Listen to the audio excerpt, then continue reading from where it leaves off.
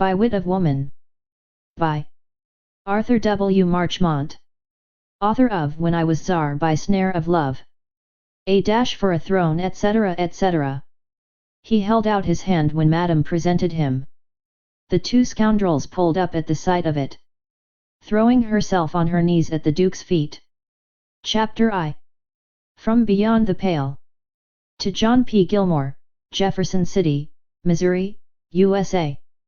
My dear brother-in-law, for years you have believed me dead, and I have made no effort to disturb that belief. I am dying now, alone in Paris, far from my beloved country, unjustly degraded, dishonored and defamed.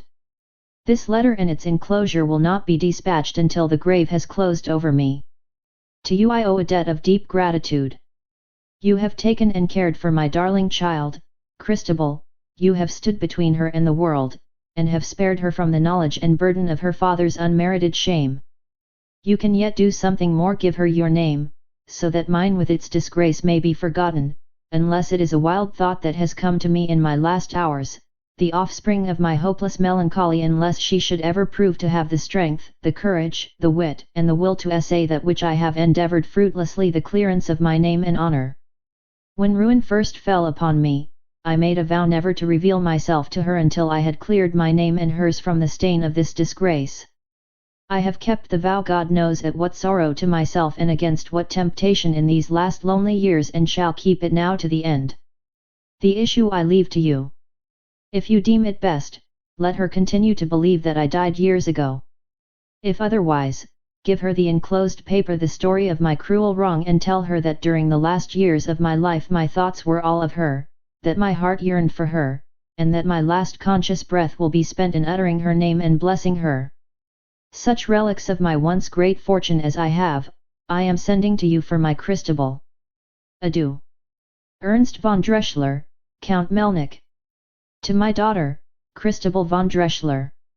My dearest child, if you are ever to read these lines, it will be because your uncle believes you are fitted to take up the task of clearing our name from the stain of crime which the villainy of others has put upon it. But whether you will make the effort must be decided finally by yourself alone. For 2 years I have tried, with such strength as was left to me by those who did me this foul wrong, and I have failed. Were you a son, I should lay this task upon you as a solemn charge, but you are only a girl, and left in your hands, it would be all but hopeless, because of both its difficulty and probable danger.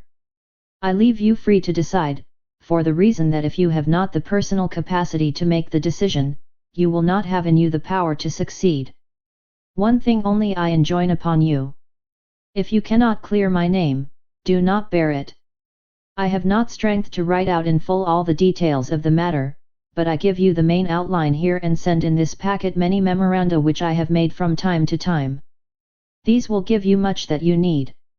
At the time of your mother's death and your leaving Hungary for the United States, I was, as you may remember, a colonel in the Austro-Hungarian army, in possession of my title and estates, and in favour with one of the two most powerful of all the great Slav nobles, Ladislaus, Duke of Kremnitz. I continued, as I believed, to enjoy his confidence for 2 years longer, up to the last, indeed. He was one of the leaders of the Patriots, the great patriotic movement which you will find described in the papers I send you, the other being the Hungarian magnate, Duke Alexinitz of Waitzen. 2 of my friends, whose names you must remember, were Major Katona, my intimate associate, and Colonel von Erlanger, whom I knew less well. If the Patriots were successful, the Hungarian throne was to be filled by Duke Alexinitz with reversion to his only son, Count Stephen, and it is necessary for you to understand that this arrangement was expressly made by Duke Ladislaus himself. So matters stood when, one day, some hot words passed between young Count Stephen and myself, and he insulted me grossly. 2 days later, Major Katona came to my house at night in great agitation. He declared that the Count had sworn to shoot me, and that his father had espoused his side in the quarrel and threatened to have me imprisoned, and that Duke Ladislaus, unwilling to quarrel with Duke Alexinitz, although taking my part in the affair, desired me to absent myself from Budapest until the storm had blown over. He pressed me to leave instantly, and, suspecting nothing, I yielded. I had scarcely left my house when the carriage was stopped. I was seized, gagged, and blindfolded, and driven for many hours in this condition, and then imprisoned. I believed that I was in the hands of the agents of Duke Alexinitz, and continued in this belief for 6 years, during the whole of which time I was kept a close prisoner. Then at length I escaped, my strength sapped, my mind impaired and my spirit broken by my captivity, and learned that I had been branded as a murderer with a price set on my head. On the night when I had left, the young Count Stephen had been found shot in my house. My flight was accepted as proof of my guilt, and, most infamous of all, a confession of having murdered him had been made public with my signature attached to it. That is the mystery, as it stands today. The God I am soon to meet face to face knows my heart and that I am innocent, but prove it I cannot. May He give you the strength and means denied to me to solve the mystery. With this awful shadow upon me, I could not seek you out, let my heart ache and stab as it would with longing for a sight of your face and a touch of your hand. I thank God I have still been man enough, feeble as my mind is after my imprisonment, to keep away from you. This sad story you will never know, unless your uncle deems it for the best. That God may keep you happy and bless you is the last prayer of your unhappy father. Ernst von Dreschler. My uncle Gilmore had been dead 3 months, having left me his fortune and his name, when, in sorting his old papers to destroy them, I came upon these letters. They were 2 years old, and it was evident that while my uncle had intentionally kept them from me, he had at the same time been unwilling to destroy them. My poor, poor father. Chapter 2. HS Opening. If Your Excellency makes that move I must made in 3 moves. His Excellency's long white fingers were fluttering indecisively above the bishop and were about to close upon it, when I was guilty of so presumptuous a breach of etiquette as to warn him. He was appropriately shocked. He fidgeted, frowned at me, and then smiled. It was one of those indulgent smiles with which a great man is wont to favor a young woman in his employment. Really, I don't think so, he replied, and having been warned by one whose counsel he could not condescend to rank very high, he did what most men would do under the circumstances. He made the move out of doggedness. I smiled, taking care that he should see it. The mate was perfectly apparent, but I was in no hurry to move. I had much more in view just then than the mere winning of the game. The time had arrived when I thought the minister and I ought to come to an understanding. Your Excellency does not set enough store by my advice, I said slowly. But there are reasons this evening. Your thoughts are not on the game. Really, Miss Gilmore? I am sorry if I have appeared preoccupied. He accompanied the apology with a graceful, deprecatory wave of his white hand. He was very proud of the whiteness of his hands and the grace of many of his gestures. He studied such things.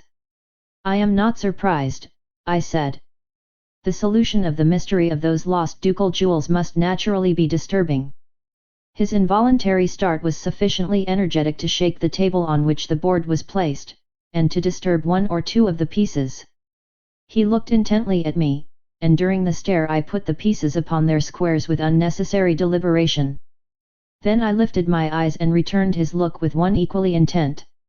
Some of the family jewels of the Duke Ladislaus of Kremnitz had been stolen a few days before, and the theft had completely baffled the officials of the government from His Excellency, General von Erlanger, downwards. It had been kept absolutely secret, but well, I had made it my business to know things. It has been a very awkward affair, I added, when he did not speak. Shall we resume our game, Miss Gilmore? The tone was stiff. He intended me to understand that such matters were not for me to discuss. I made the first move toward the mate and then said. Chess is a very telltale game, Your Excellency. The theft occurred 7 days ago, and for 6 of them you have been so preoccupied that I have won every game. Tonight you have been alternately smiling and depressed. It is an easy inference, therefore, that the solution of the mystery is even more troublesome than the mystery itself. In point of fact, I was sure it would be. Instead of studying his move, he began to fidget again, and presently looked across the board at me with another of his condescending, patronizing smiles. The loss you may have heard spoken of, but you cannot know anything more. What, pray, do you think the solution is? It never entered his clever head that I could possibly know anything about it. I think you have been an unconscionable time in discovering what was palpably obvious from the outset. He frowned. He liked this reply no better than I intended. Then the frown changed to a sneer, masked with a bantering smile, but all the same unmistakable. It is a serious matter for our government to fall under your censure, Miss Gilmore. I don't think it is more stupid than other governments, I retorted with intentional flippancy. I was not in the least awed by his eminent position, while he himself was, and found it difficult therefore to understand me. This was as I wished. Americans are very shrewd, I know, especially American ladies, who are also beautiful. But such matters as this, and he waved his white hand again loftily, as though the problem would have baffled the wisdom of the world, any wisdom, indeed, but his. Now this was just the opening I was seeking. I had only become governess to his 2 girls in order to make an opportunity for myself. I used the opening promptly. Will your excellency send for your daughter, Charlotte? He started as if I had stuck a pin in him. If you wish to interest a man, you must of course mystify him. For what purpose? That you may see there is no collusion. I don't understand you, he replied. I knew that as clearly as I saw he was now interested enough to wish me to do so. I let my fingers dawdle among the chessmen during a pause intended to whet his curiosity, and then replied. I wish you to ask her to bring you a sealed envelope which I gave her 6 days ago, the day after the jewels disappeared. It is very unusual, he murmured, wrinkling his brows and pursing his lips. I am perhaps not quite a usual person, I admitted, with a shrug. He sat thinking, and presently I saw he would humor me. His brows straightened out, and his pursed lips relaxed into the indulgent smile once more. You are a charming woman, Miss Gilmore, if a little unusual, as you say, and he rang the bell. You have not moved, I think, I reminded him, but he sat back, not looking at the board and not speaking until his daughter came. I understood this to signify that I was on my trial. Miss Gilmore gave you a sealed envelope some days ago, Charlotte, he said to her. She wishes you to bring it to me. Has it really any connection with this case? He asked, as soon as she had left to fetch it. I laughed. How could it, Your Excellency? What could a girl in my position, here only a few weeks, possibly know about such a thing? As this was the thought obviously running in his own mind, he had no difficulty in assenting to it politely. Then what does this mean? He asked, with a little fretful frown of inquisitiveness. I am only proving my self-diagnosis as a somewhat unusual person. Will you move now? He bent forward and scanned the pieces, but his thoughts were not following his eyes, and with an impatient gesture he leaned back again. I continued to study the board as though the game were all in all to me. You are pleased to be mysterious, Miss Gilmore, he said, his tone a mingling of severity, sarcasm, and irritation. I was to understand that a man of his exalted importance was not to be trifled with. I appreciate greatly your valuable services, but I do not like mysteries. I raised my eyes from the board as if reluctantly. I am unlike Your Excellency in that. They have a distinct attraction for me. This has. I indicated the mate problem with my hand, but my eyes contradicted the gesture. He believed the eyes, and again moved uneasily in his chair. It is naturally an attractive problem. I have moved, you know. He was a very legible man for all his diplomatic experience, and the little struggle between his sense of dignity and piqued curiosity was quite amusing. But I was careful not to show my amusement. Nothing more was said until the envelope had been brought and Charlotte sent away again. He toyed with it, trying to appear as if it were part of some silly childish game to which he had been induced to condescend in order to please me. What shall I do with this? Suppose you open it? I said, blandly. He shrugged his shoulders, waved his white hand, lifted his eyebrows and smiled, obviously excusing himself to himself for his participation in anything so puerile, and then opened it slowly. But the moment he read the contents his manner changed completely. His clear-cut features set, his expression grew suddenly tense with astonishment, his lips were pressed close together to check the exclamation of surprise that rose to them, even his color changed slightly, and his eyes were like two steel flints for hardness as he looked up from the paper and across the chessmen at me. I enjoyed my moment of triumph. "It is your Excellency's move," I said again, lightly. "It is a most interesting position. This knight." He waved the game out of consideration impatiently. "What does this mean?" he asked, almost sternly. "Oh, that," I said, with a note of disappointment, which I changed to one of somewhat simpering stupidity. I was trying my hand at adapting the French proverb. "I think I put it cherchez le compte Carl la comtesse d'Artel, didn't I? Miss Gilmore?" he exclaimed, very sharply. I made a carefully calculated pause and then replied, choosing my words with deliberation, "It is the answer to your Excellency's question as to my opinion of the solution. If you have followed my formula, you have of course found the jewels. The Count was the thief." "In God's name!" he cried, glancing round as though the very furniture must not hear such a word so applied. "It was so obvious," I observed, with a carelessness more affected than real. He sat in silence for some moments as he fingered the paper, and then striking a match burned it with great deliberation, watching it jealously until every stroke of my writing was consumed. "You say Charlotte has had this nearly a week. The date was on it." "I am always methodical," I replied, slowly. "I meant to prove to you that I can read things." His eyes were even harder than before and his face very stern as he paused before replying with well-weighed significance. "I fear you are too clever a young woman to have further charge of my two daughters, Miss Gilmore. I will consider and speak to you later." "I agree with you, of course. But why later? Why not now? My object in coming here was not to be governess to your children, but to enter the service of the government. This is the evidence of my capacity, and it is all part of my purpose. I am not a good teacher, I know, but I can do better than teach."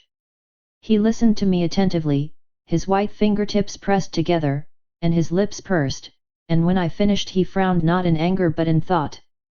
Presently a slight smile, very slight and rather grim, drew down the corners of his mouth. And then I knew that I had matriculated as an agent of the government. "Shall we finish the game, Your Excellency?" "Which?" he asked laconically, a twinkle in the hard eyes. "It is of course for Your Excellency to decide. You are a good player, Miss Gilmore. Where did you learn?" "I have always been fond of problems. And good at guessing." "It is not all guessing at chess," I replied, meaningly. "One has to see 2 or 3 moves ahead and to anticipate your opponent's moves." A short laugh slipped out. "Let us play this out. You may have made a miscalculation," he said, and bent over the board. "Not in this game, Your Excellency." "You are very confident." "Because I am sure of winning." He grunted another laugh and after studying the position, made a move. "I foresaw Your Excellency's move. It is my chance. Check now, of course, and mate, next move." "I know when I am outplayed," he said, with a glance. "I resign. And now we will talk. You play a good game and a bold one, Miss Gilmore, but chess is not politics." "True. Politics require less brains, the stakes are worth winning, and men bar women from competing. It is rare to find girls of your age wishing to compete." "I am 23, I interjected.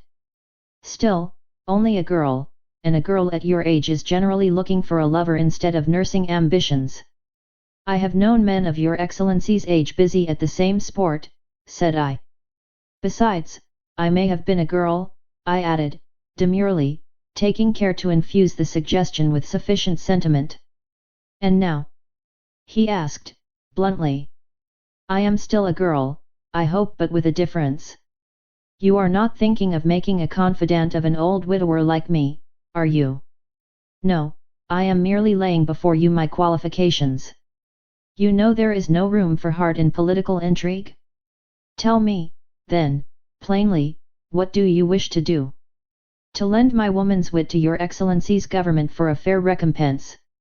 What could you do? There was a return to his former indulgent superiority in the question which nettled me. I could use opportunities as your agents cannot. How? By other clever guesses. It was no guess. I have seen the jewels in Madame d'Artel's possession. He tried not to appear surprised, but the effort was a failure. I have been entertaining a somewhat dangerous young woman in my house, it seems, he said. It was ridiculously easy, of course. Perhaps you will explain it to me. A conjurer does not usually give away his methods, Your Excellency. But I will tell this one. Feeling confident that Count Karl had stolen the jewels, and that his object would only be to give them to the Countess, I had only to gain access to her house to find them. I found a pretext therefore, and went to her, but you can probably guess the rest. Indeed, I cannot. It was my turn now to indulge in a smile of superiority. I am surprised, but I will make it plainer. I succeeded in interesting her so that she kept me in the house some hours. I was able to amuse her, and when I had discovered where she kept her chief treasures, the rest was easy. You looked for yourself. You do me less than justice. I am not so crude and inartistic in my methods. She showed them to me herself. Miss Gilmore. Disbelief of the statement cried aloud in his exclamation. Why not say outright that you find that impossible of credence? Yet it is true. I mean that I led her to speak of matters which necessitated her going to that hiding place, and interested her until she forgot that I had eyes in my head, so that, in searching for something else, she let me see the jewels themselves. Could you get them back? He asked, eagerly. I drew myself up and answered very coldly. I have failed to make your Excellency understand me or my motives, I fear. I could do so, of course, if I were also a thief. I beg your pardon, Miss Gilmore, he exclaimed quickly, adding with a touch of malice. But you so interested me that I forgot who you were. It was only an experiment on my part, and so far successful that I won the Countess' confidence and she has pressed me to go to her. You didn't refer her to me for your credentials, I suppose? He said, his eyes lighting with sly enjoyment. She asked for no credentials. Do you mean that you talked her into wanting you so badly as to take you into her house without knowing anything about you? May I remind your Excellency that I was honored by even your confidence in giving me my present position without any credentials? He threw up his hands. You have made me forget that in the excellent discretion with which you have since justified my confidence. I have indeed done you less than justice. The Countess thinks that, together, we should make a strong combination. You must not go to her, Miss Gilmore, unless at least. He paused, but I had no difficulty in completing his sentence. That is my view, also unless at least I come to an understanding with you beforehand. It will help that understanding if I tell you that I am in no way dependent upon my work for my living. I am an American, as I have told you, but not a poor one, and my motive in all this has no sort of connection with money. As money is reckoned here, I am already a sufficiently rich woman. You continue to surprise me. Yet you spoke of a recompense for your services. I am a volunteer for the present. I shall no doubt seek a return some time, but as yet, it will be enough for me to work for your government, to go my own way, to use my own methods, and to rely only upon you where I may need the machinery at your disposal. My success shall be my own. If I succeed, the benefits will be yours, if I fail, you will be at liberty to disavow all connection between us. He sat thinking over these unusual terms so long that I had to dig in the spur. The Countess d'Artel is a more dangerous woman than you seem at present to appreciate. She is the secret agent of her government. She has not told me that, or I should not tell it to you, but I know it. Should I serve your government or hers? The choice is open to me. He drew a deep breath. I have half suspected it, he murmured, then bluntly, you must not serve hers. That is the decision I was sure you would make, General. We will take it as final. You are a very remarkable young woman, Miss Gilmore. And now, a somewhat fatigued one. I will bid you good night. I am no longer your daughter's governess, but will remain until you have found my successor. You will always be a welcome guest in my house, and he bade me good night with such new consideration as showed me I had impressed him quite as deeply as I could have wished. Perhaps rather too deeply, I thought afterwards, when I recalled his glances as we parted. Chapter 3. My Plan of Campaign.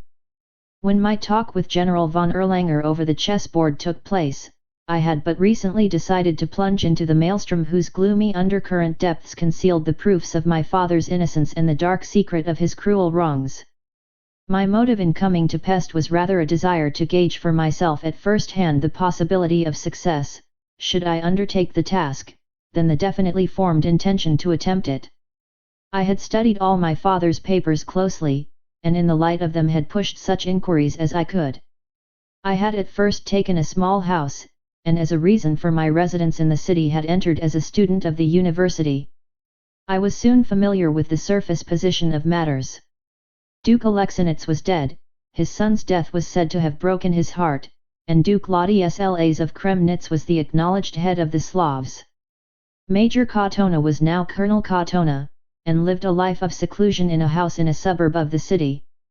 Colonel von Erlanger had risen to be general, and was one of the chief executive ministers of the local Hungarian government, a very great personage indeed.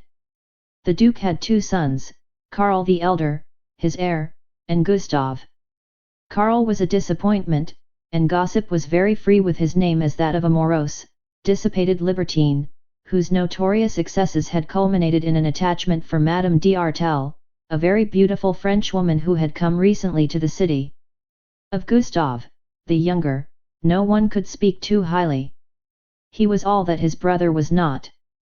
As clever as he was handsome and as good as he was clever, Gustav of the Laughing Eyes, as he was called, was a favourite with everyone, men and women alike, from his father downwards. He was such a paragon, indeed, that the very praises of him started a prejudice in my mind against him. I did not believe in paragons, men paragons, that is. Cynicism this, if you like, unworthy of a girl of 23, but the result of a bitter experience which I had better relate here, as it will account for many things, and had close bearing upon what was to follow. As I told General von Erlanger, I am not a usual person, and the cause is to be looked for, partly in my natural disposition and partly in my upbringing. My uncle Gilmore was a man who had made his own pile, and had raised me, as they say in the South, pretty much as he would have raised a boy had I been of that sex. His wife died almost directly after I was taken to Jefferson City, but not before my sharp young eyes had seen that the two were on the worst of terms. His nature was that rare combination of dogged will and kind heart, and his wife perpetually crossed him in small matters and was a veritable shrew of shrews. He was taking no more risks with females, he told me often enough, with special reference to matrimony, and at first was almost disposed to send me back to Pest because of my sex. That inclination soon changed, however, and all the love that was in his big heart was devoted to my small self. But he treated me much more like a boy than a girl. I had my own way in everything, nothing was too good for me. In a word, I was spoiled to a degree which only American parents understand. Old Gilmore's heiress was somebody in Jefferson City, I can assure you, and if I gave myself ridiculous airs in consequence, the fault was not wholly my own. I am afraid I had a very high opinion of myself. I did what I liked, had what I wished, went where I pleased, and thought myself a great deal prettier than I was. I was in short riding for a fall, and I got it and fell far, being badly hurt in the process. The trouble came in New York, where I went when I was 18, setting out with the elated conviction that I was going to make a sort of triumphal social progress over the bodies of many discomfited and outclassed rivals. But I found that in New York I was just one among many girls, most of them richer and much prettier than I, a nobody with provincial mannerisms among heaps of somebodies with an air and manner which I at first despised, then envied, and soon set to work at 90 miles an hour speed to imitate. I had all but completed this self-education when my trouble came, a love trouble, of course. I became conscious of a great change in myself. Up to that point I had held a pretty cheap opinion of men in general, and especially of those with whom I had flirted. But I realized, all suddenly, the wrongfulness of flirting. That was, I think, the first coherent symptom. The next was the painful doubt whether a very handsome Austrian, the Count von Ostalen, was merely flirting with me. I knew German thoroughly, having spoken it in my childhood, and I had ample opportunities of speaking it now with the Count. We both made the most of them, indeed, until I found I was only 18, remember that the world was all brightness and sunshine, the people all good and true, and the Count the embodiment of all that a girl's hero should be. I was warned against the Count, of course, one's intimate friends always see to that, but the warnings acted as intelligent persons will readily understand. They made me his champion, and plunged me deeper than ever into love's wild, entrancing, ecstatic maze. To me he became not only the personification of manly beauty and strength, but the very type of human nobility, honor, and virtue. To think such rubbish about any man, one must of course have the fever very badly, and I had it so intensely that, when he paid me attentions which made other girls tremble with anger and envy, I was so happy that I even forgot to exult over them. I must have been very lovesick for that. I came to laugh at it afterwards, or almost laugh, and to realize that it was an excellent discipline for my silly child's pride, but to learn the lesson I had to pass through the ordeal of fire and passion and hot scalding tears that go to the hardening of a young heart. He had been merely amusing himself at the expense of a raw miss from the west, and the knowledge came to me as suddenly as the squall will strike a yacht, all sails standing, and strew the proud white canvas a wreck on the waves. At a ball one night we had danced together as often as usual, and when, as we sat out a waltz, he had asked me for a ribbon or a flower, I had been child enough to let him see all my heart as I gave them to him. Love was in my eyes, and was answered by words and looks from him which set me in a very seventh heaven of ecstatic delight. Then, the next day, crash came the dream skies all about me. I was riding in the Central Park and he joined me. I saw at once he was changed, and my glad smile died away at his constrained formal greeting. He struck the blow at once, with scarcely a word of preamble. "I am leaving for Europe tomorrow, Miss von Drechsler," he said. "I have enjoyed New York immensely." The chill of dismay was too deadly to be concealed. I gripped the pommel of the saddle with twitching, strenuous fingers. "You have been called away suddenly?" I asked, my instinct being thus to defend him even against himself. He paused, as if hesitating to use the excuse I offered. "No," he answered. "It has been arranged for weeks. These things have to be with us, you know." In a flash his baseness was laid bare to me, and the first sensation of numbing pain dumbed me. I had not then acquired the art of masking my feelings. But anger came to my relief, as I realized how he had intentionally played with me. I knew what a silly trusting fool I had been, and knew too that had I been a man, I would have struck him first and killed him afterwards for his dastardly treachery. I was like a little wild beast in my sudden fury. He saw something of this, for his eyes changed. "I am so sorry," he said. As if a lip apology were sufficient anesthetic for the stabbing pain in my heart. "For what, Count von Ostalen?"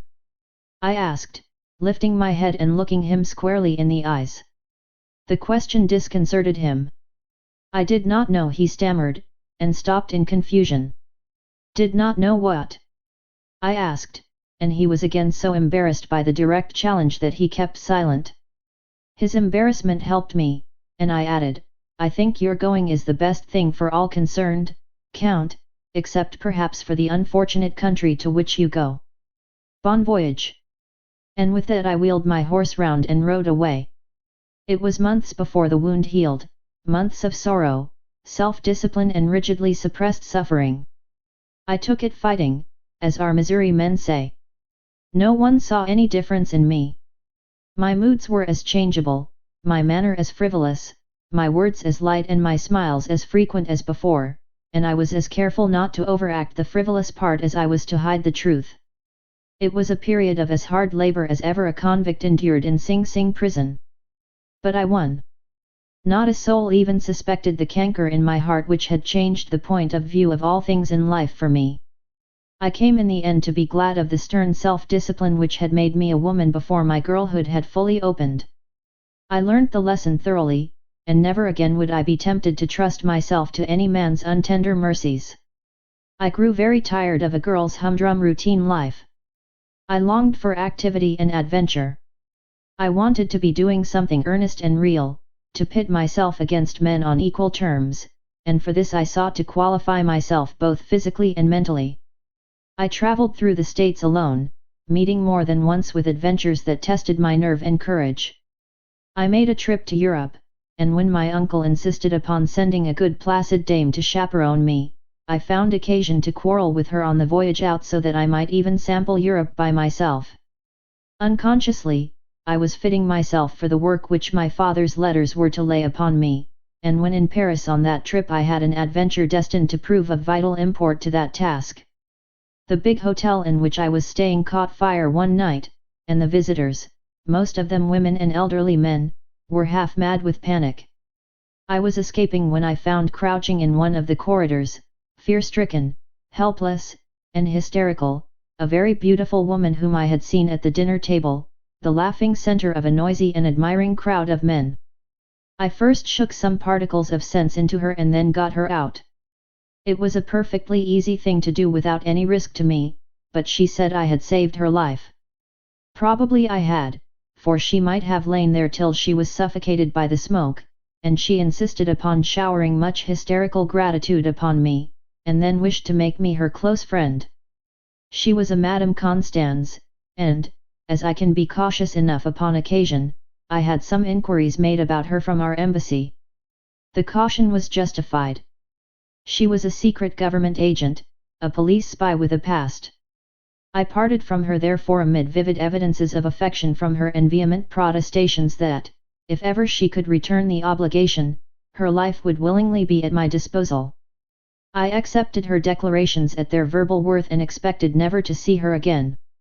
But the fates had arranged otherwise, and it was with genuine astonishment that when Madame d'Artel was pointed out to me one day driving in the Stadtwalken of Pest, I recognized her as Madame Constance. This fact set me thinking. What could she be doing in Budapest? Why was she coiling the net of intrigue round the young Count, the future Duke? Was she still a secret government agent promoted to an international position? Who was behind her in it all? These and other questions of the kind were started. Then came the mysterious theft of the ducal jewels, and through my instinct, or intuition, call it by what term you may, that which was a mystery to so many became my key to the whole problem.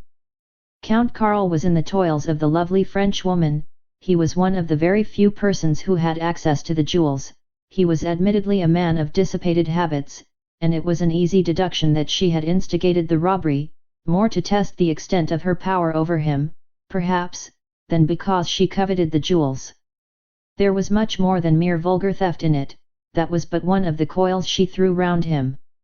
She was in the Hungarian capital because others had sent her to find out secrets, and she was drawing the net about his feet to ruin him for other and greater purposes. Here then was my course ready shaped for me. I had entered the minister's household to win his confidence as a possible means to the end I had in view, but the study of my father's papers had shown me that the general might have had a hand in the grim drama, and in such an event I might find my way blocked. But if I took the field against Madame d'Artel and cut the meshes of the net of ruin being woven round Count Karl, I should have on my side the future Duke, the man with the power in his hands, and himself quite innocent of all connection with my father's fate. Success might easily lie that way. I acted promptly. I went to Madame d'Artel's, and the interview was one which would have greatly interested His Excellency. I posed as the student and governess with my own way to make in the world, and the French woman, eager to buy my silence and wishing to separate me from the minister, urged me to trust to her to advance my interests, and to live with her in the meantime. I consented, of course, and it was then I spoke out to General von Erlanger. Thus with one stroke I established close relations with two sides in the intrigue. It was with a feeling of some inward satisfaction at the progress I was making that I went to stay in Madame d'Artel's house, and, as I had not yet seen the man whom I planned to deliver from her hands, I looked forward with much curiosity and interest to meeting him. I should need to study him very closely, for I was fully alive to the infinite difficulties of what I had undertaken to do. But those difficulties were to prove 100-fold greater than I had even anticipated, and my embarrassment and perplexity were at first so great, that I was all but tempted to abandon the whole scheme. I was sitting with Madame d'Artel one afternoon reading. I kept up the pretense of studying when Count Karl was announced. I rose at once to leave the room. "Don't go," she said. "I wish to present you to the Count." "Just as you please," I agreed, glad of the chance, and resumed my seat. He was shown in, and as I saw him I caught my breath, my heart gave a great leap, and I felt a momentary chill of dismay. Count Karl was no other than the Count von Ostalen, the man whose treatment of me 5 years before in New York had all but broken my heart and spoiled my life. Here was a development indeed. Chapter 4. Madame d'Artel. For a moment the situation oppressed me, but the next I had mastered it and regained my self-possession. I was not recognized. Karl threw a formal glance at me as Madame d'Artel mentioned my name, and his eyes came toward me again when she explained that I was an American. I was careful to keep my face from the light and to let him see as little of my features as possible. But I need not have taken even that trouble. He did not give me another thought, and I sat for some minutes turning over the pages of my book, observing him, trying to analyze my own feelings, and speculating how this unexpected development was likely to affect my course. My first sensation was one which filled me with mortification. I was angry that he had not recognized me. I told myself over and over again that this was all for the best, that it made everything easier for me, that I had no right to care 5 cents whether he knew me or not, and that it was altogether unworthy of me. Yet my pride was touched. I suppose it was my pride, anyway. It embittered my resentment against him. It was an insult which aggravated and magnified his former injury, and I sat, outwardly calm, but fuming inwardly, as I piled epithet upon epithet in indignant condemnation of him until my old contempt quickened into hot and fierce hatred. I felt that, come what might, I would not stir a finger to save him from any fate to which others were luring him. But I began to cool after a while. I was engaged in too serious a conflict to allow myself to be swayed by any emotions. I could obey only one guide, my judgment. Here was the man who of all others would be able by and by to help me most effectively, and if I was not to fail in my purpose I must have his help, let the cost be what it might. It was surely the quaintest of the turns of fate's wheel that had brought me to Pest to save him of all men from ruin, but I never break my head against fate's decrees, and I would not now. So I accepted the position and began to watch the two closely. Karl was changed indeed. He looked not 5, but 15, years older than when we had parted that morning in the Central Park. His face was lined, his features heavy, his eyes dull and spiritless, and his air listless and almost preoccupied. He smiled very rarely indeed, and seemed scarcely even to listen to Madame d'Artel as she chattered and laughed and gestured gaily. The reason for some of the change was soon made plain.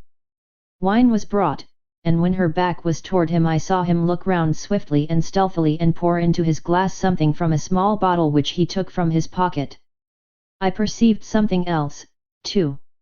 Madame d'Artel had turned her back intentionally so as to give him the opportunity to do this, for I saw that she watched him in a mirror, and was scrupulous not to turn to him again until the little phial was safely back in his pocket.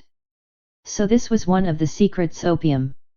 His dullness and semi-stupor were due to the fact that the previous dose was wearing off, and she knew it, and gave him an opportunity for the fresh dose. I waited long enough to notice the first effects. His eyes began to brighten, his manner changed, he commenced to talk briskly, and his spirits rose fast. I feared that under the spur of the drug his memory might recall me, and I deemed it prudent to leave the room. I had purposely held my tongue lest he should recognize my voice, the most telltale of all things in a woman, but now I rose and made some trivial excuse to Madame d'Artel. As I spoke I noticed him start, glance quickly at me, and pass his hand across his forehead, but before he could say anything, I was out of the room. I had accomplished two things. I had let him familiarize himself with the sight of me without associating me with our former relations, and I had found out one of the secrets of Madame's influence over him, her encouragement of his drug taking. But why should she encourage it? It seemed both reasonless and unaccountable. Did she care for him? I had my reasons for believing she did. Yet if so, why seek to weaken his mind as well as destroy his reputation? I thought this over carefully and could see but one answer: she must be acting in obedience to some powerful compelling influence from outside. Who had that influence, and what was its nature? When I knew that Karl had gone I went downstairs and had another surprise. I found Madame d'Artel plunged apparently in the deepest grief. She was a creature of almost hysterical changes of mood. "What is the matter?" I asked, with sparse sympathy. "Don't cry. Tears spell ruin to the complexion. I am the most miserable woman in the world," she wailed. "Then you are at the bottom of a very large class. Tears don't suit you, either. They make your eyes red and puffy. A luxury even you cannot afford, beautiful as you are. You are hateful," she cried, angrily, and immediately dried her eyes and sat up to glare at me. I smiled. "I have stopped your crying at any rate. I wish to be alone. I think you ought to be very grateful to me. Look at yourself," and I held a hand mirror in front of her face. She snatched it from me and flung it down on the sofa pillow with a little French oath. "Be careful. To break a mirror means a year's ill luck. A serious misfortune for even a pretty woman. I don't believe you have a grain of sympathy in your whole heart.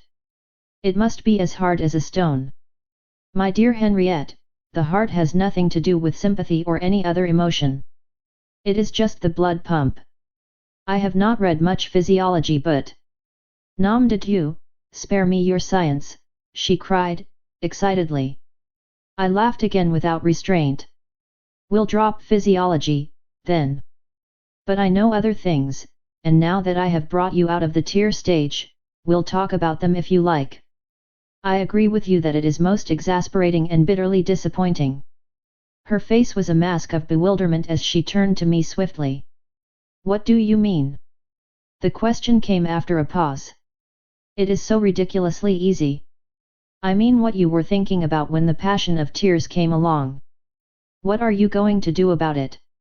I had seated myself and taken up a book, and was turning over the leaves as I put the question. She jumped up excitedly and came and stood over me, her features almost fiercely set as she stared down. "What do you mean? You shall say what you mean. You shall. Not while you stand there threatening me with a sort of wild glare in your eyes. I don't think it's fair to be angry with me just because you can't do what you wish." She stretched out her hands as if she would shake me in her exasperation. Then she laughed, a little wildly, and went back to her seat on the couch. What was in my thoughts then? At the foundation the inconvenience of your religious convictions as a member of the Roman Catholic Church. "You are mad," she cried, with a toss of her shapely head and a ringing laugh. But as the laugh died away her eyes filled with sobering perplexity. "At the foundation," she said slowly, repeating my words. "You are a poor thought reader. What else was I thinking of?" I paused to give due significance to my next words, and looked at her fixedly as I spoke. "Of your marriage with M. Constans, and that in your church, marriage is a sacrament." "You are a devil," she exclaimed, with fresh excitement, almost with fury indeed. "Say what you mean and don't torment me. The Count has been urging you to marry him, of course, and you have been listening. You spy." The last vestige of her self-control was lost as she flung the words at me. I paused. I never act impetuously with hysterical people. With studied deliberation I closed my book, having carefully laid a marker between the pages, and looked round as if for anything that might belong to me. Then I rose. Her eyes watched me with growing doubt and anxiety. "I shall be ready to leave the house in about an hour, madam," I said icily, and walked toward the door. She let me get close to it. "What are you going to do?" My answer was a cold smile, in which I contrived to convey a threat. I knew how to frighten her. She jumped up and rushed to the door and stood with her back against it as an angry, over-teased child will do. "You shall not go. You mean to try and ruin me." I had known before that she was afraid of me, but she had never shown it so openly. "Yes, I shall do my best." I spoke so calmly and looked her so firmly in the face that she was convinced of my earnestness. "I didn't mean what I said," she declared. "It is too late for that," I replied, with a sneer of obvious distrust and disbelief. She had very little courage and was a poor fighter. Her only weapon was her beauty, and it was useless of course against me. Her eyes began to show a scared, hunted expression. "Don't go. Forgive me, Christabel. I didn't mean it. I swear I didn't. You angered me, and you know how impetuous I am. I am surprised you should plead thus to a spy, madam. But I tell you I didn't mean it. Christabel, dear Christabel, I know you are not a spy. Don't make so much of an angry word. Come, let us talk it over." Do," and she put her arm in mine to lead me back to my chair. I let her prevail with me, but with obvious reluctance. "Why are you so afraid of me?" I asked. "I am not afraid of you, but I want you to stay and help me." I sat down then as a concession and a sign that I was willing to talk things over, and she sat near me, taking care to place her chair between me and the door. "If that is so, it is time that we understood one another. Perhaps I had better begin. You cannot marry Count Karl. I love him, Christabel. And Monsieur Constans your husband. Don't. He deserted me. He is a villain, a false scoundrel. Don't speak of him in the same breath with the man I love. He is your husband, madam." She moaned and waved her arms despairingly. "I am the most wretched woman on earth. I love him so. And therefore encourage him to take opium. I do not understand that kind of love. Had you not better tell me the truth? I shall save him." "You don't understand. My God, you don't understand at all. The only way I can save him is to do what he asks." "Who is it that is forcing your hand?" She winced at the question, as if it were a lancet thrust. "You frighten me, Christabel, and mystify me." No. It is only that you are trying to mystify me, and are frightened lest I should guess your secret. Let us be fair to one another. I have an object here which you cannot guess and I shall not tell you. You have an object which I can see plainly. You have been brought here to involve Count Karl in a way which threatens him with ruin, and you have fallen in love with him or think you have. You are now anxious to please your employer and also secure the man you love from the ruin which threatens him. He has asked you to marry him, and a crisis has arisen which you have neither the nerve to face nor the wit to solve. Nom de Dieu, how you read things!" she exclaimed under her breath, her eyes dilated with wonder and fear. "But for my presence you would marry him, and trust to fate to avoid the discovery being made that M. Constans is still alive. To yourself you would justify this by the pretense that if you were once the Count's wife you could check instead of encourage his opium habit and so save him. Who then is it with the power to drive you into this reckless crime?" She was too astounded to reply at once, but sat staring at me open-mouthed. Suddenly she changed, and her look grew fierce and tense. "Who are you, and what is your motive in forcing yourself upon me here?" "I depend on my wits to make a way for me in the world, madam, and I take care to keep them in good condition. But I am not forcing myself upon you. I am ready to go at this moment if you prefer that and if you think it safer to have me against you. Mon Dieu, I believe I am really afraid of you." "Of me, no. Of the knowledge I have, yes." And you will do well to give that fear due weight. You have been already induced to make one very foolish move. To receive stolen jewels is a crime, even when the thief is. How dare you say that? You forget. The day I came first to you, you had occasion to go to the secret drawer in the old bureau in your boudoir, and I saw them there. You are a very poor player, madam, in such a game as this. The color left her cheeks, and hate as well as fear was in her eyes as she stared helplessly at me. It is all your imagination, she said, weakly. I smiled. It can remain that if you wish. It is for you to decide. What do you mean? You had better trust me. You can begin by telling me what and whose is this evil influence behind you. A servant interrupted us at that moment. His Excellency Count Gustav is asking for you, madam. She gave a quick start, and flashed a look at me. I will go to him, she answered. I had another intuition then. I smiled and rose. So that is the answer to my question. You may wish to consult him, madam. I will see you afterwards, and will use the interval to have my trunks packed in readiness to leave the house should he deem it best. I am right. You are a devil, she cried, with another burst of impetuous, uncontrollable temper. I turned as I reached the door. Should he decide that I stay, madam, and wish to see me, I shall be quite prepared. I went out then without waiting for any reply. Chapter V. A Night Adventure. I felt completely satisfied with the result of my conversation with Madame d'Artel. I had had some qualms about the manner in which I had entered her house, feeling, it must be confessed, something like a spy. But our relations would now be changed. It would be at most an alliance of hostility. I should only remain because she would deem it more dangerous for me to leave, she would trust me no further than she dared, and as I had openly acknowledged that I had an object of my own in view, I need no longer have any scruples about staying.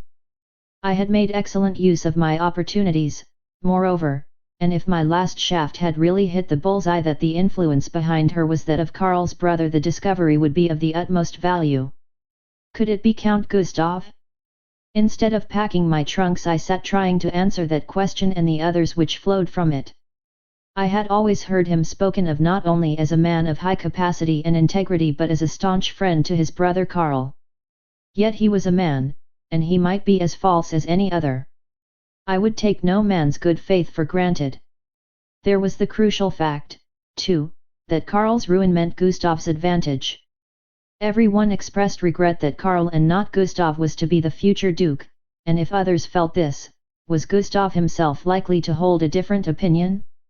From such an opinion it was no doubt a far cry to form a deliberate plot to secure the dukedom, but Gustav was no more than a man, and men had done such things before. I hoped they would send for me, that I might judge for myself. I could understand how my interference with such a scheme, if he had formed it, would rouse his resentment, and the difficulty it would present.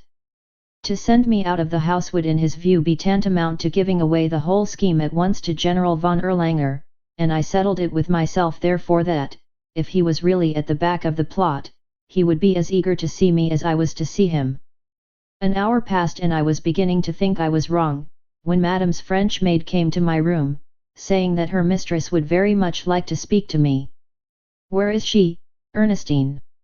In the salon, mademoiselle. Alone.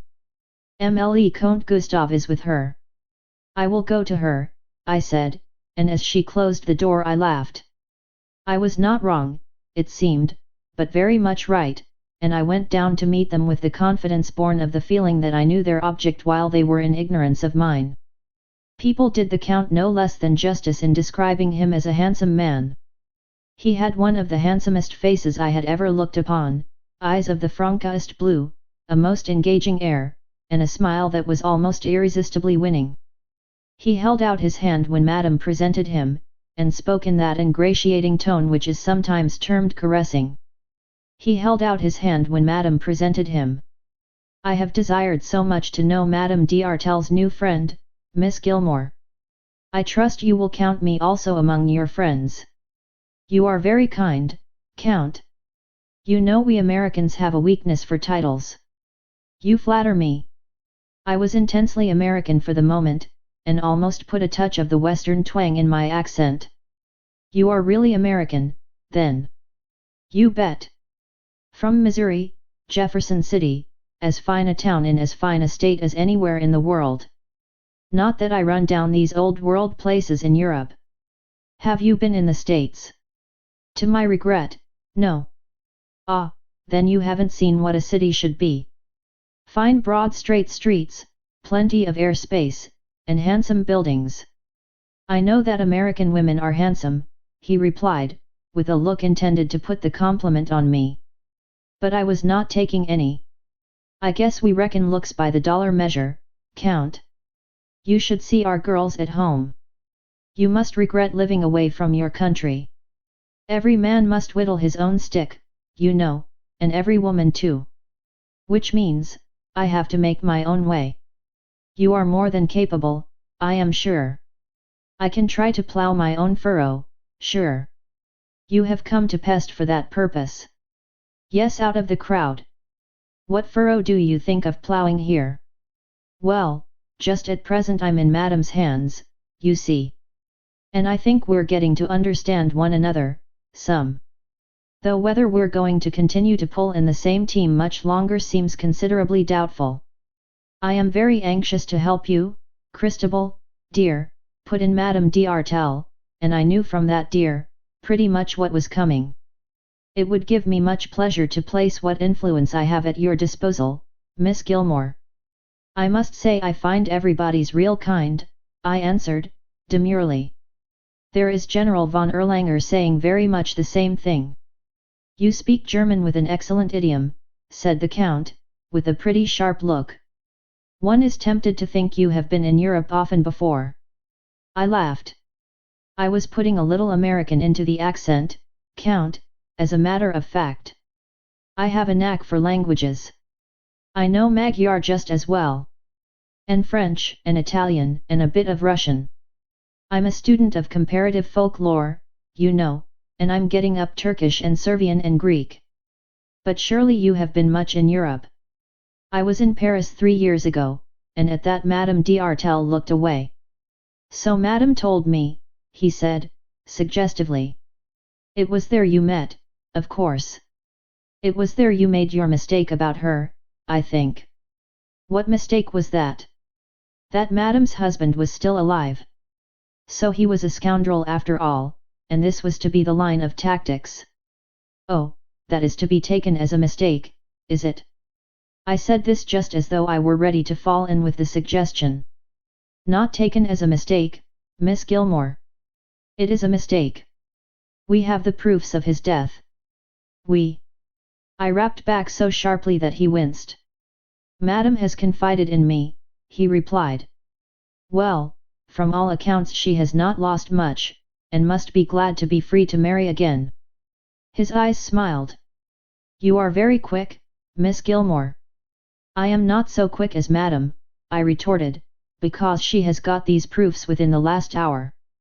It is nothing to me, of course, but I don't think we are getting on so quickly to an understanding as we might. You know that I am my brother's friend as well as Madame's in this. What does that mean? In regard to the marriage on which my brother's heart is so deeply set. You are willing to help it also. How can it concern me? What for instance would happen to me if I were not? I paused and then added, significantly, and what also if I were? I think we shall arrive at a satisfactory understanding, he answered, with obvious relief. Those who help my family, a very powerful and influential one, I may remind you, are sure to secure a great measure of our favor. I desire nothing more than that, said I, with the earnestness of truth, although the favor which I needed was not perhaps in his thoughts. Madame would of course like to know a good deal about all who co-operate with her, he declared, very smoothly and suggestively. What do you wish to know about me, and what do you wish me to do? Americans are very direct, he replied, bowing. She would leave you to tell us what you please, of course, and afford such means as you think best for her to make inquiries. Everyone in Jefferson City knew my uncle, John P. Gilmore, knows that he educated me, and that what little money he left came to me. My father was a failure in life, and my mother died when I was a little child. I'm afraid I haven't made much history so far. And that's about all there is to it. What matters to me is not the past but the present and, perhaps, the future. You have no friends in Pest? None, unless you count General von Erlanger. I was his children's governess and used to play chess with him. And your motive in coming here? There was a glint in his eyes I did not understand. I thought I had told you. I am a student in the university. That is all. I laughed. Oh no, indeed it isn't. I am just looking around to shake hands with any opportunity that chances to come my way. I am a soldieress of fortune. That's why I came to Madame d'Artel. Not to study folklore. In Paris you were not a student. Oh, you mean I was better off then? My uncle Gilmore was alive, and we all thought he was rich. Pardon my inquisitiveness yet further. You know New York well. This was the scent, then. I know Fifth Avenue, have walked about Broadway, and once stood in a whirl of amazement on Brooklyn Bridge. But I haven't a friend in the whole city. Were you there 5 years ago? I affected to search my memory. That would be in '95. I was 18. I have been about so much in the States that my flying visits to New York are difficult to fix. Was that the year I went to California? If so, I did not go east as well, and yet I fancy I did. No, that was to Chicago and down home through St. Louis. I mean for a considerable stay in New York. Oh, I shouldn't forget that. That was 3 years ago before I started for Paris, I said, laughing lightly. I had the time of my life then. Did you ever meet a Miss Christabel von Dreschler? Where was he leading me now? What did he know? I shook my head meditatively. I have met hundreds of girls but I don't remember her among them. She must resemble you closely, Miss Gilmore, just as she has the same Christian name. My brother knew her and declares that you remind him of her. I laughed lightly and naturally. I should scarcely have believed he had eyes or thoughts for any woman except Madame d'Artel. Pardon me if I put a very plain question. You have acknowledged to be seeking your fortune here. You are doing so in your own name? You are not Miss von Dreschler. I took umbrage at once and showed it. I rose and answered with all the offended dignity I could assume. When I have cause to hide myself under an alias, Count, it will be time to insult me with the suggestion that I am ashamed of my own name of Gilmore. He was profuse in his apologies. Please do not think I intended the slightest insult. Nothing was farther from my thoughts. I was merely speaking out of my hope that that might be the case. I am exceedingly sorry. Pray resume your seat. I had scored that game, so I consented to be pacified and sat down again. I was curious to see what card he would play next. He pulled at his fair mustache in some perplexity. You expressed a desire just now to have the advantage of my family's influence, Miss Gilmore. Am I to remain with Madame, then? I asked, blandly. Of course you are, dear, she answered for herself. You are willing to help her and my brother in this important matter, said the Count. How can I help? I am only a stranger. And I should not call it helping anyone to connive at a marriage when one of the parties is already married. I would not do that. The handsome face darkened, and in his impatience of a check he made a bad slip. Our influence is powerful to help our friends, Miss Gilmore, and not less powerful to harm our antagonists. I laughed, disagreeably. I see. A bribe if I agree, a threat if I do not. And how do you think you could harm an insignificant person like me? I am not in the least afraid of you, Count. I did not mean to threaten, he said, rather sullenly, as he saw his mistake. You can do us neither harm nor good for that matter.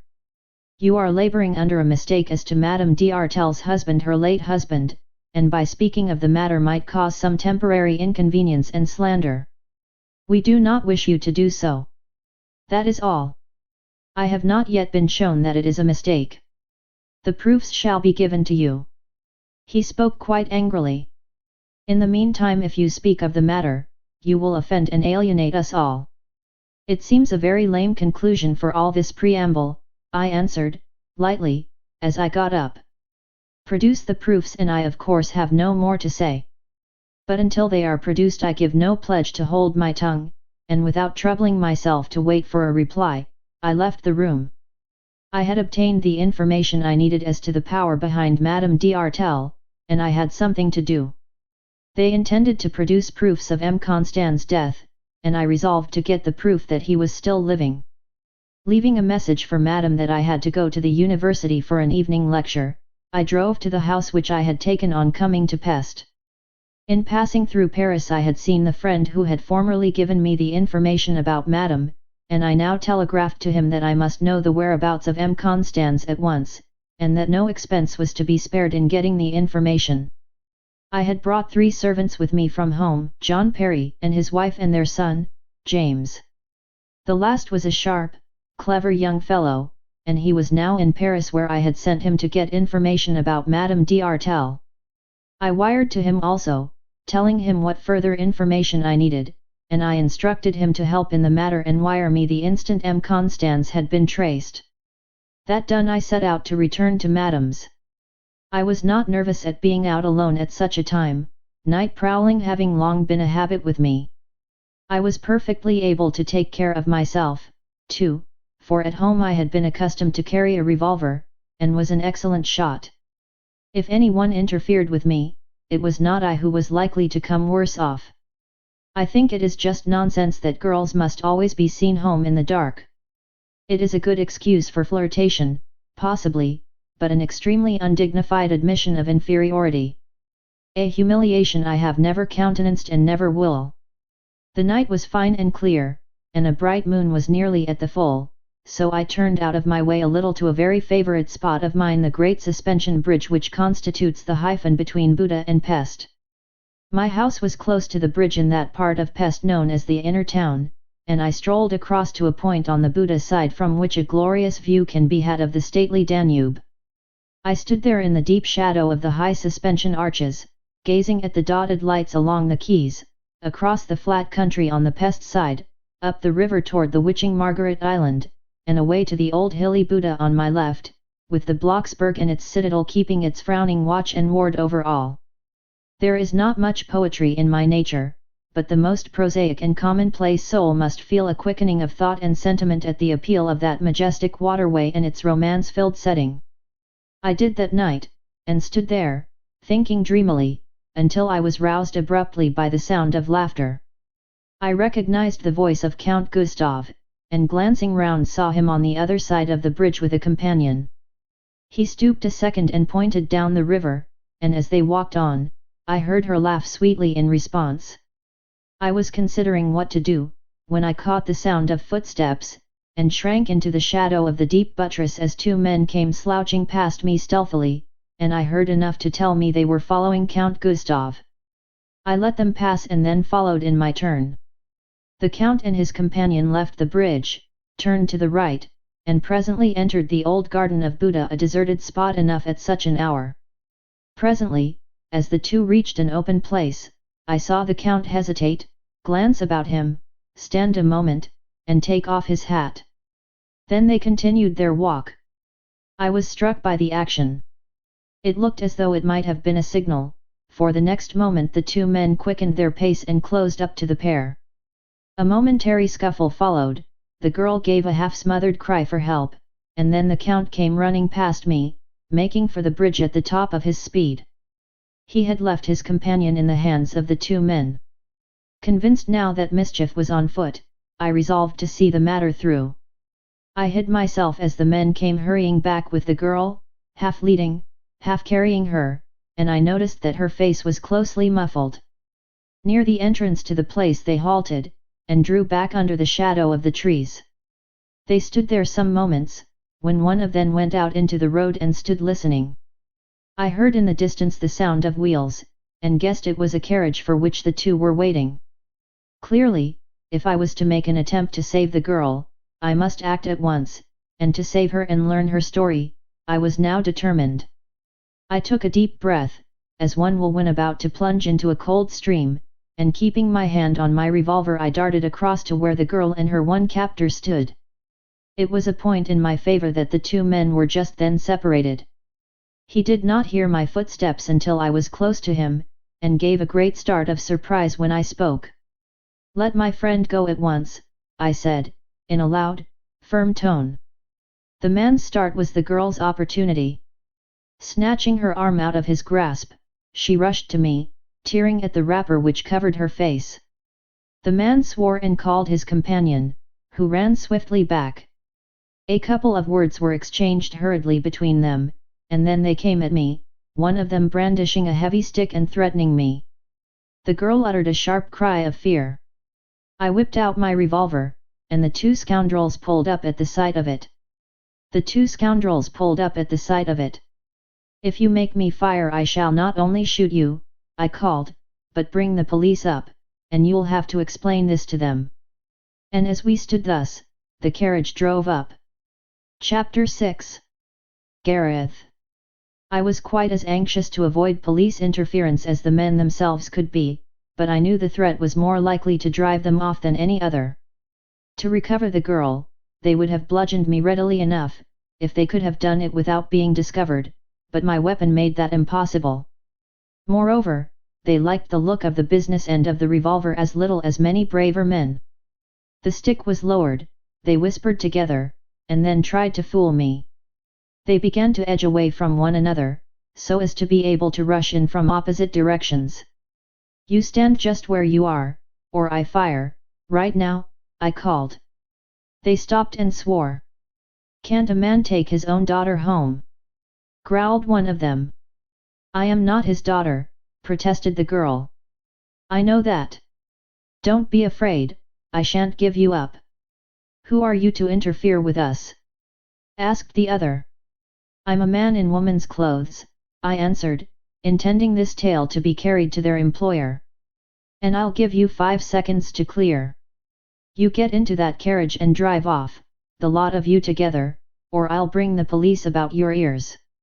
Now, 1, 2, if you let me count to 5, you'll eat nothing but prison fare for a year or 2. Off with you," and emboldened by my success I made a step toward them. It was good bluff. They shrank back, then turned tail and scurried to the carriage, swearing copiously, and drove off in the direction of Old Buddha. I watched the vehicle until the darkness swallowed it, and then hurried with my companion in the opposite direction. We recrossed the bridge and made for my house. When we were near it I stopped, and she began to thank me volubly and with many tears. "Don't thank me yet. Tell me where you wish to go." "I have nowhere to go in Pest, sir," she answered. I smiled at her mistake.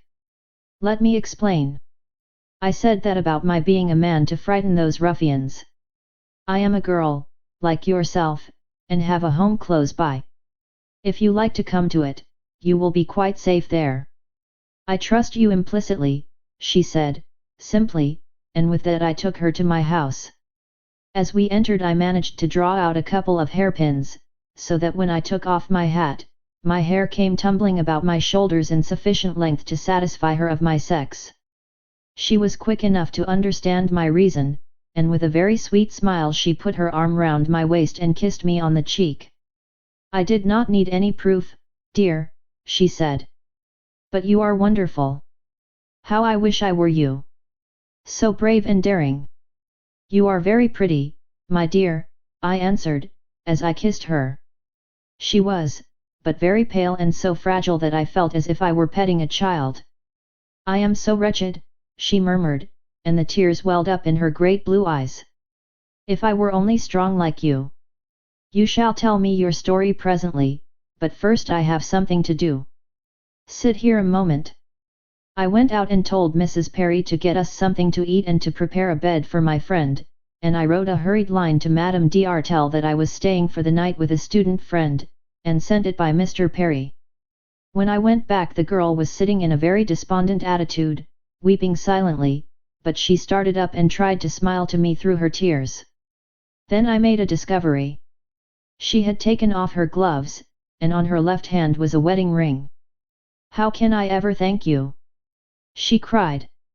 First, by drying your tears, things might have been much worse with you, you know, think of that.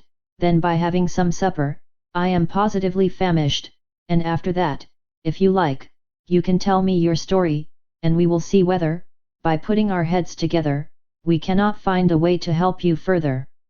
I am afraid, and she broke down again. With much persuasion I induced her to eat something and take a little wine, and this seemed to cheer her. She dried her eyes, and as we sat side by side on a couch, she put her hand in mine and gradually nestled into my arms like a weary wee child. I'll begin, I said. My name is Christabel Gilmore. I'm an American, and a student at the university here, and I added some details about the States and so on, just talking so as to give her time to gather confidence. You haven't told me your name yet, I said, presently. I am the Countess von Ostalen.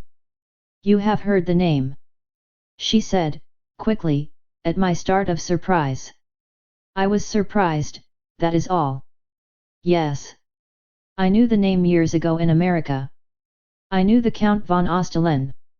He is my husband, she said, very simply. My Christian name is Gareth. You will call me by that, of course. With a sweet little nervous gesture she slipped her arm away and began to finger her wedding ring. I had seen that, my dear. Your eyes see everything, Christabel, and her arm came about me again and her head rested on my shoulder. I sat silent for a few moments in perplexity. If she were Karl's wife, how came his brother to have been what a fool I was? Of course the thing was plain. Gustav was the husband, and he had used his brother's name. My heart was stirred, and my intense pity for her found vent in a sigh. Why that sigh, Christabel? Her sweet eyes fastened upon my face nervously, and I kissed her. The sigh was for you, child, not for myself. Had you not better tell me everything? Have you your husband's likeness? I had it here in a locket, she said, wistfully, as she drew a chain from her bosom. But today he said the locket was not good enough for me. I wish I had kept it now. You would have said he was the handsomest man you had ever seen. Oh, how selfish I am, she broke off, with a quick cry of distress and sat up. What is the matter? I never thought of it. He was with me when those men attacked us. Oh, if he should have been hurt. You can make your mind easy about that, I said, a little drily. I saw the attack and that he escaped. He is so brave. He would have risked his life for me. I saw him get away, dear, I replied. I nearly said run away, but could not yet undeceive her. If anything had happened to him, it would have killed me. I would rather have died than that. Then with a change of manner she asked, did you see his face, Christabel? Yes, in the moonlight, but he passed me quickly. But you saw he was handsome. One of the handsomest men I have ever seen, I assented, to please her. Yes, yes. That is just it, and as good as he is handsome. I could not see that, of course, I answered, and then was silent. I was growing very anxious as I saw the problem widening and deepening. Poor trustful little soul! How should I ever break the truth to her and not break her heart at the same time? There was a long pause, which she broke. Oh, how I hope he has really escaped, as you say. How came you to be where I saw you? I asked. This reminded her, as I intended, that she had told me nothing yet. I said I was selfish, Christabel, didn't I? I had quite forgotten I had told you nothing. I will tell you, but you must first give me a promise not to repeat it. Our marriage is only a secret so far, you know. On my honor, I will do nothing to harm you. Why is your marriage a secret? My husband is afraid of his father's anger. You see, Karl. Karl! I exclaimed, involuntarily. That is my husband's name, she replied, with a touch of rebuke and pride. He had taken his brother's Christian name, it seemed. Of course, I agreed. My husband is a count, but as yet only a poor one, dependent upon the goodwill of his father who wishes him to marry someone else. So we dare not let it be known yet that we are married. But your own friends know, I said. She seemed to resent this in some way as a reflection upon her husband. I have no friends in Pest except my dear father. He is alive and I know he loves me, but I don't know why. I have never lived at home for more than a week or so at a time. I did wish to tell him, but Karl would not let me. We decided it was better not until the truth could be told to all. Then she showed me her innocent heart again. It is when I think of my father that I am so wretched. He will believe I have deserted him so cruelly, and her eyes were full of tears again. Who is your father, dear? Colonel Katona. My dear, dear father. And her grief so overcame her that my fresh start of surprise passed unnoticed. He had been that friend of my father's who was believed to hold the secret of the great wrong in his keeping. And it was his daughter whom I had thus saved. Her tears passed soon, like a summer storm. She was a creature of strangely variable moods. I know, of course, that Karl was right. My father is a stern, gloomy and sometimes hard man. He would have forced us to announce the marriage, and then Karl would have been ruined. But did not your father know that he wished to marry you? Oh, no, she cried, smiling now. That was the lovely part of it. He never saw Karl. I meant it to be a surprise. I was at Tirna, staying with friends, when we met, and it was all settled in a few weeks. You see, Karl loved me and I loved him, and that was all. You were married at Tirna. She shook her head gaily. No. It was such fun. We ran away together, and were married by a friend of Karl's in his house at Siljen, in the mountains. A heaven of a place. My home is there. Oh, the loveliest of homes, Christabel. You will say so when you see it. I may never see it, my dear. Oh, but of course you will. You will come and stay with me. You will be my dear friend always, and Karl's too, when he knows how you saved me tonight. And it will never be lonely there any more. How came you to be in Pest tonight then? I asked, smothering the sigh which her last words impelled. I suppose I did wrong to come. A wife should obey her husband, of course, but I couldn't help it. You see, lately his father has kept Karl so much here that I have scarcely seen him, and something is going to happen. I shan't be alone then, and you understand, I wanted to let my father know I was married before my child was born. I wrote this to Karl, and it was naughty and wicked of me, I know, but when he would not consent, I came to Pest today and surprised him. Yes, I think I understand, said I. It was easy to read now, indeed. Her visit meant discovery for him, and he had improvised the means of getting rid of her which I had prevented. He was very angry, I suppose. At first, yes. He tried to make me go back to Siljen, but I could not. I could not, could I, Christabel? And when he saw I was in earnest, I can be firm when I will, and she made a great effort to look resolute and determined and said I would go to my father tomorrow, he gave in and kissed me, and agreed to take me to his father and admit everything. We were on our way there when we were attacked. I knew his love for me would conquer in the end. How delighted he will be when he knows that after all I am safe. You will see him tomorrow and tell him. You know where to find him in the city here. Her face clouded. That is a strange thing. He was so afraid of his father's anger that he dared not let me write to his home. He gave me an address in the Altgäs, but it is only a place where letters are received. But I shall find him, of course, easily. Would you take my advice, if I gave it? In that, oh yes, of course. I know you are clever. It is to go straight to your father, Colonel Katona, and tell him all. Oh, no, no, no, I dare not now, she cried, shrinking timidly. Karl made me take an oath today on the holy crucifix that, whatever happened, I would never tell my father without his permission. Why? Because no one but Karl must break the news of our marriage to his father. No, no. I dare not. I dare not. I cannot break my oath. I should be false to the Holy Church. And at the mere thought of it she began to tremble. It was clever, a stroke of almost diabolical cleverness, knowing the simple, trusting child, to close her lips by such an oath. You will not betray us? She cried, taking alarm at my silence and serious expression. You are my friend. Yes, I am your friend, my dear, and will always be, if you want one. She was a very tender little thing, and as I kissed her she threw her arms round my neck and clung to me. And now, I'll give you some other advice to go to bed, and after a night's rest, I dare say we shall see our way. After I had seen her into bed and shown her that her room opened into mine, I went downstairs to think over all she had told me, all the tangle of trouble ahead for her, and its possible effects upon my course.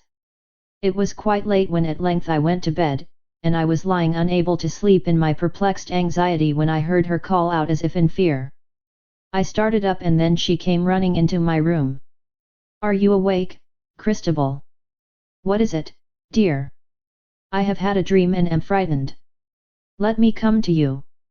And just like a child she crept into my bed and into my arms. I dreamt that Karl was dead and that my father had killed him, she moaned. And he was going to kill me and my child when I screamed out and woke. Was it an omen?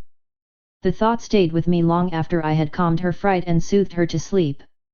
God help the helpless, trustful, clinging child. It might well be an omen, indeed. My heart was heavy for her and her trouble. Chapter 7. Gareth's father. The next day was a busy one for me, for I had to find a place in which Gareth could remain safely hidden. This I felt to be impracticable in my present house. I had rented it on first coming to Pest, and it was recorded as my address in the register of the university. It was, of course, certain that Count Gustav would have every possible inquiry made about me, and if he or his agents came to the house, Gareth's presence would at once become known.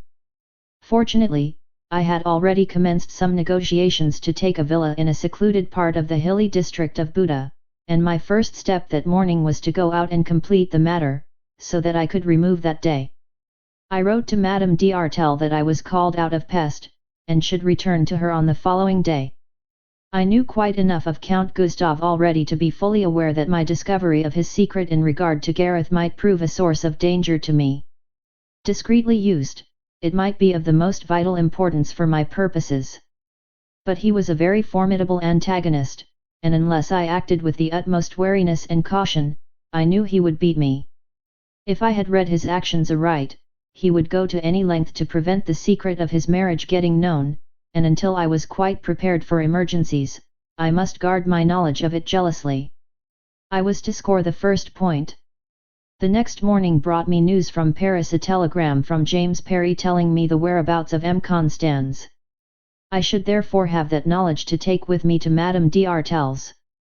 With Gareth, however, I had some difficulty.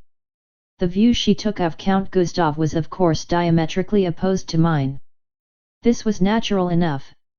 To her he was just the loving husband who would be in an agony of suspense until he knew of her safety. The belief that he was suffering such suspense added to her own grief and worry, and during the day we were removing to the villa she was very impatient of the delay involved. She was ill both in body and mind, and how to deal with her caused me much thought and anxiety. To tell her what I was convinced was the truth in regard to the Count was impossible, even had I wished to do so. She would not have accepted me as a witness against her faith in him. Moreover, I had no wish to break down that faith yet. What I desired, rather, was to find means to compel him to do her justice, and unwittingly she made that task, hard as it was, more difficult by her attitude. I repeated my urgent advice that she should go to her father and tell him everything, but she would not listen to me. On the contrary, she declared that no earthly consideration would induce her to break the solemn vow she had taken, and nothing I could say made the slightest impression upon that resolve. I could not tell her what I knew well enough was the case that unless she took that course she would be in danger. I was convinced that Count Gustav would have a very sharp search made for her and that, if he discovered her, he would contrive to get her to a place where she would be prevented from causing him any trouble. But her faith in him was unshakable. "I shall show myself in the streets," she said, smiling, "and go everywhere until I meet him. He will be desperate until he knows I am safe." I had to frighten this intention away. "What will happen if you do is this," I told her. "Either your father will meet you, or the men who attacked you will see you, and in order to prevent your accusing them will make away with you. If you will trust me to make this search for you, I will do it, but only on condition that you promise me not to stir from the house unless I am with you." Scared in this way, she at length was induced to give the promise. It was at best but an unsatisfactory compromise, and more than once I debated with myself whether, in her interests, I should not be justified in breaking the pledge of secrecy and going to Colonel Katona myself. But I put that course aside for the moment and set out for Madame d'Artel's house. I had not been 2 minutes with her before I saw that a considerable change had come over the position in my absence. She was so affectionate that I knew she was deceiving me. She overacted her new role outrageously. She overwhelmed me with kisses and caresses, called heaven to witness how much she had missed me, and declared she had been inconsolably miserable in my absence. Considering the terms on which we had parted, I should have been a mole not to have seen that this was false. She was so afraid of offending me indeed, that she scarcely dared to show a legitimate curiosity as to the cause of my absence. She had obviously been coached by Count Gustav, and when a man coaches a woman, he generally makes her blunder. I could see that she was quivering to know what I had been doing, and on tenterhooks lest I had been working against her. I thought it judicious, therefore, to frighten her a little, and when the due moment came I asked, significantly, "Have you the proofs yet of M. Constans' death? You are not going to talk of disagreeable things directly you get back, are you? His death would not be disagreeable to you, Henriette. You cannot guess what I have endured from that man.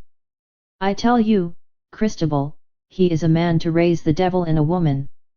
"A good many men can do that," I said, sententiously. "But if he is dead he can raise no more devils in either man or woman. Where did he die and when? It does not matter to me now whether he is dead or living. You have had your way. I shall not marry Count Karl. And your gratitude to me for this is the reason of your kisses and caresses on my return." She was very easy to stab, and her eyes flashed with sudden anger. She was too angry indeed to reply at once. "You are a very singular girl, Christabel, very difficult to love," she said, as if to reproach me. "Easier to hate, perhaps, but you should not pretend to love me.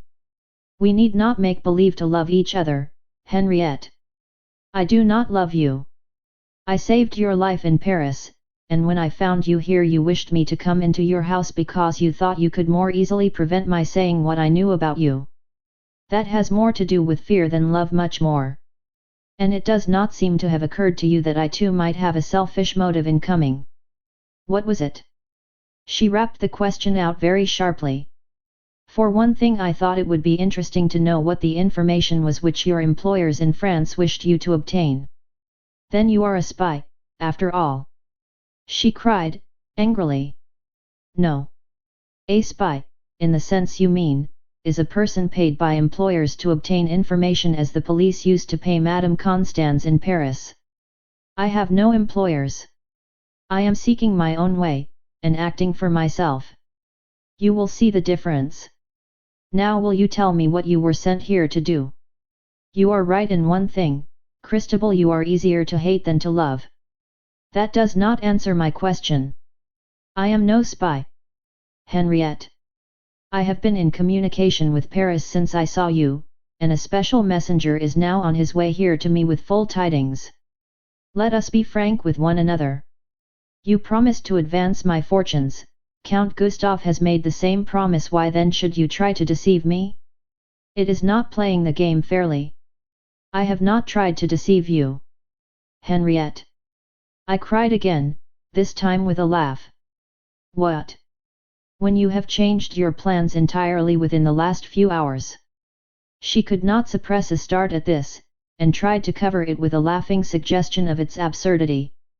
You are ridiculous, always finding mysteries, she said. Finding them out, you mean, I retorted, slowly and significantly.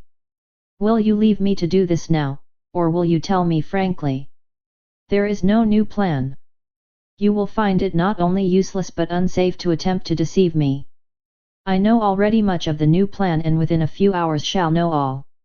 She had been already so impressed by the discoveries I had made that she was quite prepared to believe this bluff, and she was so nervous and agitated that she would not trust herself to speak. I paused some moments and then said with impressive deliberation. Henriette, our relative positions here are changing fast. I came here that you might help me to push my fortunes.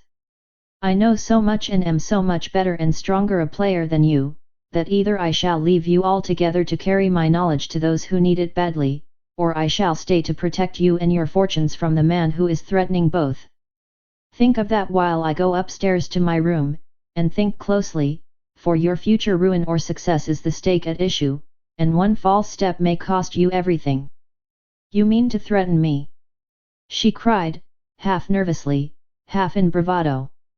It is more an offer of help than a threat, but you can regard it as you please, and I went out of the room. I ran up hastily to my room full of a new idea which had just occurred to me, but fortunately not so preoccupied as to keep my eyes shut. As I passed Madame d'Artel's room the door was not quite closed, and through the narrow slit I caught a glimpse of Ernestine. She was vigorously dusting some object that was out of my line of sight. I am accustomed to study trifles, they often act as finger posts at the forked roads of difficulty and point the proper way.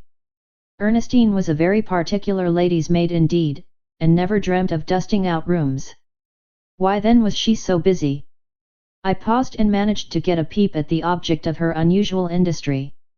It was a travelling trunk, large enough to hold a big suggestion for me. I pushed the door open. Good morning, Ernestine. I've come back, you see, I said, smiling.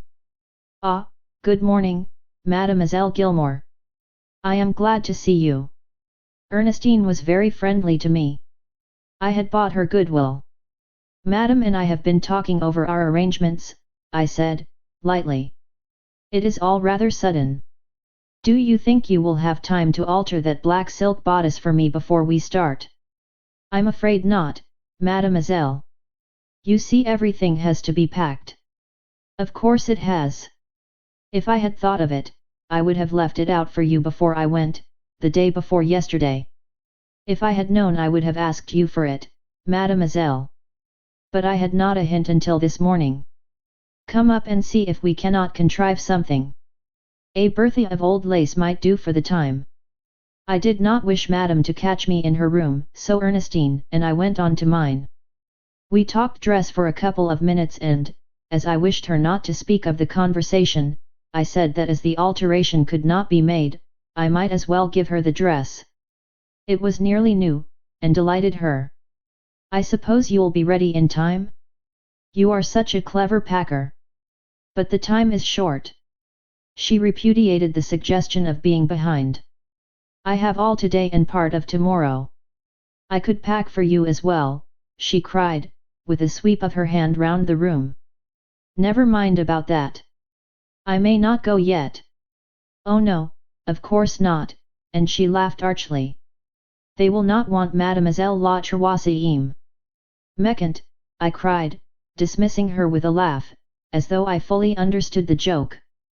And in truth she had given me a clue which was very cheap at the price of a silk dress. Instinct had warned me of the change in the position, and now I began to understand what the new plan was.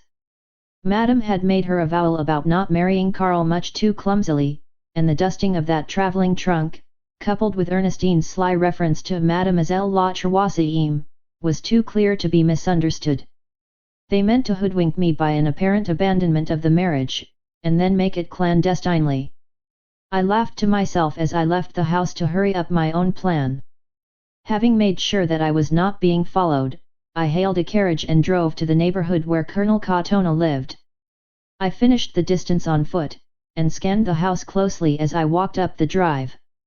It was a square, fair-sized house of 2 floors, and very secluded. Most of the blinds were down, and all the windows were heavily barred and most of them very dirty. It might well have been the badly kept home of a recluse who lived in constant fear of burglars. Yet Colonel Katona was reputed a very brave man. Barred windows are as useful, however, for keeping those who are inside from getting out, as for preventing those who are out from getting in, and I remembered Gareth's statement that she had scarcely ever lived at home. Why? When I rang, a grizzled man, with the bearing of an old soldier, came to the door and, in answer to my question for Colonel Katona, told me bluntly I could not see him. I am a friend of his daughter and I must see the colonel, I insisted.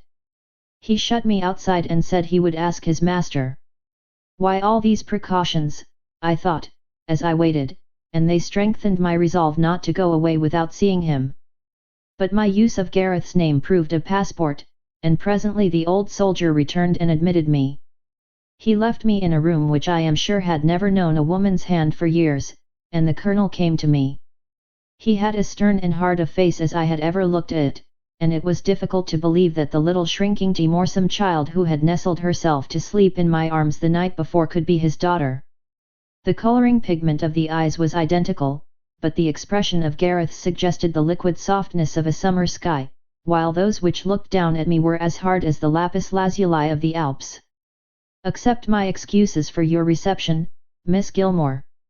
I am a recluse and do not receive visitors as a rule, but you mentioned my daughter's name. What do you want of me? I assumed the manner of a gauche, stupid schoolgirl, and began to simper with empty inanity. I should never have taken you for Gareth's father, I said. I think you frighten me. What a lovely old house you have, and how beautifully gloomy. I love gloomy houses. He frowned at my silliness, and I pretended to be silenced by the frown. What do you know of Gareth? Please don't look at me like that, I cried, getting up as if in dismay and glancing about me. I didn't mean to disturb you, Sir Colonel, I mean. I think I had better go. But Gareth loved you so, and loved me, and I stuttered and stammered in frightened confusion. If she has a really stern man to deal with, a girl's strongest weapon is generally her weakness. His look softened a little at the mention of Gareth's love for us both, as I hoped it would.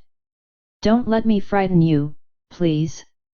I am a gruff old soldier and a stern man of many sorrows, but a friend of Gareth's is a friend of mine still, and he held out his hand to me. The sorrow in that one syllable, still, went right to my heart. I am very silly and weak, I know, I said, as I put my hand timidly into his and met his eyes with a feeble smile. I could have sighed rather than smiled, for at that moment everything seemed eloquent to me of pathos. The dingy, unswept room, the dust accumulating everywhere, his unkempt hair and beard, his shabby clothes, the dirt on the hand which closed firmly on mine, everywhere in everything the evidences of neglect, the silent tribute to a sorrow too absorbing to let him heed aught else. What can I do for you? He asked much more gently, after a pause. Oh please, I cried, nervously. Let me try and collect my poor scattered wits. I ought not to have come, I am afraid. Don't say that. I am glad you have come. What could I be but glad to see one who was a friend of Gareth's? Was a friend. Is a friend, I hope, Colonel, and always will be. She always wanted me to come and see her home, but she was hardly ever here, was she? So she couldn't ask me. Sharp, quick, keen suspicion flashed out of his eyes, but I was giggling so fatuously that it died away. Part of my sorrow and part of my punishment, he murmured. I misunderstood him purposely. Yes, she always looked on it as a kind of punishment.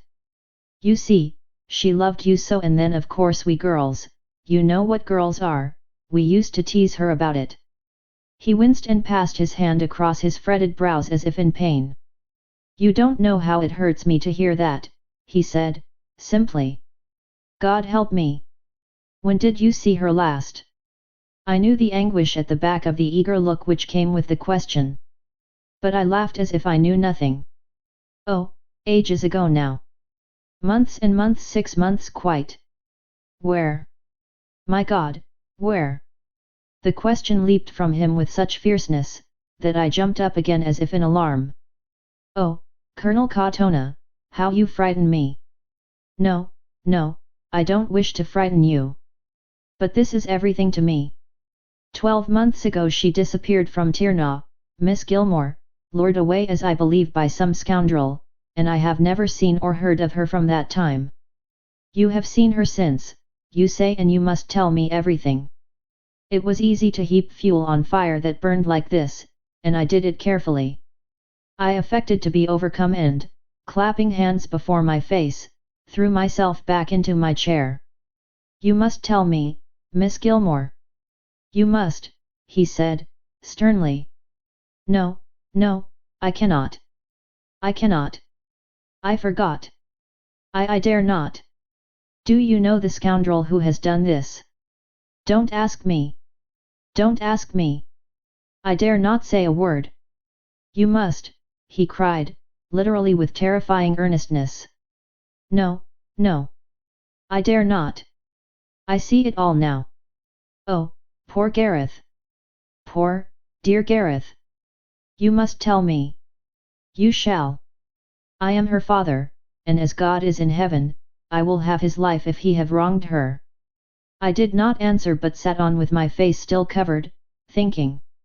I had stirred a veritable whirlwind of wrath in his heart and had to contrive to calm it now so as to use it afterwards for my own ends. Chapter 8. Count Karl. Colonel Katona's impatience mounted fast, and when he again insisted in an even more violent tone that I should tell him all I knew, I had to fall back upon a woman's second line of defense. I became hysterical. I gurgled and sobbed, choked and gasped, laughed and wept in regulation style, and then, to his infinite confusion and undoing, I fainted. At least I fell back in my chair seemingly unconscious, and should have fallen on the floor, I believe in thoroughness, had he not caught me in his rough, powerful arms and laid me on a sofa. I can recall to this day the fusty, mouldy smell of that couch as I lay there, while he made such clumsy, crude efforts as suggested themselves to him as the proper remedies to apply. He chafed and slapped my hands, without thinking to take off my gloves. He called for cold water which the soldier servant brought in, and bathed my face. Lastly he told the man to bring some brandy, and in trying to force it between my teeth, which I clenched firmly, he spilled it and swore at his own clumsiness. Then, fearing he would try again and send me out reeking like a saloon bar, I opened my eyes, rolled them about wildly, began to sob again, sat up, rambled incoherently and asked in the most approved fashion where I was. I took a sufficiently long time to come round, and was almost ashamed of my deceit when I saw how really anxious and self-reproachful he was. But I had forged an effective weapon, and had only to show the slightest disposition to go off again, to make him abjectly apologetic. I always maintain that a woman has many more weapons than a man. He can at best cheat or bribe, while a woman can do all three, and in addition can wheedle and weep and, at need, even faint. It was a long time before I consented to talk coherently, and during the incoherent interval I managed to introduce my father's name. I am getting better. Oh, how silly you must think me, I murmured. It was my fault. I was too violent, he said. I am not used to young ladies. Oh dear, I am so ashamed. But she told me you were a very violent man. I wish I hadn't come. Who told you? Gareth. No, no. In America. Miss von Dreschler. Oh, what have I said? I cried, as he started in amazement. Oh, don't look so cross. I didn't know you'd be so angry, and I began to gasp, spasmodically. I am not angry, he said, quickly. What name did you say? That horrible girl with the red hair. I don't suppose you've ever seen her, in America. She said you were a villain and had been her father's friend, Colonel von Dreschler, he was. She said you'd kill me. But I'm sure you're kind and good, or dear Gareth would never be your daughter. She said horrible things of you. That you'd ruined her father and imprisoned him, and much more. But of course she would say anything. She was jealous of my friendship with Gareth, and red-haired. And I don't know what I'm saying, but she was really a wicked girl. And, oh dear, if it's true, I wish I hadn't come. Give me some water please, or I know I shall go off again. I gabbled all this out in a jerky, breathless way, pausing only to punctuate it with inane giggles and glances of alarm, and at the end made as if I were going to faint. Had I been in reality the giggling idiot I pretended, I might well have fainted at the expression which crossed his stern, somber face. At the mention of my father and his imprisonment, he caught his breath and started back so violently that he stumbled against a chair behind him and upset it, and only with the greatest effort could he restrain himself from interrupting me. He was trembling with anger as he handed me the water I asked for, and when he had put down the glass, he placed a chair and sat close to me. Do you mean that Colonel von Dreschler's daughter knows Gareth? Oh, yes, of course. Mother of heaven, I see it now, he murmured into his tangled beard. It is he who has taken her away.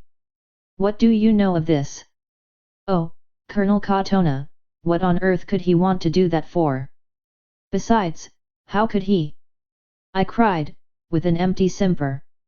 You don't understand, Miss Gilmore. Can you tell me where to find this girl Miss von Dreschler? Oh yes. In Jefferson City, Missouri. I come from there. It's a long way off, of course, but it's just the loveliest town and well worth a visit, and I was babbling on when he put up his hand and stopped me. Peace, please.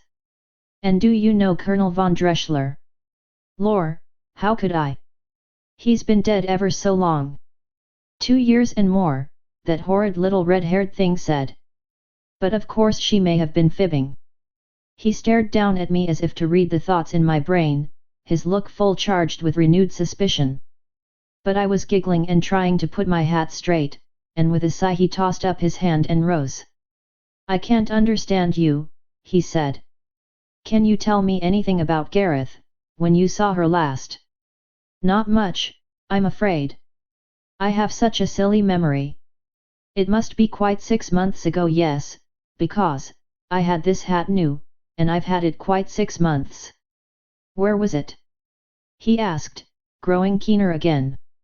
Carlsbad, no, Marienbad, no, Tiernau, no, Vienna, I can't remember where it was, but I have it down in my diary.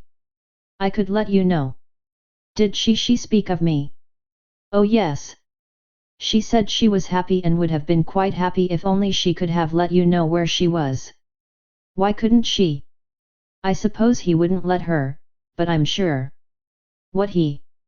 For heaven's sake, try to speak plainly, Miss Gilmore. Do you mean she was with anyone? I don't know. I only know what we thought. Oh, don't look like that or I can't say any more. His eyes flashed fire again. Tell me, please, he murmured, restraining himself. We thought she had run away with him. I said that seriously enough. He paused, nerving himself for the next question. It came in a low, tense, husky voice. Do you mean she was married? I hung my head and was silent. For God, if anyone, man or woman, dares to hint shame of my child, he burst out, and stopped abruptly. It was time to be serious again, I felt, as I answered, I love Gareth dearly, and would say no shame of her. If I can help you to find her and learn the truth, will you have my help? Help me, and all I have in the world shall be yours. And if anyone has wronged her, may I burn in hell if I do not make his life the penalty. The vehement, concentrated earnestness of the oath filled me with genuine awe. A tense pause followed, and then, recovering myself, I began to display anew my symptoms of hysterics.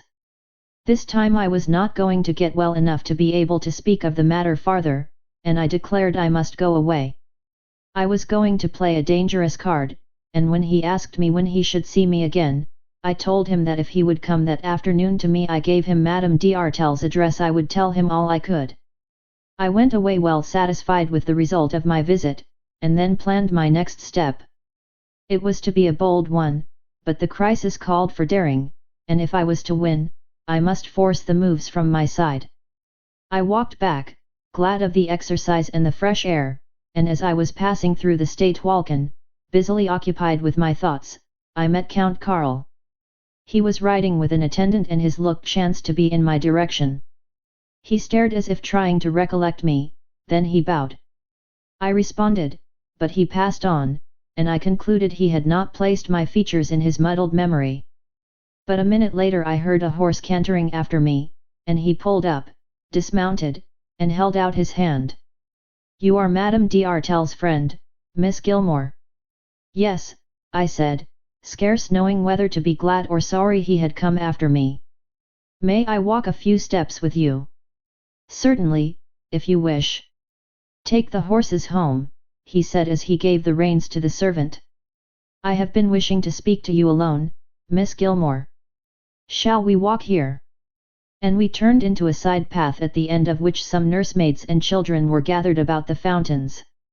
He did not speak again for some moments, but kept staring at me with a directness which, considering all things, I found embarrassing. "Would you mind sitting down here?"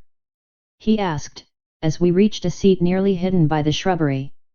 "Not in the least," I agreed, and down we sat. "You will think this very singular of me," he declared after a pause. "One person could not very well be plural," I said inanely, and he frowned at the irrelevant flippancy. "I am a student, you know, and therefore appreciate grammatical accuracy. I wish to ask you some questions, if I may. They appear to be very difficult to frame." "You may ask what you please." "I wish you would smile," he said, so unexpectedly that I did smile. "It is perfectly marvelous," he exclaimed with a start. I knew what that meant. In the old days he had talked a lot of nonsense about my smile. "If I smile, it is not at the waste of your life and its opportunities, Count Karl," I ventured. "Opportunities?" he repeated with a laugh. "I have seized this one at any rate. I have been thinking about you ever since I saw you 2 days ago at Madame d'Artel's." "Why?" I asked pointedly. "That is a challenge. I'll take it up." "Because your name is Christabel." "Is it really Christabel?" "My name seems to cause considerable umbrage," I said, with a touch of offence. "2 days ago your brother not only doubted the Christabel, but wished to give me a fresh surname as well, Von Decker or Discher or Dreschler or something." He frowned again. "Gustav is a good fellow, but he should hold his tongue. You're so like her, you see, and yet so unlike," that he finished the sentence with a cut of his riding whip on his gaiters. "I am quite content to be myself, thank you," I declared with a touch of coldness. "Your voice, too. It's perfectly marvelous. May I ask what all this means?" I put the question very stiffly. "Chiefly that I'm an idiot, I think. But I don't care. I'm long past caring. Life's only rot, is it? Not for those who use it properly. It might be a glorious thing for a man in your position and with your future." "Ah, you're young, you see, Miss Gilmore," he exclaimed, with the self-satisfaction of a cynic. "I suppose I thought so once, but there's nothing in it." "There's opium," I rapped out so sharply that he gave a start and glanced at me. Then he smiled, heavily. "Oh, you've found that out, or somebody has told you?" "Yes, I can't live without it now, and I don't want to try." "What does it matter?" And he jerked his shoulders with a don't-care gesture. "I should be ashamed to say that." "I suppose you would. I suppose you would. I should have been, at one time, when I first began, but not now. Besides, it suits everybody all right. You see, you don't understand. I have no intention of trying it." "No, don't. It's only hell a bit before one's time. But I didn't stop you to talk about this. I don't quite know why I did stop you now, and he ran his hand across his forehead as if striving to remember. A painful gesture, almost pathetic and intensely suggestive. I suppose it was just a wish to speak to you, that's all, he said at length, wearily. Oh, I know. You reminded me so much of another Christabel of the name you mentioned, Christabel von Dreschler, that I wondered if you could be any relation.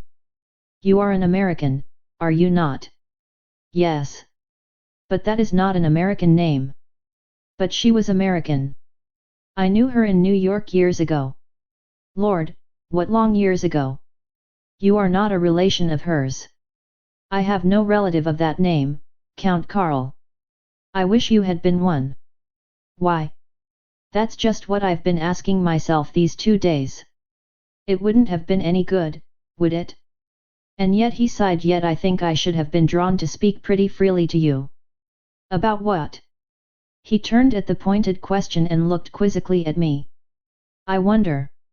You're so like her, you see. Were you in love with her, then? He started resentfully at the thrust. Coming from me it must have sounded very much like impertinence. Miss Gilmore, then he smiled in his feeble, nothing matters manner.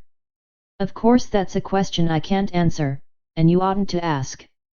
But life's much too stupid for one to take offense when it isn't meant. And I don't suppose you meant any, did you? No, on the contrary. I should very much like to be your friend, I said, very earnestly. Would you? I dare say you would. Lots of people would like to be the friend of the Duke Ladisla's eldest son. If they only knew what humbug it all is. I am not a humbug, I protested. I dare say you have a motive in that clever little brain of yours. No clever people do anything without one, and they both agree you're clever and sharp. I wonder what it is. Tell me. They both. I repeated, catching at his words. His face clouded with passing doubt and then cleared as he understood. I'm getting stupid again, but you don't get stupid. You know what Henriette and Gustav are in my life. You've spotted it, of course. It saves a heap of trouble to have someone to think for you. You mayn't believe it, you like to think for yourself, but it does, a regular heap of bother. And after all, the chief thing in life is to dodge trouble, isn't it? No. I said it with so much energy that he laughed. That's only your point of view. You're American, you see. But I'm right. I hate taking trouble. Of course I know things. They think I don't, but I do. And I don't care. What things do you know?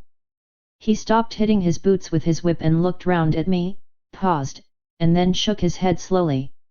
You don't understand, and it wouldn't do you any good if you did. But I did understand and drove the spur in. I don't understand one thing, why the elder son should think his chief object in life is to make way for the younger brother. He leant back on the seat and laughed. They're right. You have a cute little head and no mistake. That's just it. I'm not surprised Gustav warned me against you. But he needn't. I shouldn't let you worry me into things. I'm glad I spoke to you, though. You've got old Fox Erlanger round that little finger of yours, too, haven't you? I was governess to General von Erlanger's daughter. And played chess with the old boy. I know, and he laughed again. And he sent you to look after Henriette, No. I knew Madame d'Artel in Paris, years ago, and I went to her thinking her influence would help me. Did you? I'm not asking. But if you did, you can't be so clever as they think. She hasn't any influence with anyone but me, and I don't count. I never shall either. Whose fault is that but your own? I don't want to. I don't care. If I did care, of course. The momentary gleam of energy died out in another weary look and wave of the hand. He waited and then asked. But won't you tell me that motive of yours, for wanting to be my friend, you know? I did not say I had one. I hoped you might want me to do something for you. Why? Because you might do something for me in return. I'll promise to do that in any case. Ah, they all say that. The world's full of unselfish people willing to do things for a duke's son, he said, lazily. What is it you wish me to do? You have friends in America, of course. Yes. Do you think they could find that other girl, the one you're like, Christabel von Dreschler? Yes, I've no doubt they could. Well, I'd like to hear of her again. Would you like her to know what your life is and what you have become? That made him wince. By God, that hurts. He muttered, and he leant back, put his hand to his eyes, and sat hunched up in silence. Presently he sighed. You're right. I'm only a fool, am I? If she cared for you, it might have hurt her to know, I said. Don't, please. You make me think, and I don't want to think. If she loved you then, she would scarcely love you now. Don't, I say, don't, he cried, with sudden vehemence. You are so like her that to hear this from you is almost as if I begged your pardon. But for a moment I believe I was almost fool enough to feel something. No, no, don't write or do any other silly thing of the sort. It doesn't matter, and he tossed up his hands helplessly. We sat for a few moments without speaking, and presently he began to fumble in his pocket. He glanced at me rather shamefacedly, and then with an air of bravado took out a phial of morphia pills. Since you know, it doesn't matter, he said, half apologetically. It does matter very much, I declared, earnestly. He held the little bottle making ready to open it, and met my eyes. Why? Would you take it if she were here? I don't know, and he heaved a deep sigh. Think that she is here, and then you daren't take it. He laughed. Daren't I? And he partly unscrewed the cap. I put my hand on his arm. For her sake, I said. It means hours of hell to me if I don't. It means a life of hell if you do. I must. For her sake, I pleaded again, and held out my hand for the phial. You would torture me. Yes, for your good. The struggle in him was acute and searching. It's no good, I can't, he murmured, his gaze on the phial. I summoned all the willpower at my command and forced him to meet my eyes. For her sake, as if she were here, give it me, I said. I shall hate you if you make me. For her sake, I repeated. We looked each into the other's eyes, until I had conquered. I suppose I must, he murmured with a sigh, and let the little bottle fall into my hand. I threw it down and ground it and the pellets to powder with my heel. He watched me with a curious smile. How savage you are! As if you thought that could finish it. No. It is only the beginning, but a good beginning. He got up. We'd better go now, before I begin to hate you. You will think of this and of her when the next temptation comes. Oh, it will come right enough, and I shan't resist it. I can't. Goodbye. I like you yet. I wish I'd known you before. And with that and a sigh and a smile, he lifted his hat and left me. Chapter 9. I come to terms with Madame. My interview with Karl led to a very disquieting discovery. I sat for some time thinking about it, and my thoughts increased rather than diminished my uneasiness. To use a very expressive vulgarism one often hears at home, I began to fear that I had run up against a snag.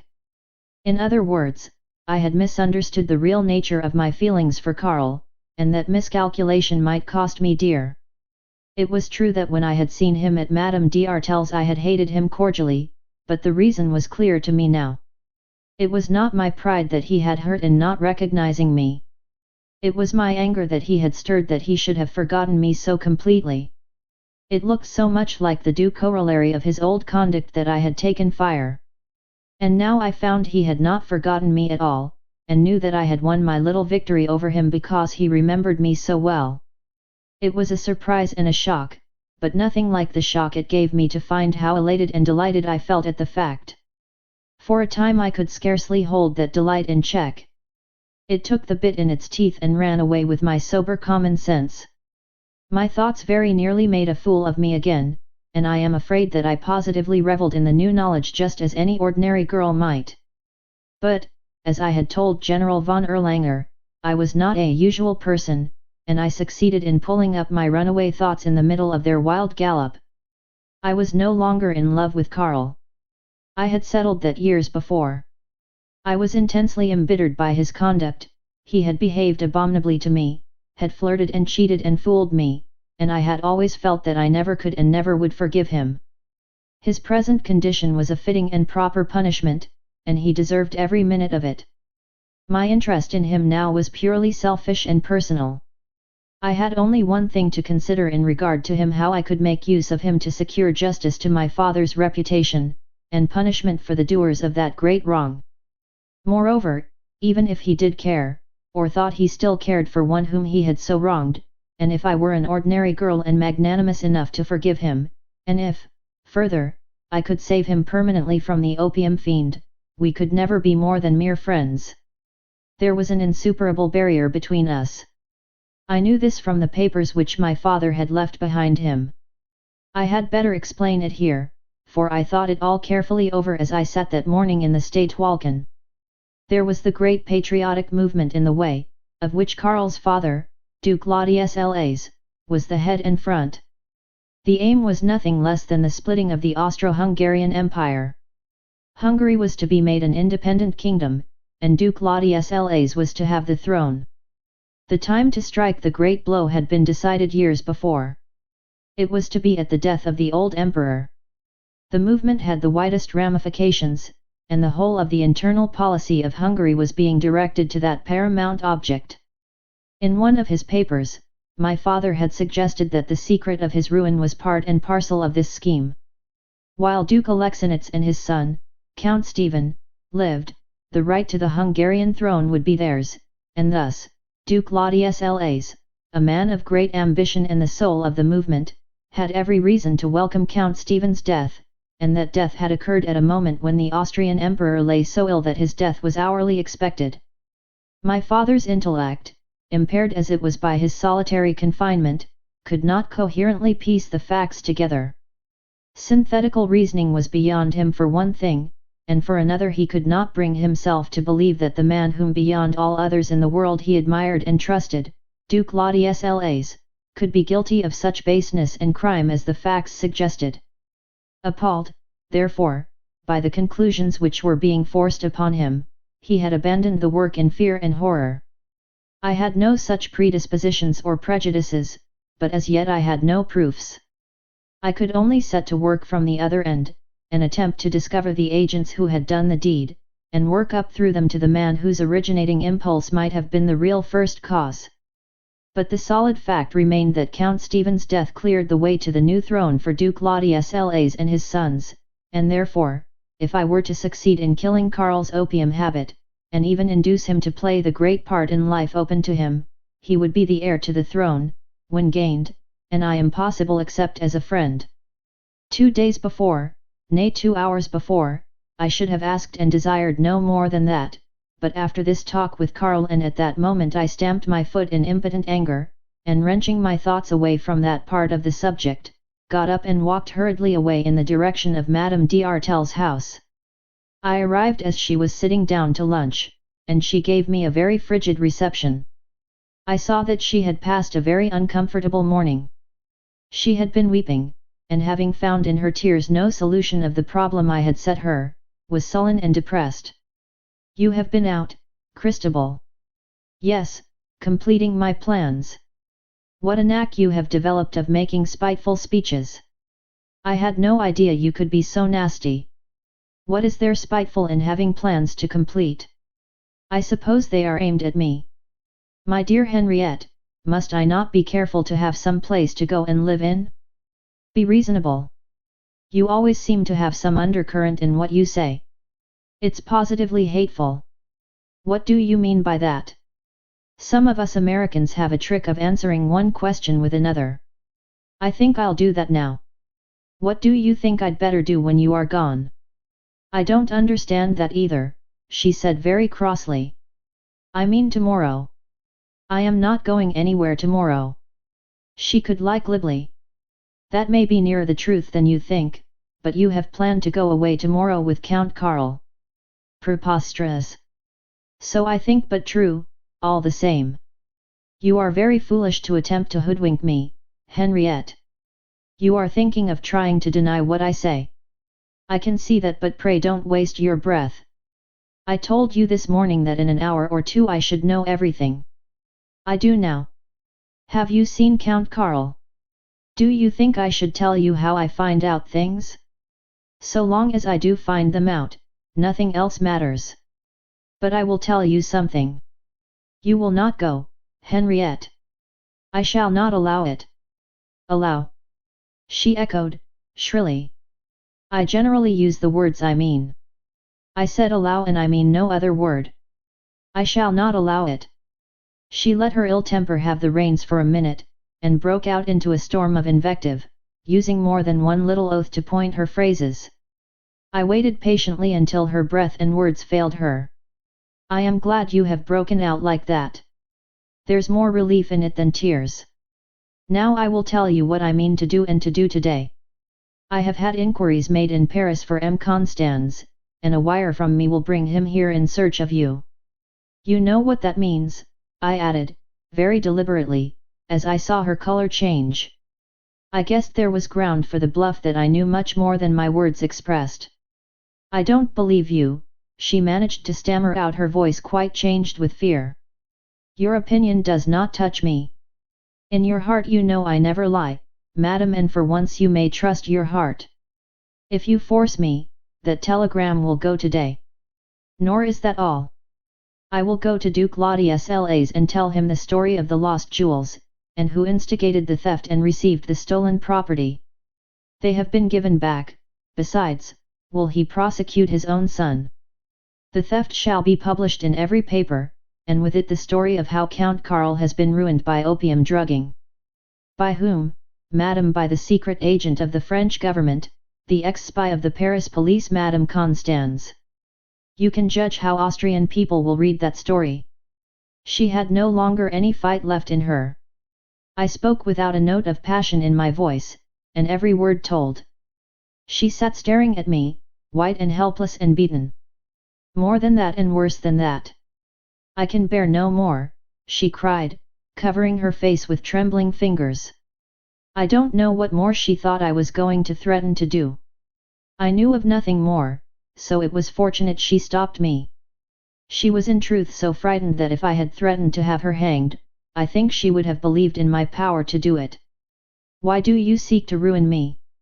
What have I done to make you my enemy? She asked at length. I do not seek to ruin you, and I will be your friend and not your enemy, if you trust instead of deceiving me. I will save you from Count Gustav's threats. How can you? What matters to you how, so long as I do it? He knows all that you know. What, that you are here to betray the leaders of the Hungarian national movement to your French employers and their Russian allies. Nom de Dieu, but how I am afraid of you! She cried. If I tell him that, how will it fare with you? No, no, you must not. I will do all you wish. I will. I will. I swear it on my soul. Tell me then the details of the elopement tomorrow. I know enough to test the truth of what you say, and if you lie, I shall do all I have said and more. I will not lie, Christabel. I am going to trust you. It is arranged for tomorrow night. I leave the house here at 9 o'clock in a carriage. At the end of the Radialstrasse Count Karl will join me. We drive first to a villa in Buda, behind the Blocksberg, a villa called Unter den Linden. We are to be married there, and on the following day we cross the frontier into Germany and go to Breslau. She said it as if she had been repeating a lesson, and finished with a deep-drawn sigh. Is he coming today? No. Tomorrow? No. Ah. That is to convince me that all is broken off. Yes. She was as readily obedient as a child. Count Gustav is coming today. Yes. This afternoon at 4 o'clock. To settle everything. Good. You will see him and be careful to act as though everything were as it was left when you saw him yesterday. I dare not. You must. Everything may turn upon that. You must. But if he suspects? You must prevent that. I shall see him afterwards. If you let him suspect or if you play me false, I shall know, and the consequences will not be pleasant for you. You will tell Count Gustav not to see you tomorrow, because you are afraid I shall guess something, and that if he has to communicate with you, he must write. It is the only way in which I can save you from him. And what am I to do afterwards? I will tell you tomorrow. Be assured of this. I and those whose power is behind me will see not only that no harm comes to you, but that you are well paid.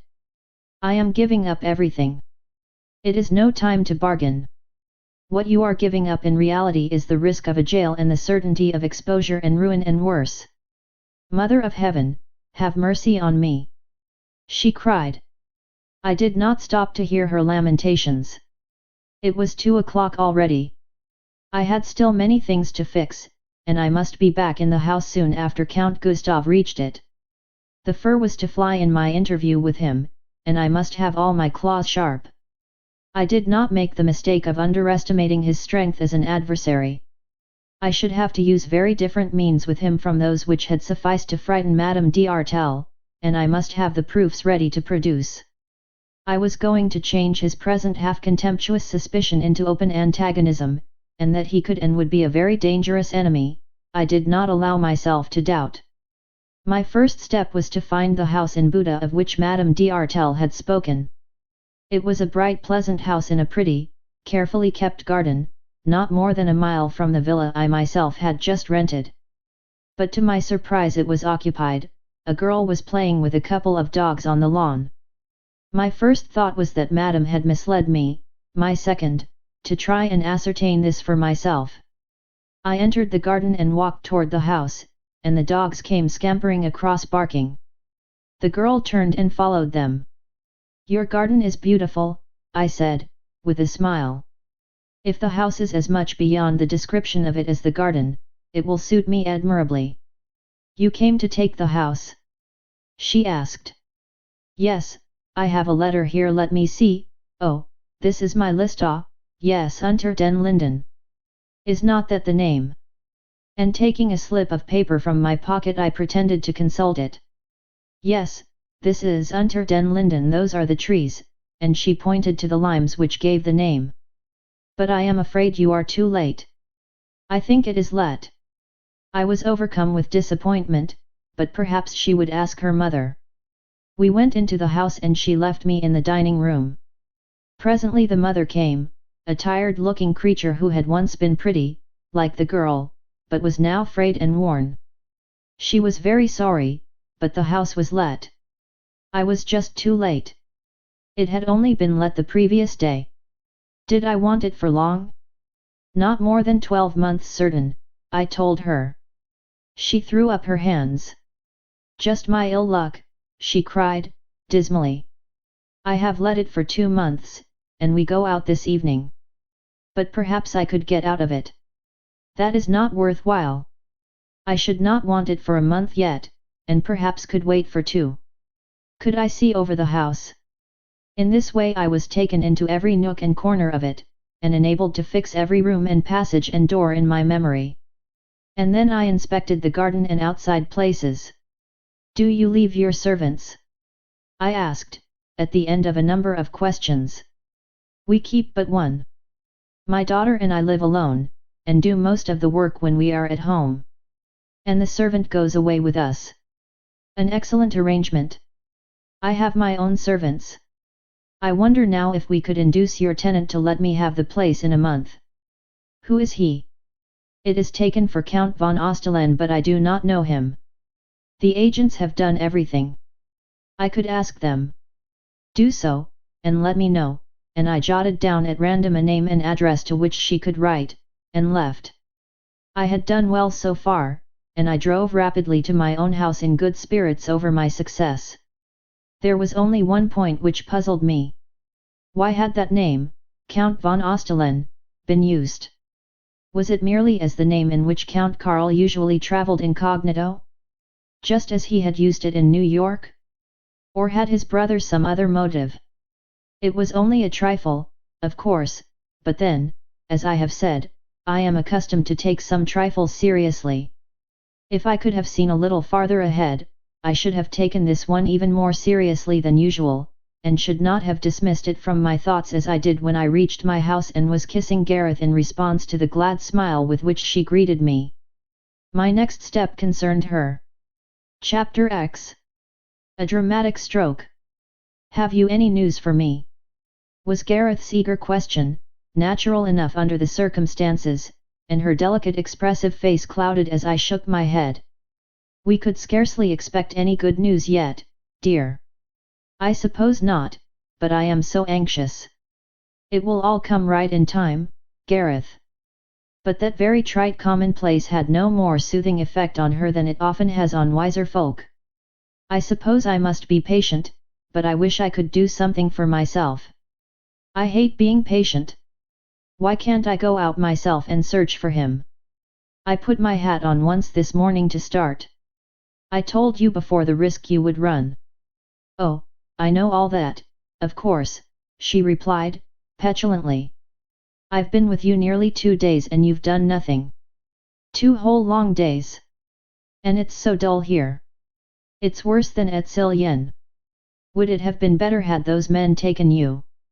She threw her arms round my neck then and burst into tears. I know how ungrateful I am. I hate myself for it, Christabel. But I did so hope you had brought some news. And I am so disappointed. I let her cry, knowing the relief which tears bring to such a nature as hers. She soon dried her eyes, and sat down and looked at me, her hands folded demurely on her lap, the picture of pretty meekness. How pretty you are, Gareth, with your lovely golden hair, your great blue eyes, and pink and white cheeks. Am I? She asked artlessly, smiling. Karl used to say that, and I used to love to hear him say it. I only cared to be pretty because he liked it. But I like to hear you say it, too. You see, I'm not a bit clever, like you, and one must be either clever or pretty, mustn't one? Karl's both handsome and clever. Oh, so handsome, Christabel. You'll say so when you see him. I wish I had a likeness. This gave me an idea. Couldn't you draw a likeness of him, Gareth, for me? You see, it might help me to recognize him. Her face broke into a sunny smile. I can draw a little. I couldn't do him justice, of course no one could do that. He's too handsome. But I could give you an idea of what he's like. We found paper and pencil. Do the best you can and then put my name on it, and sign it Gareth von Ostalen, and put the date to it, so that I can have it for a keepsake. Lovely, she cried, merrily, and set to work at once. I watched her a few moments, and when she was absorbed in the task, I went off saying I had some directions to give about house matters. It was part of my plan that John Perry and his son, as soon as the latter returned, should go to the house unter den Linden. I might need them for my personal protection. I told John Perry now, therefore, that he was to hire a woman servant to come and help his wife in waiting upon Gareth. He was then to purchase a carriage and a pair of good horses, and procure uniforms for himself and his son. He was to act as coachman and James as footman, and everything must be in readiness for him to carry out instantly any orders he received from me. I should either bring or send the orders on the next afternoon. I explained that in all probability he would have to drive to the house unter den Linden, stable the horses there, and dismiss any men servants he might find about the house, and I suggested that he should go first to the house and find an excuse to learn his way about the stables. When I returned to Gareth, she had finished the drawing and had added a clever little thumbnail sketch of herself in the corner, where she had written her name and the date. The drawing really merited the praise I bestowed upon it. I could do much better if I had not to hurry it, she said, self-critically. Do another while I am away, then, I urged, thinking it would fill out the time for her. And now there is one other thing. Could you give me a paper or letter with his signature? I might be able to trace him through some of the public rolls. There were no such rolls, of course, but she did not know this, and thought the idea so clever that she gave me one of the 2 letters from him she had with her, and kissed me and wished me good luck as I drove away. Although there was not much risk of my movements being traced, I thought it best to dismiss my carriage before I crossed the suspension bridge, and to finish the journey to Madame d'Artel's in another. As the minute approached for the trial of wits and strength with Count Gustav, my confidence increased. Every fighting instinct in my nature was roused, and the struggle was one in which I took a keen personal pleasure. His hateful treatment of the girl who had trusted him filled me with indignation and resentment, and the hope of forcing him to do justice to her was one of the sharpest spurs to my courage. He should do that or face the alternative of having his double treachery exposed. I was a little later than I had intended in reaching the house, and I asked the servant somewhat anxiously if anyone had yet been for me. "No, miss, no one. I am expecting a Colonel Katona to call, Peter," I said, giving him a gold piece, "and I do not wish anyone to know of his visit. I shall be with Madame probably, so when the Colonel arrives, make up a little parcel and bring it to me, and just say, 'The parcel you asked about, miss.' Put the Colonel in the little room off the music room, and tell him that I will see him as soon as possible. You understand this?" "Yes indeed, miss," he answered with a grin as he slipped the money in his pocket.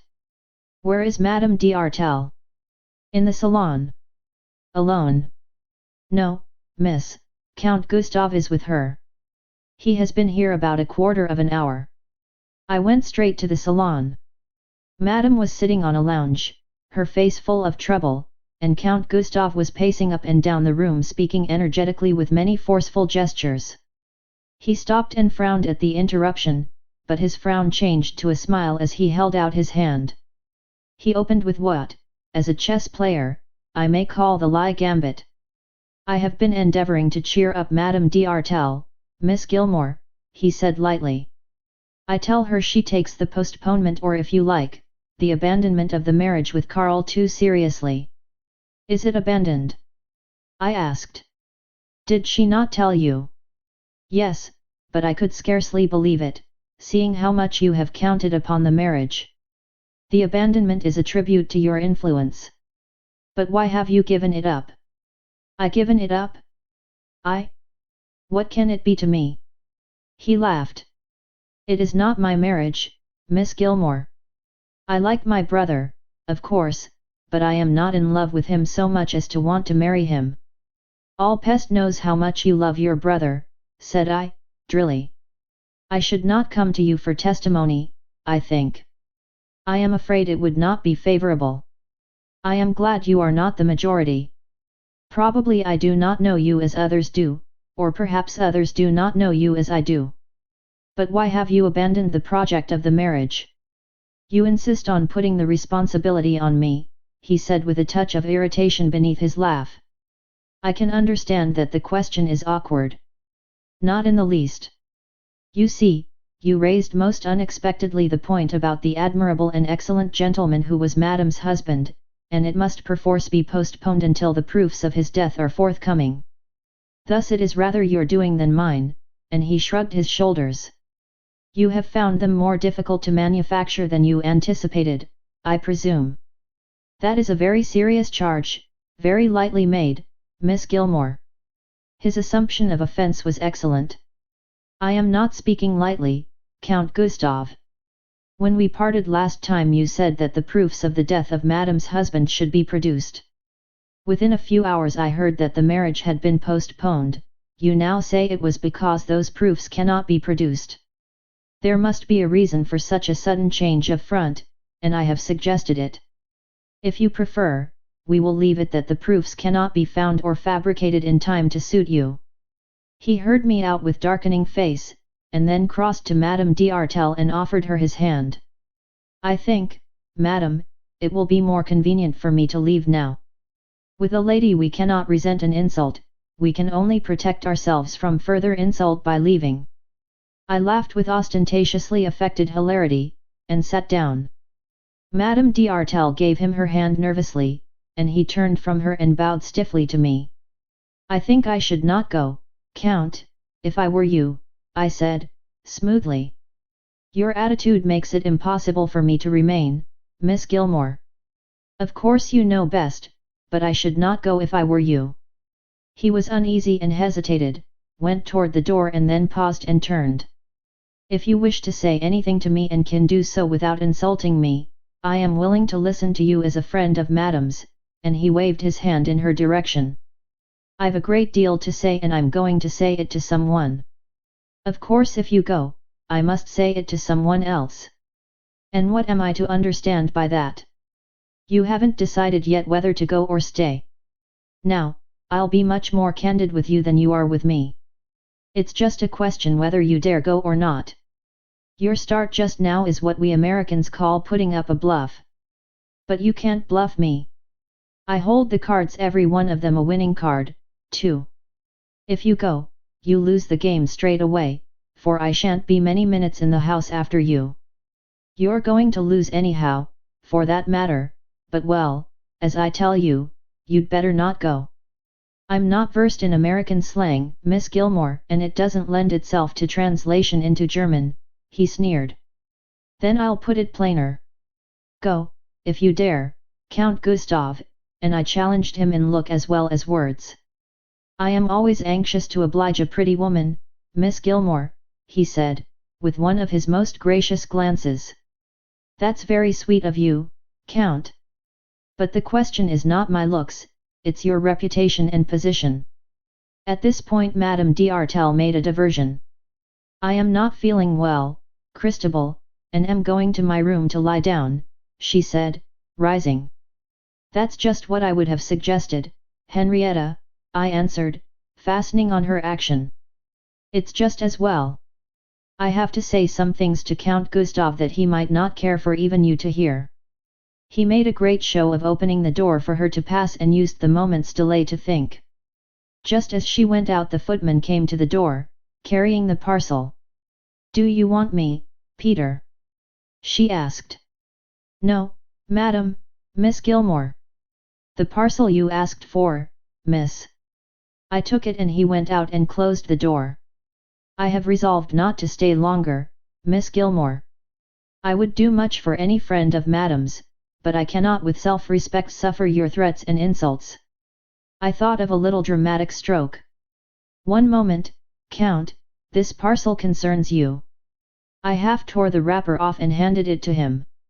He would not take it, waving it away contemptuously. You had better take it. It is from Cillian, Count, I said, very deliberately. His eyes blazed with sudden anger. I don't understand you, he cried, but he took it and tore off the covering to find a blank sheet of paper. This is another insult. I would have you beware. Not an insult, a message.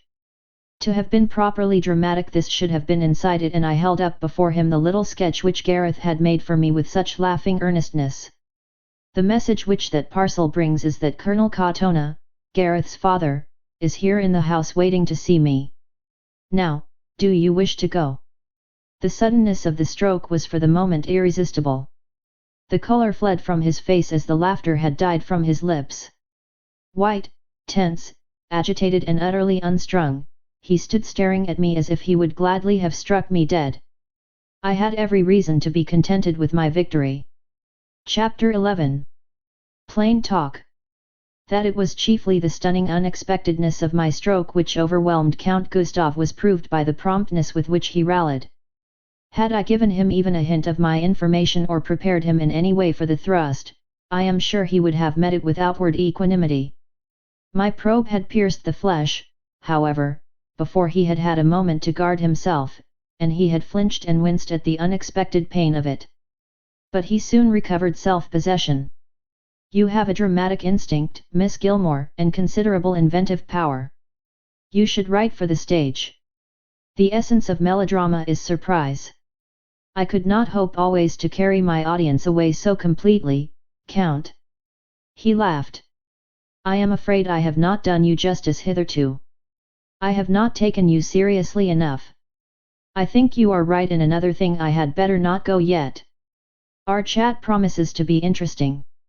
I should very much like a cigar. I wonder if Madam would object. He spoke lightly and took out his cigar case. It would be very appropriate, I said. There is one character in a melodrama who always smokes. You mean the villain?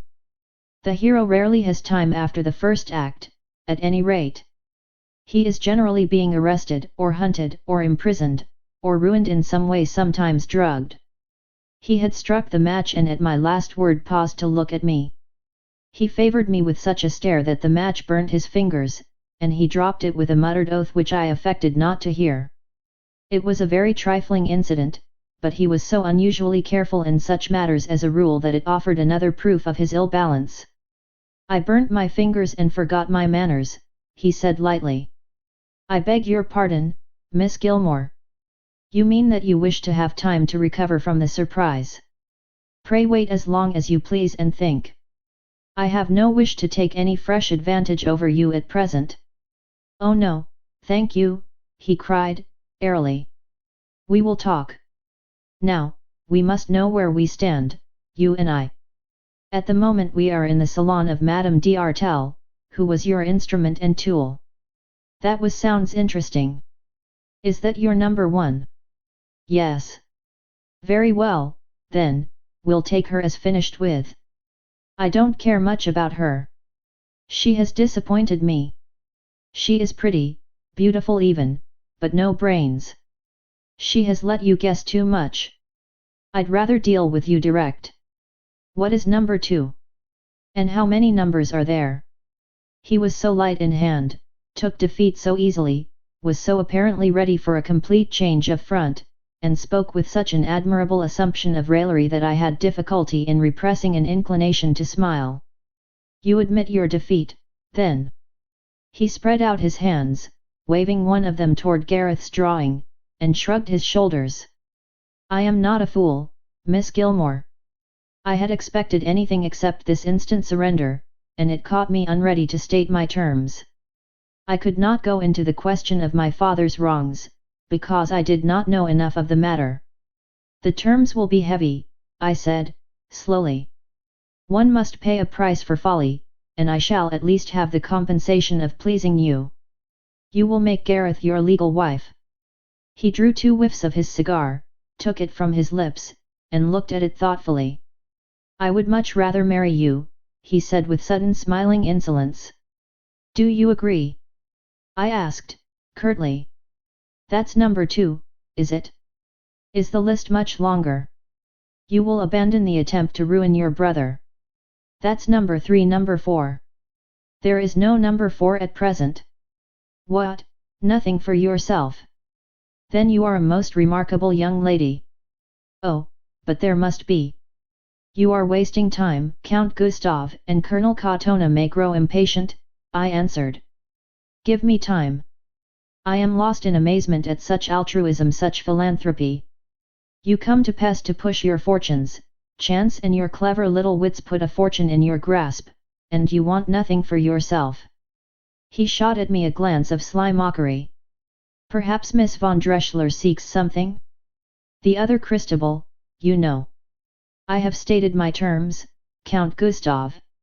My answer is that I accept all of them except the last 2, and the laugh at his insolence was one of genuine enjoyment. Then there is no more to be said, I declared, rising. But indeed there is. Pray sit down again. We are going to talk this over frankly. There is always an alternative course in such affairs. That was why I was anxious to know your motive. Will you sit down? No. I have said all I wish. Well, you gave me a surprise. I will give you one. You are Miss Christabel von Dreschler, or at all events you were, until you inherited your uncle's money and took his name with it. He was John P. Gilmore, of Jefferson City, Missouri.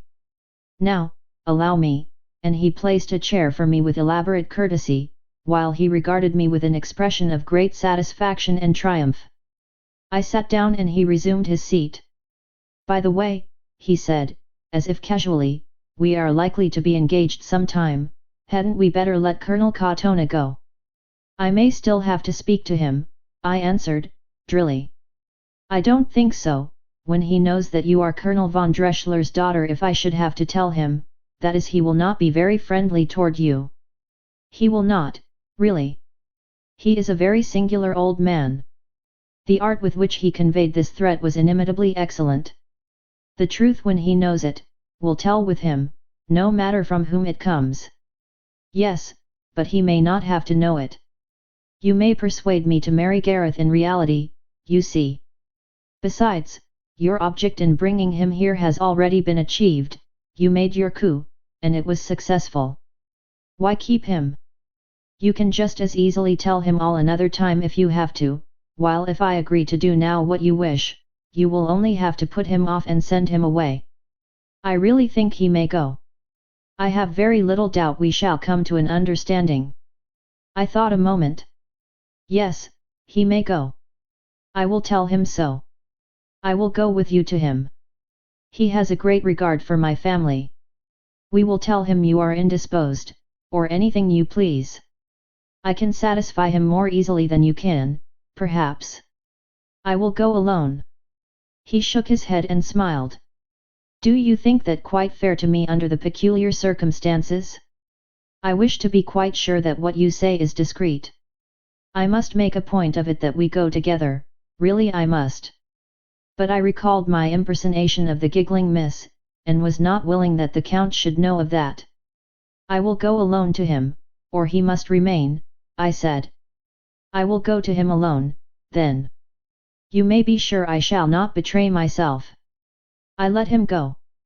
I saw no risk in so simple a step, and was glad to be relieved from the interview. I read his act to be a confirmation of his words that we were likely to come to an understanding, and in that case there would be no need for Colonel Katona ever to know that Gareth had been betrayed. I was a little uneasy, however, when some minutes passed and the Count did not return, but he explained the delay by saying that the Colonel was a peculiar man, and had plagued him with many questions difficult to answer. I told him you were not well, and would find means to see him as soon as necessary. And now, to resume our conversation, Miss von Dreschler. He spoke as airily as if it were a game of cards which had been interrupted. You take that for granted, but it scarcely helps matters. Permit me to indulge in the rudeness of a contradiction. I think it does. It gives me the clue to your motive, an essential matter to me. You are an American, young, wealthy, very pretty, and undoubtedly clever. Why then do you masquerade as an adventuress? You may have one of two motives, and there is a very improbable third. As Miss von Dreschler, my brother paid you great attentions in New York, the matter being broken off suddenly, in obedience to the protest of one of the friends with him, who reminded Karl that what was going to happen here made it impossible for him to marry a private individual. He was very quick to see the surprise with which I heard this, and paused to emphasize it. You are surprised. I always have thought that Karl's conduct was indefensible. You ought to have been told the real reason, and it was only a flight of romantic fancy for him to prefer to pose as a mean fellow, willing to win your affections and then run away. That was his deliberate decision, however. He believed you would get over the affair all the more easily if you thought him a scoundrel. He glanced up again to judge the effect of his words as he paused to pull at his cigar, but I was on guard and gave no sign at all. It was, however, an unpleasant experience to have the other side of my chief life story revealed by a man whom I knew to be false, and told with a purpose, in a tone of half-sardonic raillery, and as a carefully calculated bid for my silence about himself. Heart dissection is a trying process under such conditions. You will see from this that Karl was, excuse me if I put it plainly, it is all necessary, was intensely devoted to you. He returned home profoundly unhappy and very lovesick. His is a nature which takes such things seriously, and to this hour he has never recovered. To forget you and the way he had treated you, he plunged into wild excesses which in a couple of years gravely impaired his health. Heavy drinking was followed by the present passion for opium. In a word, you have seen for yourself what love has done for my brother. You have helped him downwards, I put in. He needed no help from me, but he waved his cigar expressively and jerked his shoulders. And that brings us to chapter the second. For our purposes here, a dipsomaniac with a love craze and the opium habit is no use. You are Colonel von Dreschler's daughter, and may know something of the patriotic Hungarian cause. He paused to give me a chance to speak. The movement in favor of independence, you mean? I thought you would know it, and he nodded as if it were of the most trifling consequence. Well, then, you will know that Karl became impossible. Yet he is the elder son and my father's heir, and some of us Hungarians are almost fanatics on the subject of succession. Everything was in danger, and as he has always refused to be set aside in my favor, there was nothing to do except to make him legally impossible. Another surprise for you now. He spoke as indulgently as if he had been throwing me a candy. The marriage with you became desirable, so fate turns her wheel, you see, and I sent to New York to search for you, and we took infinite trouble in the vain endeavor to trace you. It was very unfortunate, and he spread out his hands again. I made no comment, but just kept my eyes on him, waiting for him to continue. Pardon me if I am personal again. You would have suited our purpose admirably. I suspected you were the daughter of Colonel von Dreschler, and as your father's reputation was what it was, and as Karl's marriage with you would have been absolutely fatal to his chances here. My father's reputation was the result of vile treachery, I cried indignantly. And I saw my blunder instantly in the start of satisfaction he gave, but instantly repressed. He smoked a couple of moments in silence. We will deal with that presently, but I thank you for that admission, although I am surprised you did not see the trap I laid to obtain it. Your natural indignation, no doubt. Well, as we could not find you, we had to obtain an understudy, Madame d'Artel. His tone was contemptuous here. And I think, now, you understand chapter 2. You must admit I have been frank, and my frankness is a tribute to your perspicacity. You have no comments, he said, still lightly and airily, when I did not speak. Very well, then, we'll go to chapter 3. That concerns the future and your part in it. What do you mean to do, or, in other words, why did you come here? You are an interesting problem. You may have come to try and clear your father's name, or to punish in some way the man who treated you so badly. Clever and pretty women have done that before, you know. Or, and this I referred to as the really improbable motive, you may still wish to marry my brother. But whatever your motive and object, I pledge you my honor, the honor of the son of the Duke Ladislaus and future King of Hungary, that I will help you to the utmost of my power. But you must also help me, and for your first object you must be content to wait a year or two, until my father's death. And Gareth? I asked, after a pause. A frown darkened his face and his eyes clouded. He rose and took a couple of turns across the room. Would to God I could undo that business! He cried, either with deep feeling or an excellent simulation of it. You can't understand what this is to me. I am not a man capable of deep love, but I care for Gareth beyond all women. It was a midsummer madness, and if I could repair the injury to her, I would. But the prospect of the throne is between us, and shall I give that up and wreck the whole of this great national movement for her? I would do anything else on God's earth for her, but that I cannot. It is impossible. And her father? I know what you mean. He would plunge a knife in my heart or send a bullet crashing into my brain, if he knew. He is desperate enough for anything. But he must not know. You must never tell him. You have the hardihood to do the wrong but lack the courage to face the consequences, I exclaimed, bitterly. I was not thinking of that. I am not afraid of mere death, I hope, he cried contemptuously. I am thinking of the millions of Czechs, men, women, and children, whose hopes of liberty are centered in my life. Beside that, all else is as nothing. It is a pity you did not think of this before. A man is a man and will act as a man at times. I have done a wrong I cannot undo, and it only remains to limit its mischief. A convenient code. Where is Gareth? He broke off. Not where you intended those miscreants of yours to place her. Oh, so that was you also, was it? He said, understanding. You are making yourself very dangerous.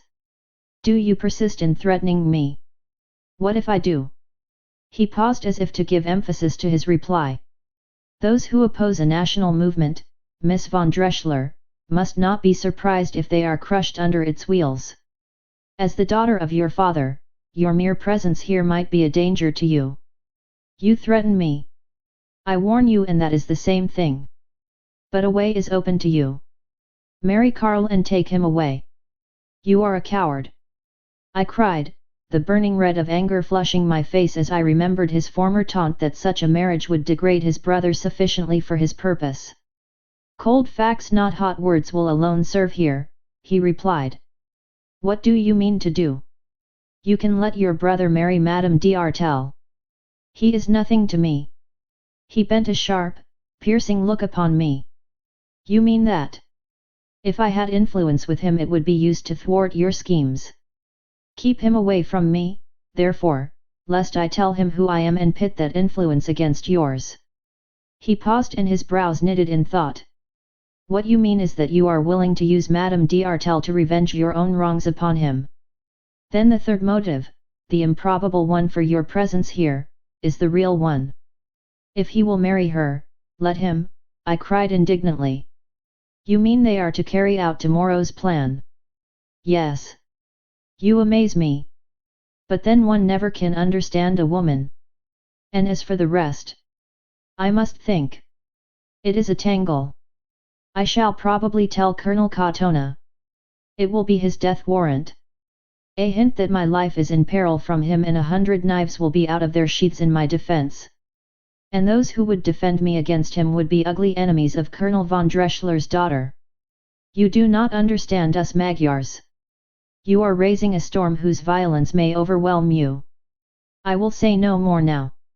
But you shall do Gareth justice. Do you set that before the clearing of your father's name? That is the problem for you, and it is so searching that I can be sure you will not act in a hurry. But in any case, I do not fear you, Miss von Drechsler, nor anything you can do. I shall see you tomorrow, and by then you will have decided whether my brother is to marry Madame d'Artel. I have decided. That is what I wish, I answered, firmly. In his perplexity he stared hard at me and then bowed. As he was leaving the room he turned. I don't understand you, but I shall be sorry if you make yourself my enemy and drive me to any extremes.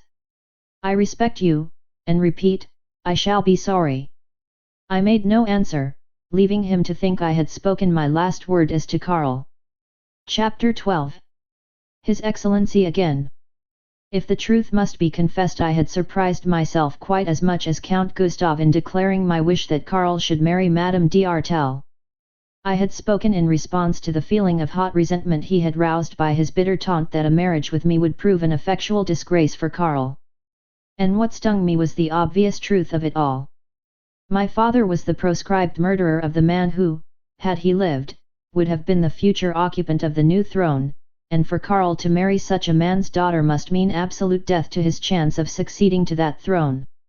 The gall and wormwood of that thought were intolerable. Madame d'Artel, ex-police spy as she was, bigamist as she would be, and with a past that would not bear investigation, was a suitable and eligible match compared with me. And the torture I suffered as this conclusion forced itself home, is not easy to describe. One thing was clearly borne in upon me. I would not marry either Karl or any other man until that slur was off my name. I would not rest until that was done. The wish to clear up the mystery which I had at first felt mainly for my dead father's sake, now quickened into a passionate resolve on my own account. For my own sake I must and would get to the bottom of the mystery, and the risk of neither my fortune nor my safety should be allowed to come between me and it. I had called it a tangle, and what a tangle it was! Whichever way I moved there were difficulties that seemed insuperable.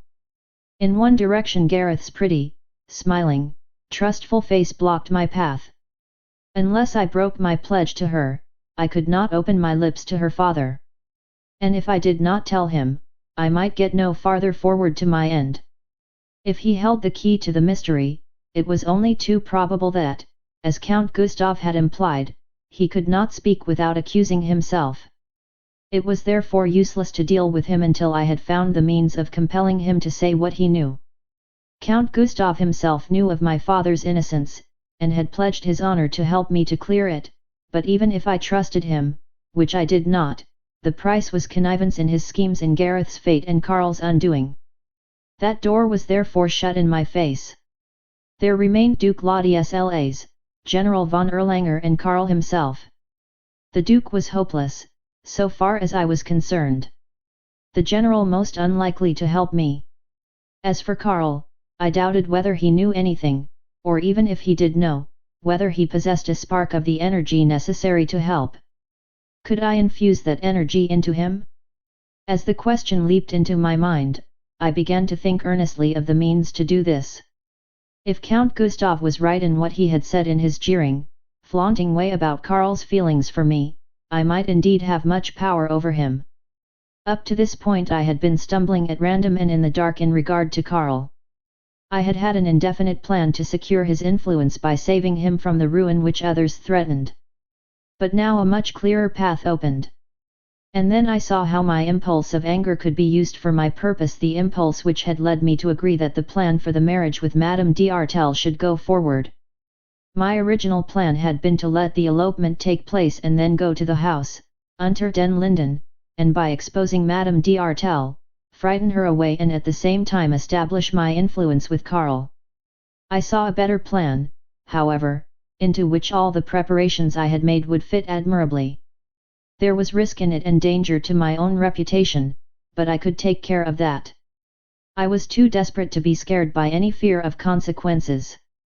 What I thought to do now was to play Madame's part in the business, and to take her place in the carriage with Karl. I guessed that Gustav would see to it that he was stupefied with either drink or drugs, when the crisis came, and in a dark carriage, closely veiled, I could trust myself to maintain the deception successfully. I knew that Gustav was to bring his brother to the carriage, and in this way I could delude him as to my own movements. That was as essential to my plans as it was that I should have free and full opportunities of exerting my influence upon Karl. I had to think also of my personal safety. I did not underrate the risk which I was now to run on that account. In pitting myself against Count Gustav I was fighting the whole influence which his father wielded. The Duke had not scrupled to sacrifice my father, and was not likely to be less drastic in dealing with me if I stood in his way. And one word from Count Gustav would be enough to bring the whole force of his anger upon me. I was deliberating what steps to take when a note was brought to me from General von Erlanger, asking me in somewhat urgent terms to go and see him. I was glad of the chance. I might find out from him how far the Duke would have power to threaten my safety should Count Gustav obtain his help. But I found His Excellency very far removed from an inclination to discuss serious matters seriously. I saw at once that he had dressed himself with more than usual care. He was wearing a number of the orders he had received in the course of a successful diplomatic and political career, and he welcomed me with genial smiles and quite unnecessary warmth. He held my hand so long indeed, as he greeted me, that his two daughters noticed it. I saw them nudge each other and snigger, and I had to give quite a tug to get it away. He insisted upon my staying to dinner, all unprepared though I was, and when I pleaded that I had no dinner costume, he declared that I was never anything but charming, and that he would take no excuse. The girls carried me away to put my hair tidy, and then gave me their confidences about their father and the new governess. She was a beast, it seemed, according to Charlotte, and the general wished me to return. "Father misses his chess with you," she said, with the ingenuous directness of her age, "that is why he wants you back. We think he's going to make you his secretary as well. He talks an awful lot about wanting help. He took over an hour dressing himself when he knew you were coming," chimed in the younger, Sophia, "and he made Charlotte go and tell him if his hair was parted straight. He's always talking about how well you play chess, and how clever you are. And he never puts those orders on unless somebody awfully particular is coming." They rattled on in this way at considerable length, and during dinner watched the general's conduct to me very closely, nodding and smiling significantly at me, and winking at each other. I had remained a week in the house after my coming to an understanding with him, and before I went to Madame d'Artel's, and during that time we had had more than one confidential talk. When an old man yields to the influence of a very young woman, it is often a considerable surrender. It had been so in His Excellency's case, and I was quite conscious that I could do a great deal with him. Vivian could with Merlin, and a minister of ripe and long experience can make a very interesting Merlin. In those talks of ours he had sometimes forgotten the difference of 40 years in our ages, and more than once had paid me compliments which might have been almost embarrassing had I been minded to take them at all literally. The girls' chatter had therefore prepared me in a measure for what might be to follow when they had been sent away and we two were once again face to face over the chessboard. I have missed my chess very much, Miss Gilmore. I can't tell you how much. You should teach Charlotte to play. She would never learn. She is just a child, no more. You are not playing well yourself, tonight. He laughed. That's what I like about you. You blurt the truth out with delightful frankness. I don't want to play tonight. Is that why you say you've missed your chess so much? I've missed your white hands moving among the men, more than the game itself. He spoke very quickly, and fumbling nervously among the men upset two of them. I made a move then that was not chess. I'm not sure that it was quite fair to him indeed. Pretending haste in picking the pieces up, I touched his hand and glanced at him.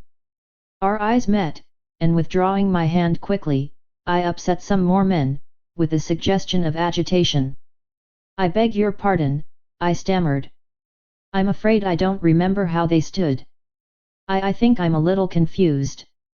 Why should you be? He asked, with a glance. I don't know.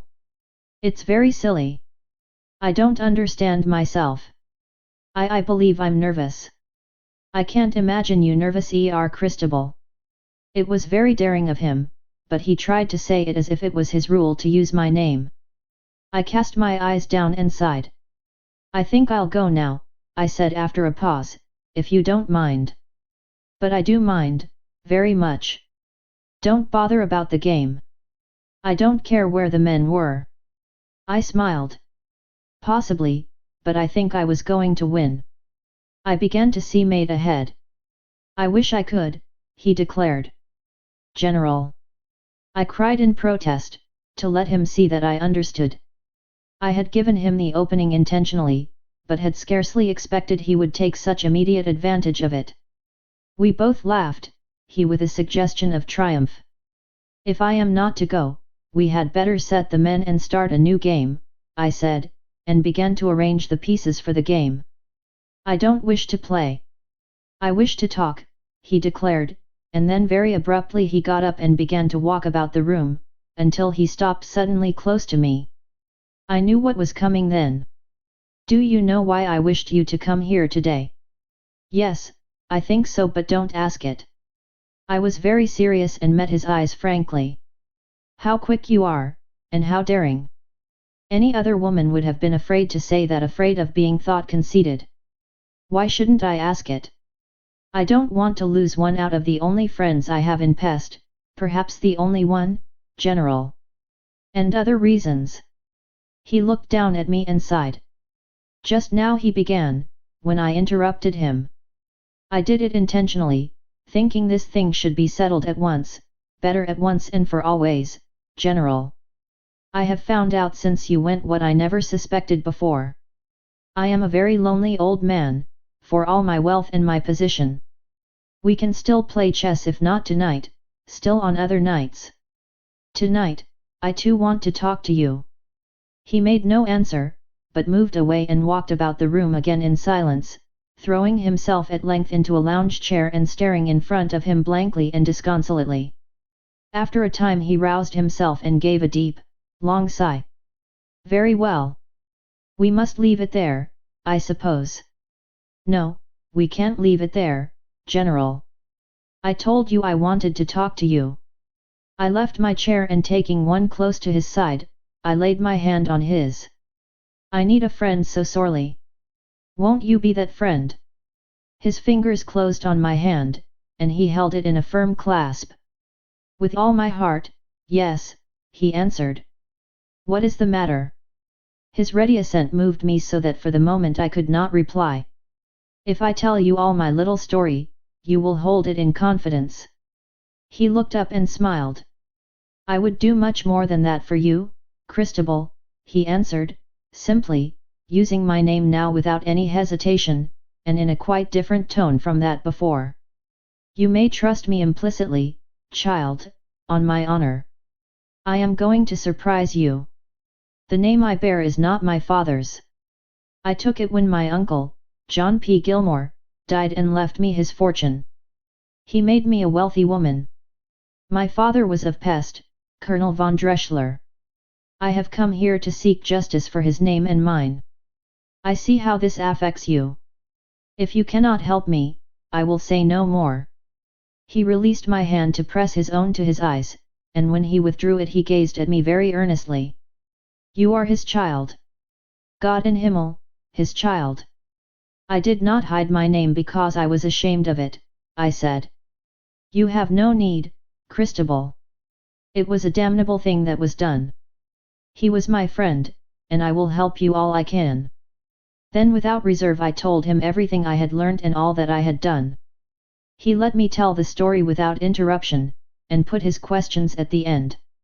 I cannot tell you you are not in danger from Count Gustav and his father.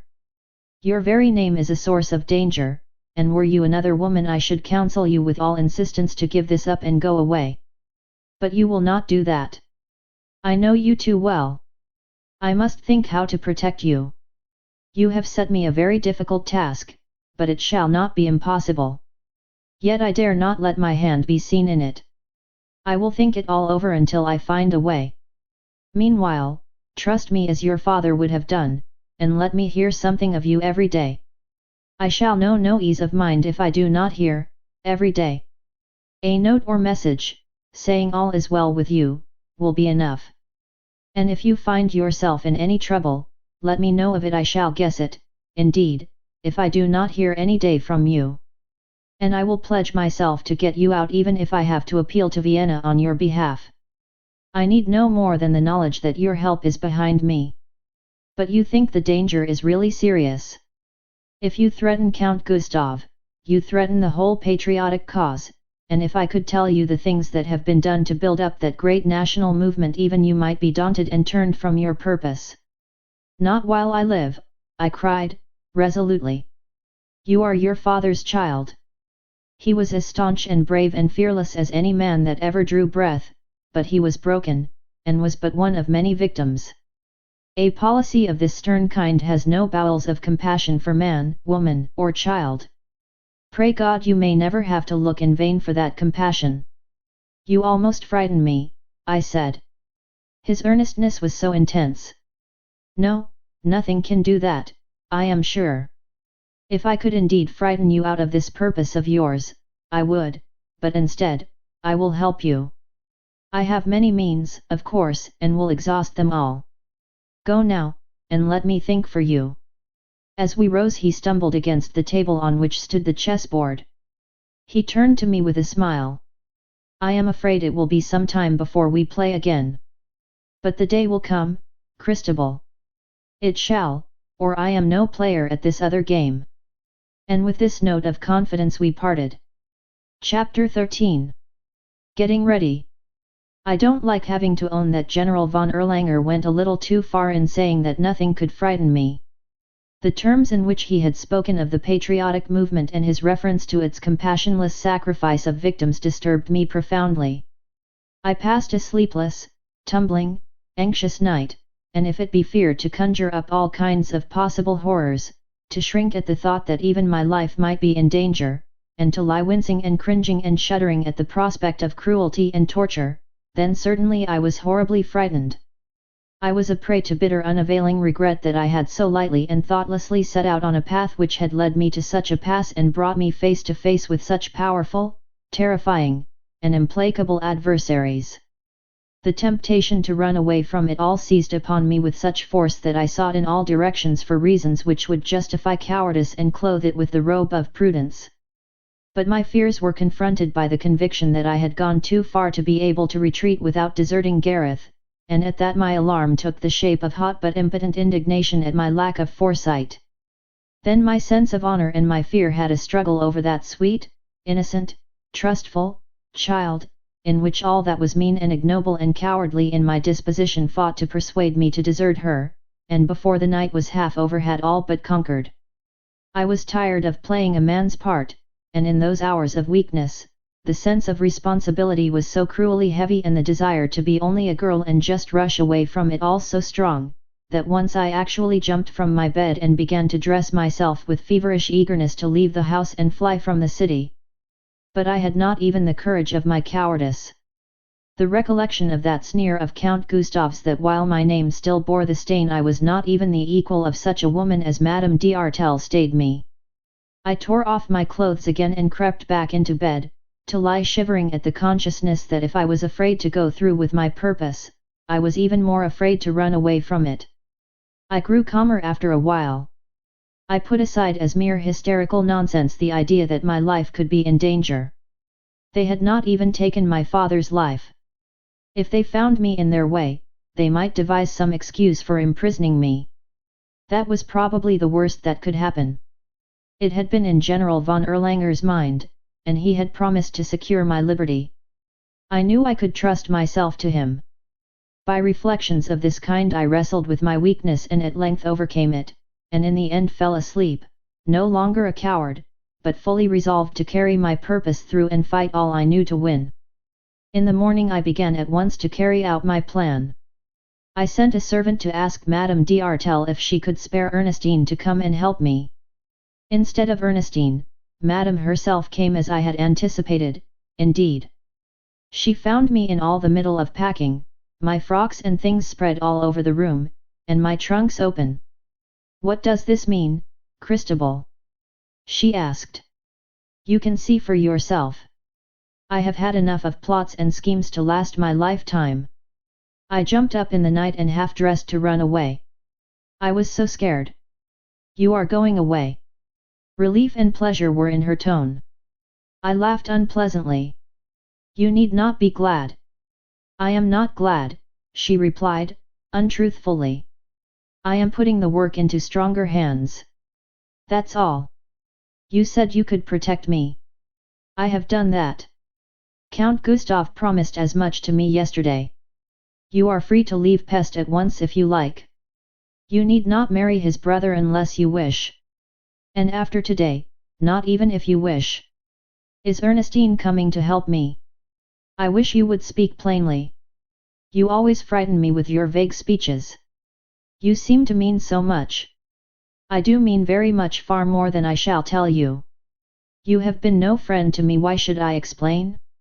Take your own course, and see what comes of it. Is Ernestine coming, I say?" "Yes, of course she can come, but I am so frightened." "That will do you no harm," I rapped out, bluntly. "I wash my hands of everything." "What am I to do?" she cried, waving her hands helplessly. "I arranged yesterday with Count Gustav that the scheme for this romantic elopement should be carried out. You can play your part for all I care. The chief thing you can do for me is to send Ernestine here." "But will you send her here?" And I stamped my foot angrily, and so drove her out of the room in the condition of nervous doubt and anxiety I desired. With the maid's help my trunks were soon packed, and the work was nearly finished when Madame d'Artel came back. "Count Gustav is here," she said. "Very well. You can close that box, Ernestine, and try to pack this toque in the top of the black one. You got everything I said for the voyage in the cabin trunk. He insists on seeing you, Christabel. I'll come down when I've finished." I spoke irritably. Irritation is the natural result of a couple of hours packing. Everything was ready when I went downstairs. "I hear you are going away, Miss Gilmore," I broke in, giving him a look. "I congratulate you on your prudence." He too, like Madame d'Artel, was obviously both relieved and pleased at the news. "You need not smile at it. I am not doing it to please you, Count Gustav. I wish to ask you a question if Madame d'Artel," and he paused and looked at her. I don't see the need of all this mystery, she answered, tossing her head as she left the room. Please be quick, I said, snappishly. I am both in a hurry and a bad temper, a trying combination even for a woman of my disposition. You have not slept well, perhaps? No. I had to think. What is your question?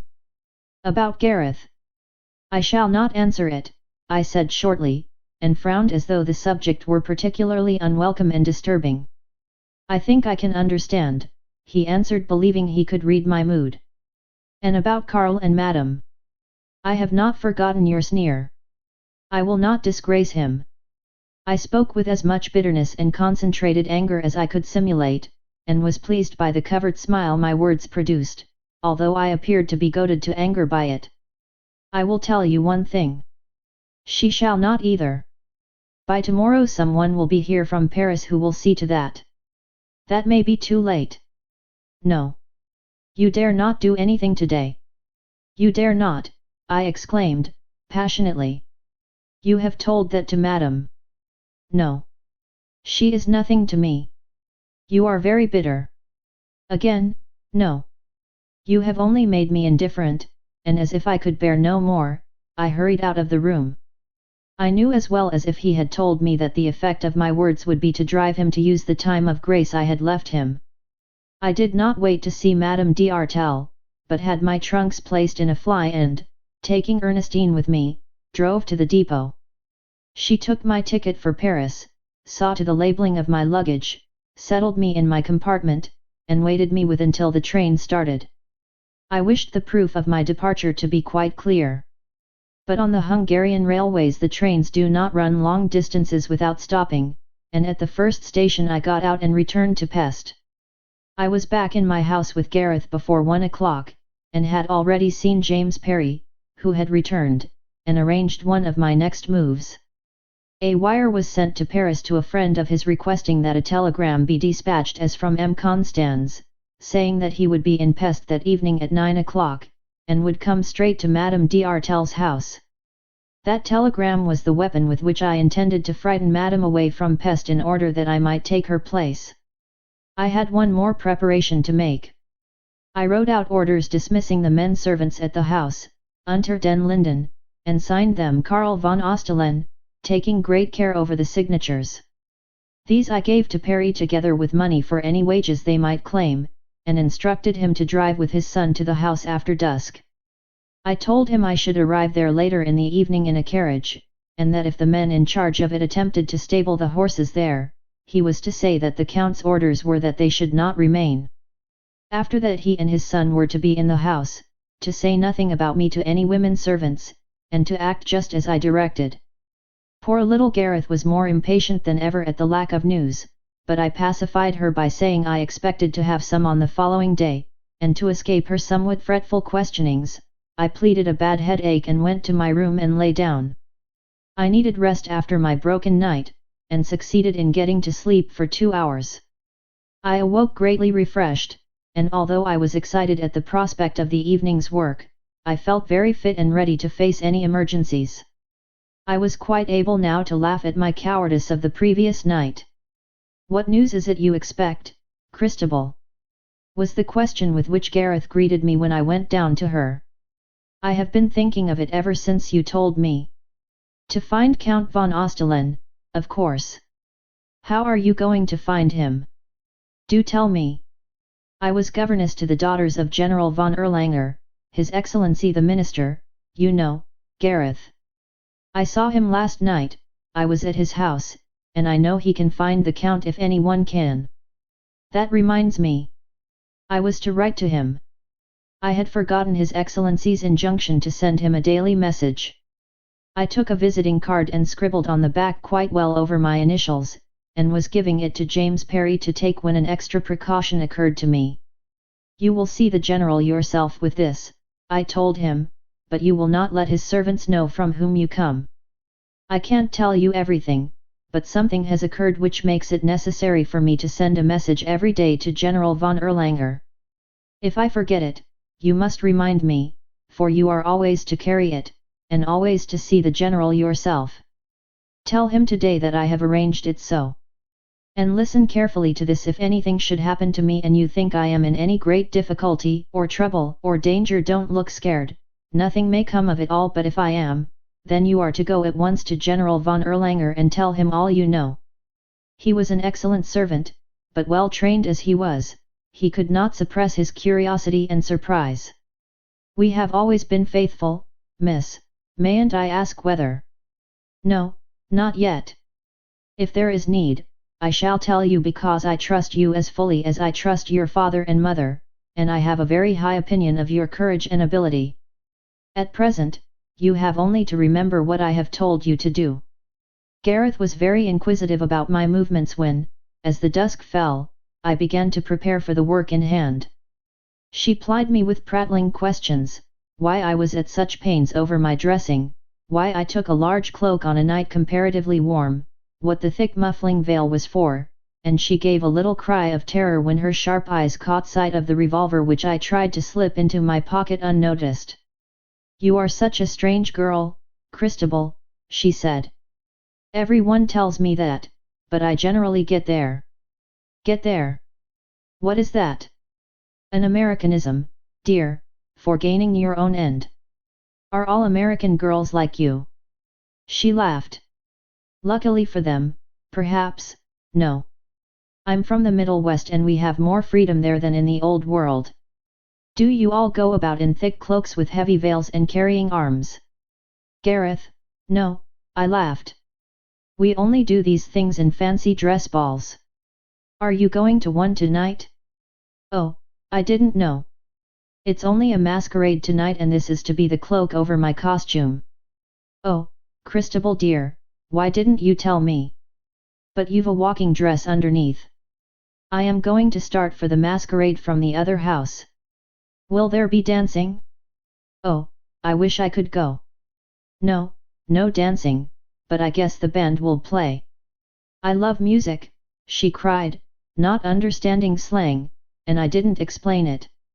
I wish you weren't going, Christabel, she said, kissing me when I was ready to start. It will be a long evening and I may wish that too before it's over, I replied, with a feeling that that might well be so. You will be here with the news at the earliest possible moment tomorrow, won't you, dear? I am so weary of waiting. I hope I shall be successful and have good news to bring you. I am sure you will.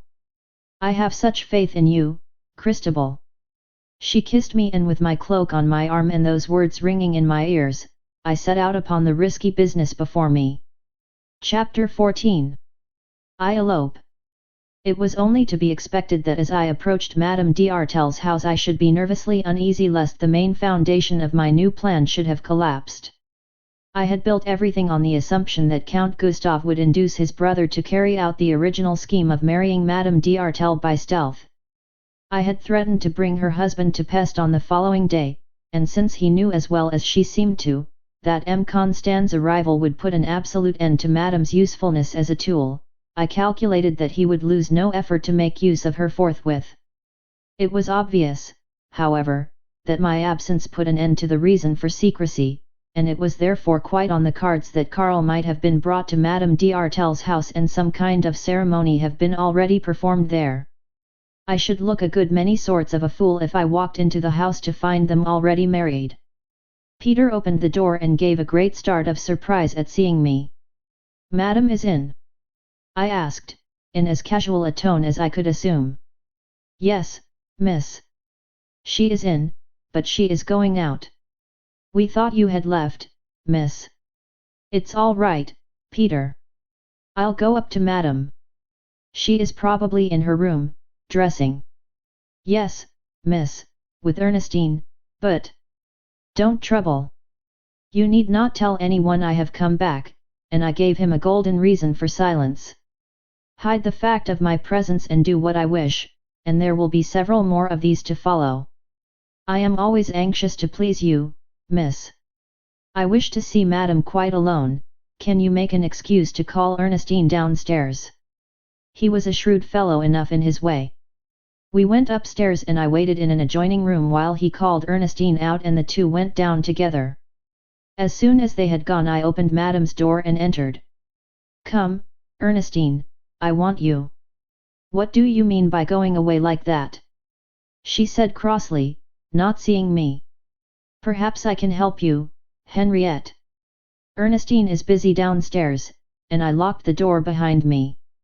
Christabel. You. I have had to come back to keep my word and save you. You are in great danger. M. Constance must have picked up the scent of the inquiries I made recently.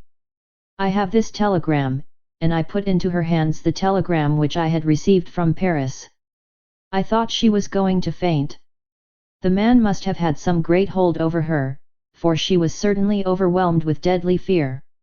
She stared with horror-struck eyes at the paper as though it reeked with the threat of instant death. Then she turned to glare at me, with not a vestige of color on her face. Nom de Dieu, he will kill me. He will kill me, she said, in a low, strained, husky whisper, as she fell into a chair, and began to gasp and choke hysterically.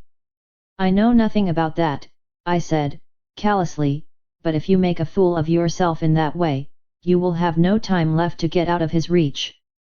If you want to die, you had better faint now. However, I've done with you, and I turned toward the door. Don't go, Christabel, for the love of heaven don't leave me. I can't think for myself. Oh, don't leave me, she cried. What shall I do? As he's your husband I should think you ought to stay and meet him. This was sent off from the railway station, you see, and I find his train reaches here just before 9. He'll just be in time for the ceremony tonight. Oh, don't, she wailed. Don't mock me like that. Don't be so hard. Help me. Do. I tell you, he'll kill me. I know he will. He tried to once before.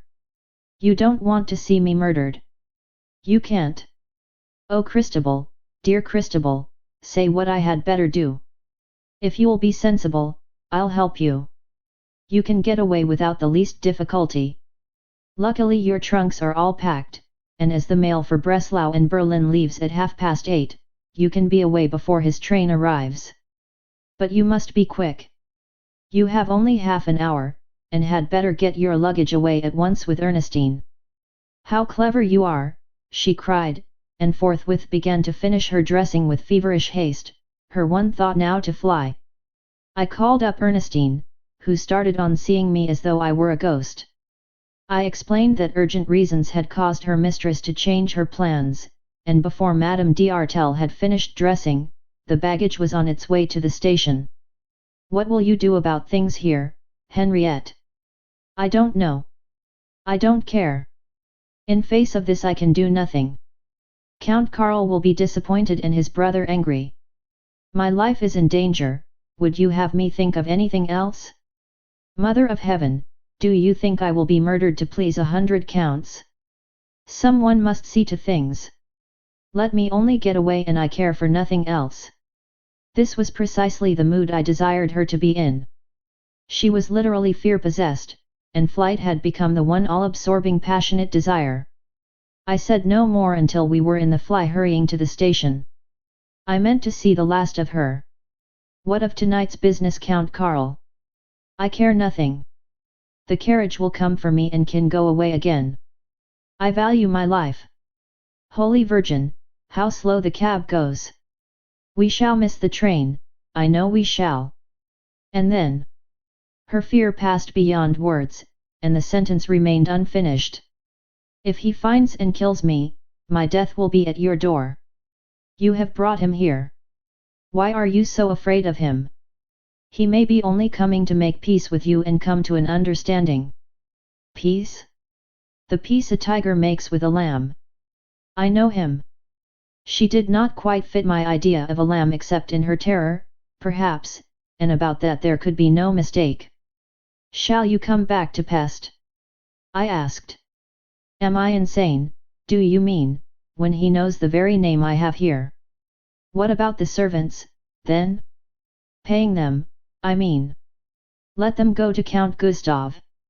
Thank heaven, here is the station, she cried, and the instant the vehicle stopped she got out and asked excitedly for the mail to Berlin. There were some 5 minutes to spare, but she had bundled Ernestine into the carriage and was following when I stopped her. One question, Henriette?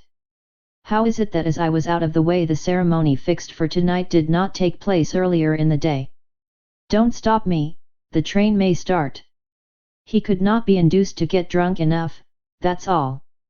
She said it almost viciously as she scrambled into the carriage. I waited until the train started and then drove back to the house. I had to settle matters there with the servants. It would not suit my plans for them to go to Count Gustav with the story of this hurried flight. I took Peter into the salon. You are a man of discretion, and your mistress and I both rely upon you, Peter. You know that Madame was contemplating a journey and at the last moment her plans have been hurried by news which I brought her. It is not for us servants to ask what our employers do, miss, he said, very respectfully. Part of the respect may have been due to the fact that I had laid some notes and gold on the table. The house will be shut up for a month, Peter, and all the servants except yourself, will leave. And they will leave tonight. You understand, tonight. I trust you to see to this. Go and find out what wages are due. This money is to pay them double that amount. I will settle with you afterwards. I do not wish them to know I am in the house. He scented more reward, and went off with the important air of a major domo, and on his return I gave him the necessary money. I shall pay you what is due to you, Peter, and give you 3 months' wages in addition. You will see the house locked up tonight and send the keys to me to this address, and let me know where I can write to you. But you can take another situation at once if you wish, and I gave him the address of the first house I had taken. That I was able to think of all these small details at such a time has often been a cause of some surprise and I think of satisfaction. I have always rather prided myself upon my capacity to concentrate my thoughts upon the matter of the moment, to think in compartments, so to speak, and to throw myself thoroughly into the part which I was playing for the time. I was just as cool and collected in all this as though the settlement of the servants' wages was the only thing I had then to do or think of. I think that is all, Peter, I am leaving directly. I have a carriage coming for me, and when I go, you will see that none of the other servants are about. The servants are already upstairs packing their things, miss, he replied. I will watch for the carriage and let you know. When he left me, I walked up and down the room in busy thought. So far as I could see, my preparations were now complete. Count Gustav believed I had left the city, I had frightened Madame d'Artel away, I had cut off the chance of his discovering her absence, and the only risk of such discovery would be at the moment when he brought Karl to the carriage. There would not be much risk then, if I did not give myself away. I recalled Madame's words about Karl. He could not be induced to get drunk enough, for the matter to go through earlier in the day. He was thus to be drugged now, and when he joined me, would be too stupefied to recognize me. Then a question occurred. What would Count Gustav do as soon as he thought his brother had gone? Had he planned a marriage ceremony similar to the farce he had played with Gareth? If so, did he mean to be present at it to make sure his plan succeeded? Would he enter the carriage with Karl to drive to the house? Or would he be content to trust the work to the man he might hit upon to play the part of priest? Wait, would it be a real priest, and so was it a real marriage he contemplated? And I was puzzling myself with little problems of the kind, when Peter came to say the carriage was waiting. Leaving all these difficulties to be solved as they arose, I arranged my thick veil and throwing the cloak over my shoulders, hurried out.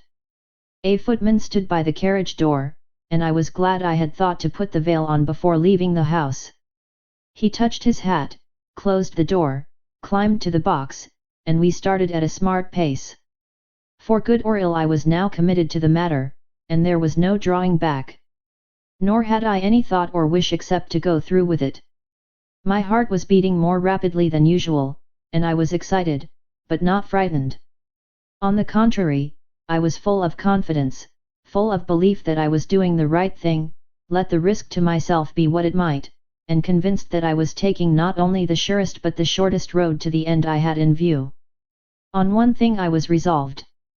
Count Gustav must not recognize me. That was all in all to me at that moment. If he did, I saw clearly the use he could make of that knowledge. Not only could he blacken my reputation by saying I had run away with Karl, but he could also use the fact with telling force against Karl himself that he had married the daughter of Colonel von Dreschler, the murderer of Count Stephen.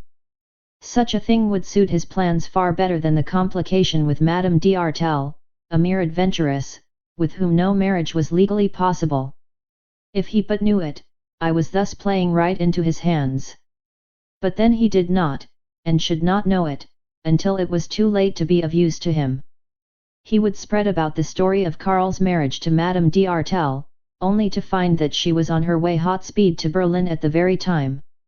And when the time came for the truth to be told, well, I had my plans already laid for his own exposure, and they would keep him busy defending himself. The carriage rattled through the streets, covering quickly the short distance to the rendezvous in the Radialstrasse, and when it drew up I peered out eagerly through the closed window, and then saw that which gave me a profound surprise. A tall man sauntered past the carriage, scrutinizing it with great earnestness, and as the light from one of the lamps shone on his face, I recognized Colonel Katona. What could be the meaning of his presence at such a time? Was it more than coincidence? It could not be that. He was a recluse, and rarely if ever left his house to walk in the city. Why should he choose such a night, and such a time, and above all such a place? I shrank back into the corner of my seat, perplexed and anxious, seeking eagerly but vainly for some reason for this most unexpected development. As I sat thus waiting, I saw him presently pass again, retracing his steps, and scrutinizing the carriage as closely as before. This time he came nearer to the window and tried to peer inside. A minute afterwards I heard a name called in a brief sharp tone of authority, the footman jumped from the box and opened the door, and I squeezed myself as far from it as possible, as Count Gustav came up, his arm through that of Karl, who was very unsteady and walked with staggering lurching steps. It was easy to see that if Karl was helpless with liquor, his brother was both pale and agitated. His face was very set, and as he approached, I noticed him glance sharply about him twice the second time with a start of what I read to be satisfaction. He made no attempt to enter the carriage, much to my relief, and not a word was spoken by any of us beyond a few guttural incoherencies by Karl, as with his brother's help he stumbled into the carriage and sat lolling fatuously, his breathing stertorous and heavy with the drink. The door was slammed, the footman sprang up, and as the carriage wheeled round I saw Colonel Katona again. This time he came out of the gloom and spoke to Count Gustav. I had no time to see more, but the list of surprises was not completed yet. We had not driven 100 yards before Karl sat up, seemed to shake off his stupor, and laughed lazily. "Well, Henriette, here we are off at last. But I wonder what in the devil's name is going to happen next." He was neither drunk nor drugged, then, but merely acting. I almost cried out in my astonishment and relief. But what did it all mean? Chapter 15. An embarrassing drive. I was so astonished at this turn of matters that I squeezed myself up into as small a space as possible in the corner of the carriage, a prey to completely baffling perplexity. The sense of shame with which I had followed his shambling, drunken movements, as he was helped into the vehicle, gave way to a feeling at first of relief, and then of pleasure, both feelings mingled with consummate dismay. Now that he was in possession of his senses, how was I to act toward him? Under the influence of either opium or drink, he would have been easy enough to deal with, and I could have chosen my own moment to avow myself. My crude idea had been to get him into the house, let him sleep away the effects, and leave him under the impression that while Madame d'Artel had been with him in the carriage, I had contrived to get her away. I was not ready to show my hand yet, and a nervous embarrassing fear of what he would think of this act of mine began to possess me. I was soon worried by another unpleasant thought. While he remained under the impression that I was Madame d'Artel, I was just an impostor, spying upon the relationship between them, of all parts in the world the most repugnant for me to have to play with him. "I suppose you're too surprised to speak," he said presently. "Is anything the matter?" I made no answer, except to draw even further into my corner. He noticed it and laughed. Bit afraid of me, are you? You needn't be. I'm not dangerous, even if I'm not drugged. But I have been any time during the last 33 hours. You see, I haven't seen you, and I haven't touched it ever since yesterday morning. There was a bitterness in his tone I had not heard in it before, but the words filled me with pleasure. Not since midday yesterday, Henriette. 33 hours, nearly 2000 minutes, every minute like an hour of hell. You didn't think I'd got the strength, I know. Neither did Gustav. And I suppose I'm only a fool to have done it, an infernal fool, that's all. It's getting easier already, but I'd give 10,000 kronen for a taste now, one little wee taste. He sat suddenly bolt upright, clenched his fist and flung it out in front of him, and groaned as if the fever of temptation had laid hold of him with irresistible force. You don't seem to care, he said, bitterly, turning to me, and then his voice became strained and tense. But you'd better. You hear that, Henriette, you'd better. You keep it from me, or as there's a sky above us I wouldn't trust myself not to kill you. Impulsively I stretched out my hand and laid it on his arm, as if to calm him. But he shook it off impatiently. All that's past, he cried. 2000 hours of hell can change a man. They've changed me. I can see things now, and mean to see more. That's why I've come on this business. That end his voice fell and his head drooped, and with his lazy laugh he murmured, what a fool I am, just because a girl. The sentence was left unfinished, and his fingers stole to the pocket as if in search of the drug. I must smoke or have it. Not her sake nor a million her sakes will keep me from it if I don't. I shall stop the carriage and get it. He lit a cigar and held the match up, and peered closely at me until the little flame flickered out. Then he leaned back and puffed fiercely, filling the carriage with the smoke, and making me cough. At that, he let down the window on his side sharply and bent forward that the air might blow on his face. By the light of the street lamps I saw that his face was drawn and lined as if with the pain and passion of the struggle through which he had passed. Have we far to go? He asked, raising his voice in consequence of the noise from the open window. I did not answer, and he shrugged his shoulders. You're a cheerful companion for a man in my mood, he cried, almost contemptuously, as he closed the window with a shiver of cold. He leant back in his seat, drew his coat closely about him, and smoked in silence, but with less vehemence. Presently he found the silence oppressive. One of us must talk, he said then. I wonder why I'm here and what the devil will come of it. He exclaimed, laughing. I wondered, too, what would come of it, but I held my tongue. I had resolved not to speak during the whole ride if I could avoid it, so as not to reveal myself. And if I could reach the house without his discovering my deception, I saw a way by which I could mislead him. What are you wrapped up like that for? Throw your cloak back, he said next, and put out his hand as if to do it. I drew it closer round me. Then you're not deaf as well as dumb, he laughed. What's the matter with you? I can find a way to make you speak, I think, or you've been just play acting ever since I knew you. He bent toward me until his face was close to my veil. You're not generally afraid to show your face. And you needn't be, it's pretty enough. You can hear that, I know. A pretty woman never had a deaf ear for a truth like that, and it is truth, no more, no less than the truth. It didn't need either opium or drink for me to know that, Henriette, though you plied me with plenty of both for that matter. Can you deny that? He paused for me to answer, but I did not, and he leant back in his seat again. Yes, you're a beautiful woman, Henriette, and Gustav's a very clever, long-headed fellow, but between you, you made a bad mistake. You should have known better than to conjure up that old past of mine. You shouldn't have had a friend about you with haunting eyes. Heavens, how they haunted me, and haunt me now. Doesn't that make you speak? No? Then I'll tell you more. That girl's eyes killed at a stroke every thought in my mind about you.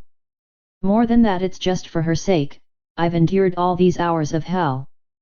I can trust you not to tell her that, but it's true, Henriette, just as true as that you're a beautiful woman."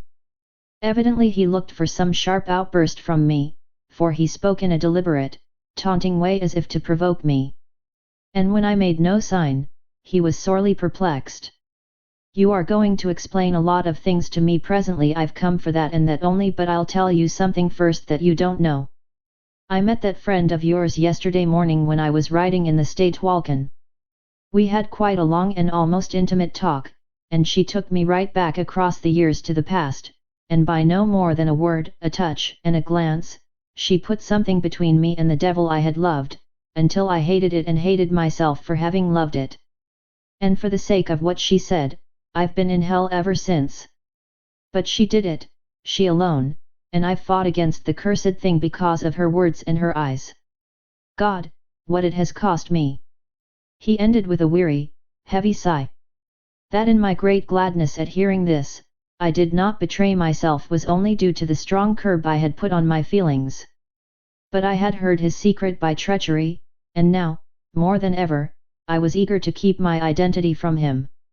I longed for the drive to come to an end, and I looked out anxiously to try and see even in the darkness that we were reaching our destination. "Yes, Henriette, those haunting eyes of hers have saved me, so far," he began again. "Saved me, even when it seemed as if all the fiends in hell were just dragging and forcing me to take it. I didn't. More than once the thing was all but between my lips, but she saved me. But I must see her again, or I shan't hold out. I must hear her voice and feel the touch of her hand. Where is she, Henriette? Where is she? That's one of the questions you shall answer. Gustave says she has gone to Paris. They told me the same at your house today. I was there twice, though you didn't know it. And you'll have to tell me that among the other things. You can tell me that now," he said almost fiercely, as he bent toward me again and stretched out a hand as if to seize mine. I gave up my secret for lost, but the carriage slackened suddenly and with a quick swerve drove into the gates of the house. Karl let the windows down and peered out curiously, and when the carriage door was opened by the footman, he got out and stood offering me a hand to alight.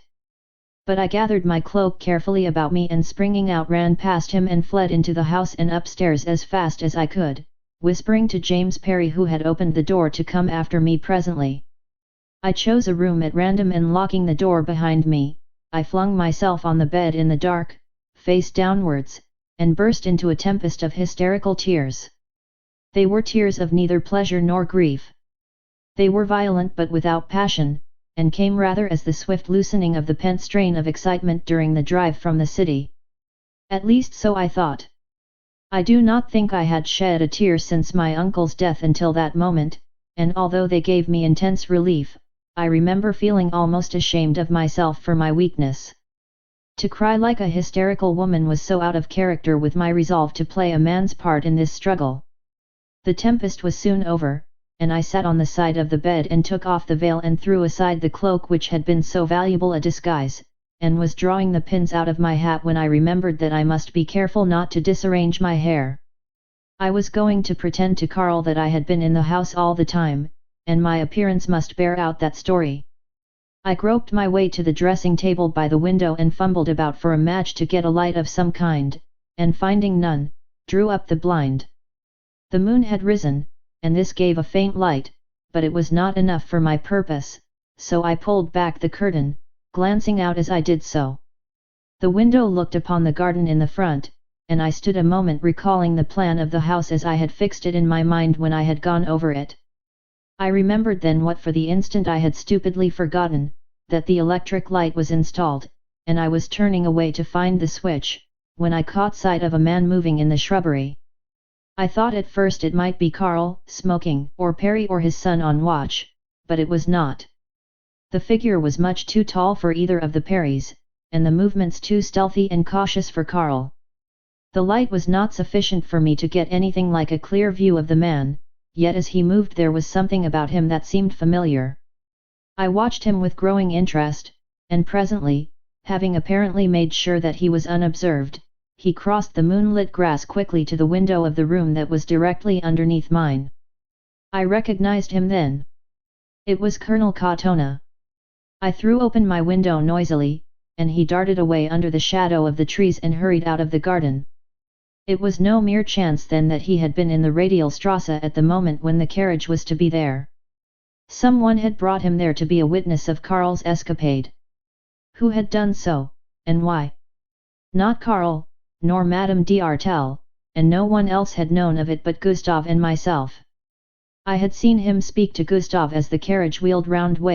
I recalled the two furtive glances which Gustav had cast about as he had come up to the carriage with Karl, and the expression of satisfaction after the second of them. This was Gustav's work, then. And why had he done it? Why had he brought Colonel Katona, of all men in Pest, to see Karl run away with Madame d'Artel?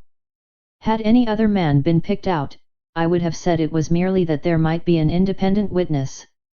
But Colonel Katona, and then the reason seemed to flash into my thoughts, suggesting a scheme subtle and treacherous enough to be worthy of even the worst thoughts I had ever had of Count Gustav. I thought rapidly how I could put this new idea of mine to the test, and how use it for my own purposes. But before I could decide, I heard hesitating steps in the corridor outside my room. Someone knocked gently at the doors of other rooms and then at mine. "Are you there, miss?" It was James Parry's voice. "Yes," I answered, and closing the window and drawing down the blind, I opened the door. "The gentleman is asking for Madame d'Artel, miss," he said. "What answer am I to give him?" "I will take it myself," I replied. I switched on the light and made sure that my hair was all right. "What about the servants, James?" I asked. "There are 2 woman servants only, miss, and my father and myself. We did as you said, and sent away a footman who was here." "You have done very well. If you are asked any more questions about Madame d'Artel, say that she left the house the moment after the carriage arrived, and that I have been here some hours." "Yes, miss." He was very perplexed and, I think, troubled. We went downstairs, and he showed me the room where Karl was. It was directly under that in which I had been. It was to the window of that room, then, I had seen Colonel Katona cross in the moonlight. Chapter 16. A Wisp of Ribbon. Karl was sitting in an attitude of moody dejection, his elbow on the arm of the chair, and face resting on his hand, and he turned slowly as I opened the door. The look of gloomy indifference vanished, and he rose quickly with a glance of intense surprise. "Miss Gilmore!" he exclaimed. "You asked for Madame d'Artel." "I have come to say she has left the house," I said in a quite steady tone. "But how do you come to be here? I don't understand. I thought you knew I was Madame d'Artel's companion. But they told me you had gone away to Paris." "I did start, but I came back. I have been twice today to her house to ask for you. I was very nearly rushing off to Paris after you. I'm glad I didn't." He said this quite simply, and then his face clouded. "But if I understand all this, may I take to opium again?" His eyes cleared, and he smiled as he spoke the last words. "I hope you will never do that," I replied. "No, I shan't now. Do you remember what I said to you in the gardens yesterday?" "Yesterday? Why, it seems 20 years ago." "You mean that you would hate me if I stopped you taking it?" "Yes, that's it. I have hated you too, I can tell you. I couldn't help it, but I haven't taken any since. It's cost something to keep from it, but I've done it. And I shall be all right now. I nearly gave in, though, when I heard you'd left the city. I knew that you had the strength to resist when I spoke to you yesterday, and I looked at him steadily. He returned the look for a moment. "It's wonderful," he murmured. "Positively wonderful." Then in a louder tone, "I think you must have hypnotized me." "Oh, no. I only appealed to your stronger nature, your former self. You have the strength to resist, but you let it rust.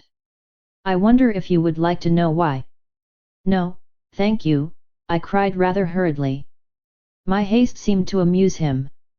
Well, I don't suppose it matters. Then you're not going to Paris? Not yet at any rate. Then I shall see you sometimes. I must if I'm to keep from it, you know. Yes, if possible and necessary. It is necessary, and I'll make it possible.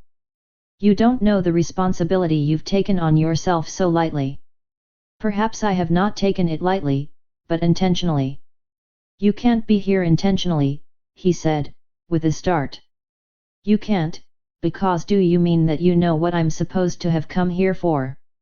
Half incredulous, this. Yes, quite well.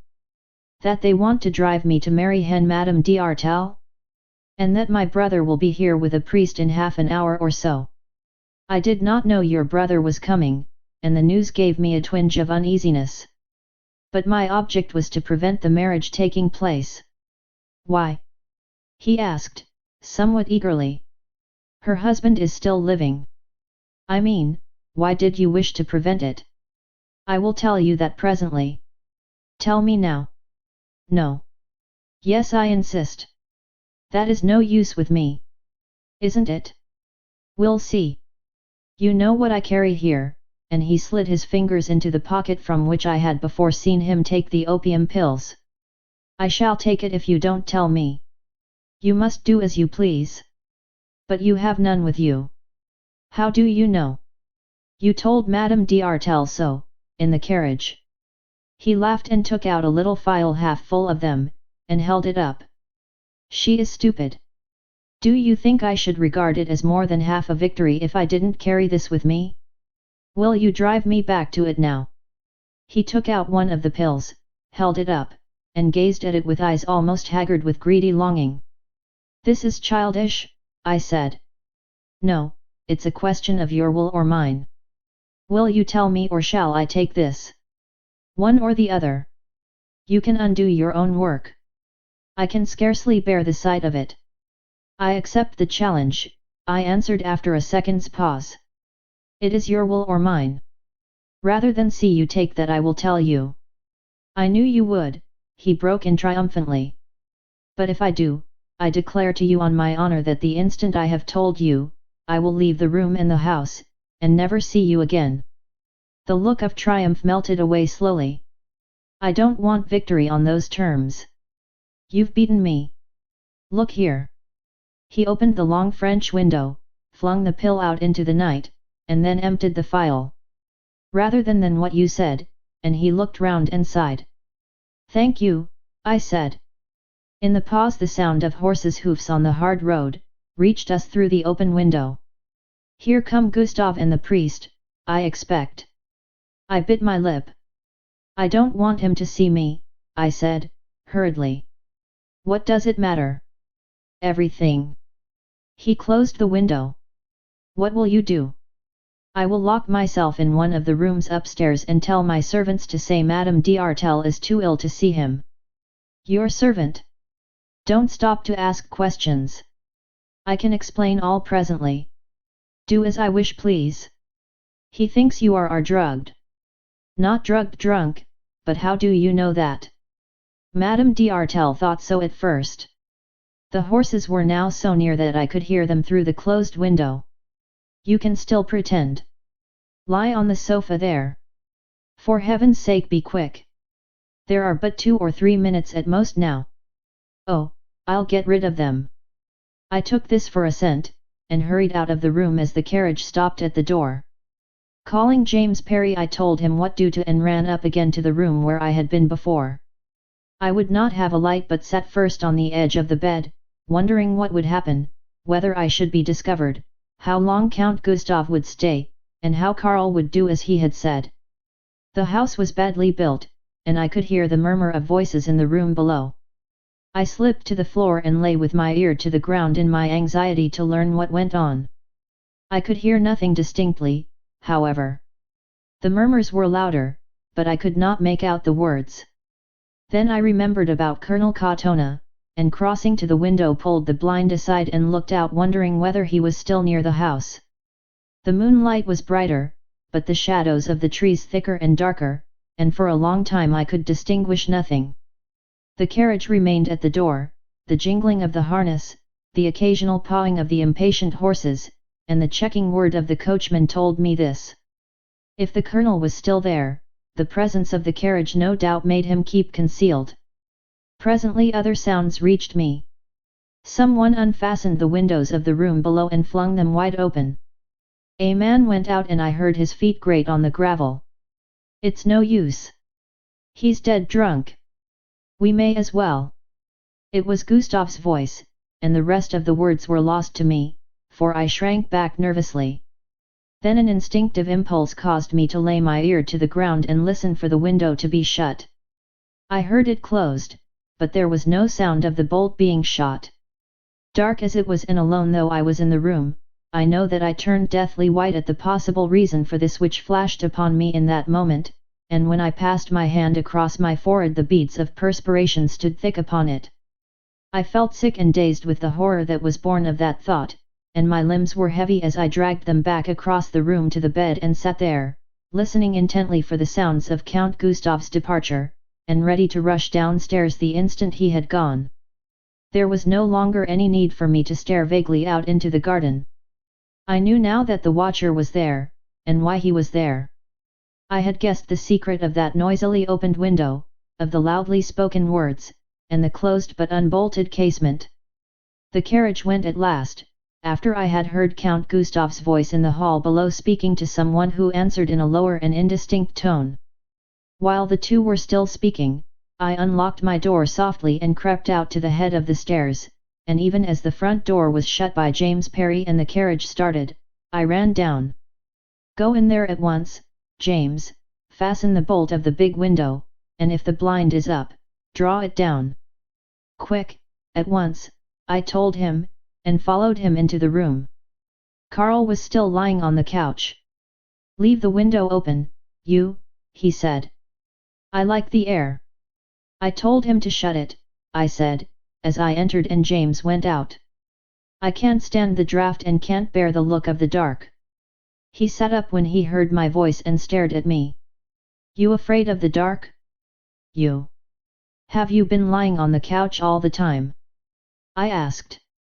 "Yes, Gustav fooled me about and tried to make me get up, but I wouldn't, but what has that to do with anything? You do nothing but bewilder me and Gustav too, for that matter." "It's time that some things were made clear," I replied. "How did you prevent them coming in search of me?" "Very easily. I told him Madame had gone to bed, ill with temper, because I was drunk, and swore I would do her some damage if she came near me. By the way, what are you going to do?" "I don't know. I've succeeded already in the chief part of my purpose, and am not ready yet for the next." "What is your purpose?" "I am going to tell you. One thing was to prevent your marrying Madame d'Artel. You said that before when you wouldn't tell me the reason." "What is the reason?" "Because I know why the marriage was being forced."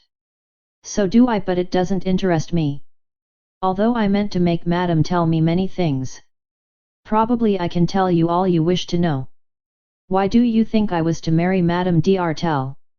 "To complete your ruin in the eyes of the country, to make you impossible as your father's heir in the event of the plans of the patriots succeeding.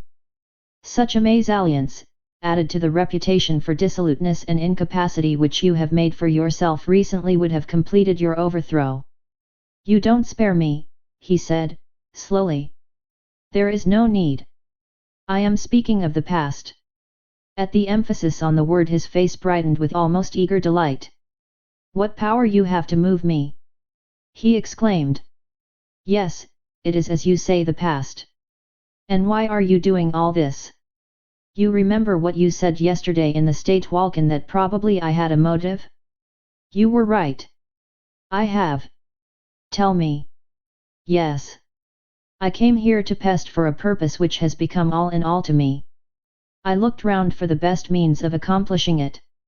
First I went to General von Erlanger thinking to work through him. Then I saw and recognized the woman who was reputed to have so much influence over you, Madame d'Artel. I knew I could get her into my power, and said to myself, I can save Count Karl from her, and I went to her. At her house I learnt the rest, that the plan was to force you to one side in favor of your brother. I said to myself again, if I save him from that scheme, he will have the power I need, and in common gratitude will be impelled to help me. I had not seen you then. He listened attentively, but his look grew gradually solemn and gloomy, and he shrugged his shoulders as he answered, I see. You are like the rest. Timber to hew and water to fetch for yourself. Well? What difference could it make whether you had seen me or not? His manner nettled me. Why, I know not, but I replied sharply, did you think I was a philanthropist with no other thought but to help you? Or that you were so weak and helpless that out of sheer pity a stranger would be drawn to help you? He bent his head upon his hand and sighed dejectedly. Go on, he murmured. If I'm disappointed, it hurts no one but myself. If I had seen you, I should not have attempted it. Of that I am quite sure. What a contemptible beast I must have seemed to you. I suppose you know how you're hurting me? Perhaps you have another motive. If I had, and he slid his fingers into his pockets as if in search of his little file. It's very brave, isn't it, to threaten me like that? I said, curtly. He drew his fingers out as though they had touched fire, and glanced up hurriedly at me. You don't know what a coward it makes of a man, he sighed. You're making it harder for me. You're killing hope. A dangerous experiment with a patient like me. There's only a very short bridge between me and the past. A bridge you will never recross, I said, firmly. He looked up and met my eyes. Not if you'll stand between it and me, and help me a bit now and then. I'm going to play my part, but you mustn't kill my hopes, you know. I shall help you all I can, because you cannot help me unless you do play it. He frowned. I'll play it, if it's only to help you. What is it you want? A thing that may be very hard to do. I'll do it. I swear that. It will be an incentive to feel I can help you. It gives me a glimmer of hope again and strength, the mere thought of it. You don't know how I'd like to please you. For a moment I was silent, and in the pause, my ears, which are very quick, caught a sound which made my heart beat rapidly. The faint crunch of a footstep on the gravel outside the window. He heard nothing, but saw the start I gave. Why did you start? Nothing, I said, with an effort to keep my voice steady. I will tell you what I want. Years ago a great wrong was done to a very close and dear relative of mine here in Pest. I came here to seek justice for his name, for he was left to die in shameful exile, with the wrong unrighted. I looked for anything but that, but I'd do more than that for you, much more. Who and what was he? He had no suspicion of the truth yet, and when I paused, he misunderstood my hesitation. You don't doubt me? No, but I hesitated, and then there came another sound from without. A hand pushed the window frame, and this time Karl heard it. What was that? He asked, and rose from the couch. The wind, nothing else. There's no wind, he said. I'll see. I put myself between him and the window. No, don't open it. I started and stopped abruptly. I saw something lying on the sofa. It was just a wisp of faded ribbon. But it was the favor which he had begged of me that night years ago in New York. So he carried it with him always. The color left my face and I caught my breath. You are ill? What's the matter? You're not frightened?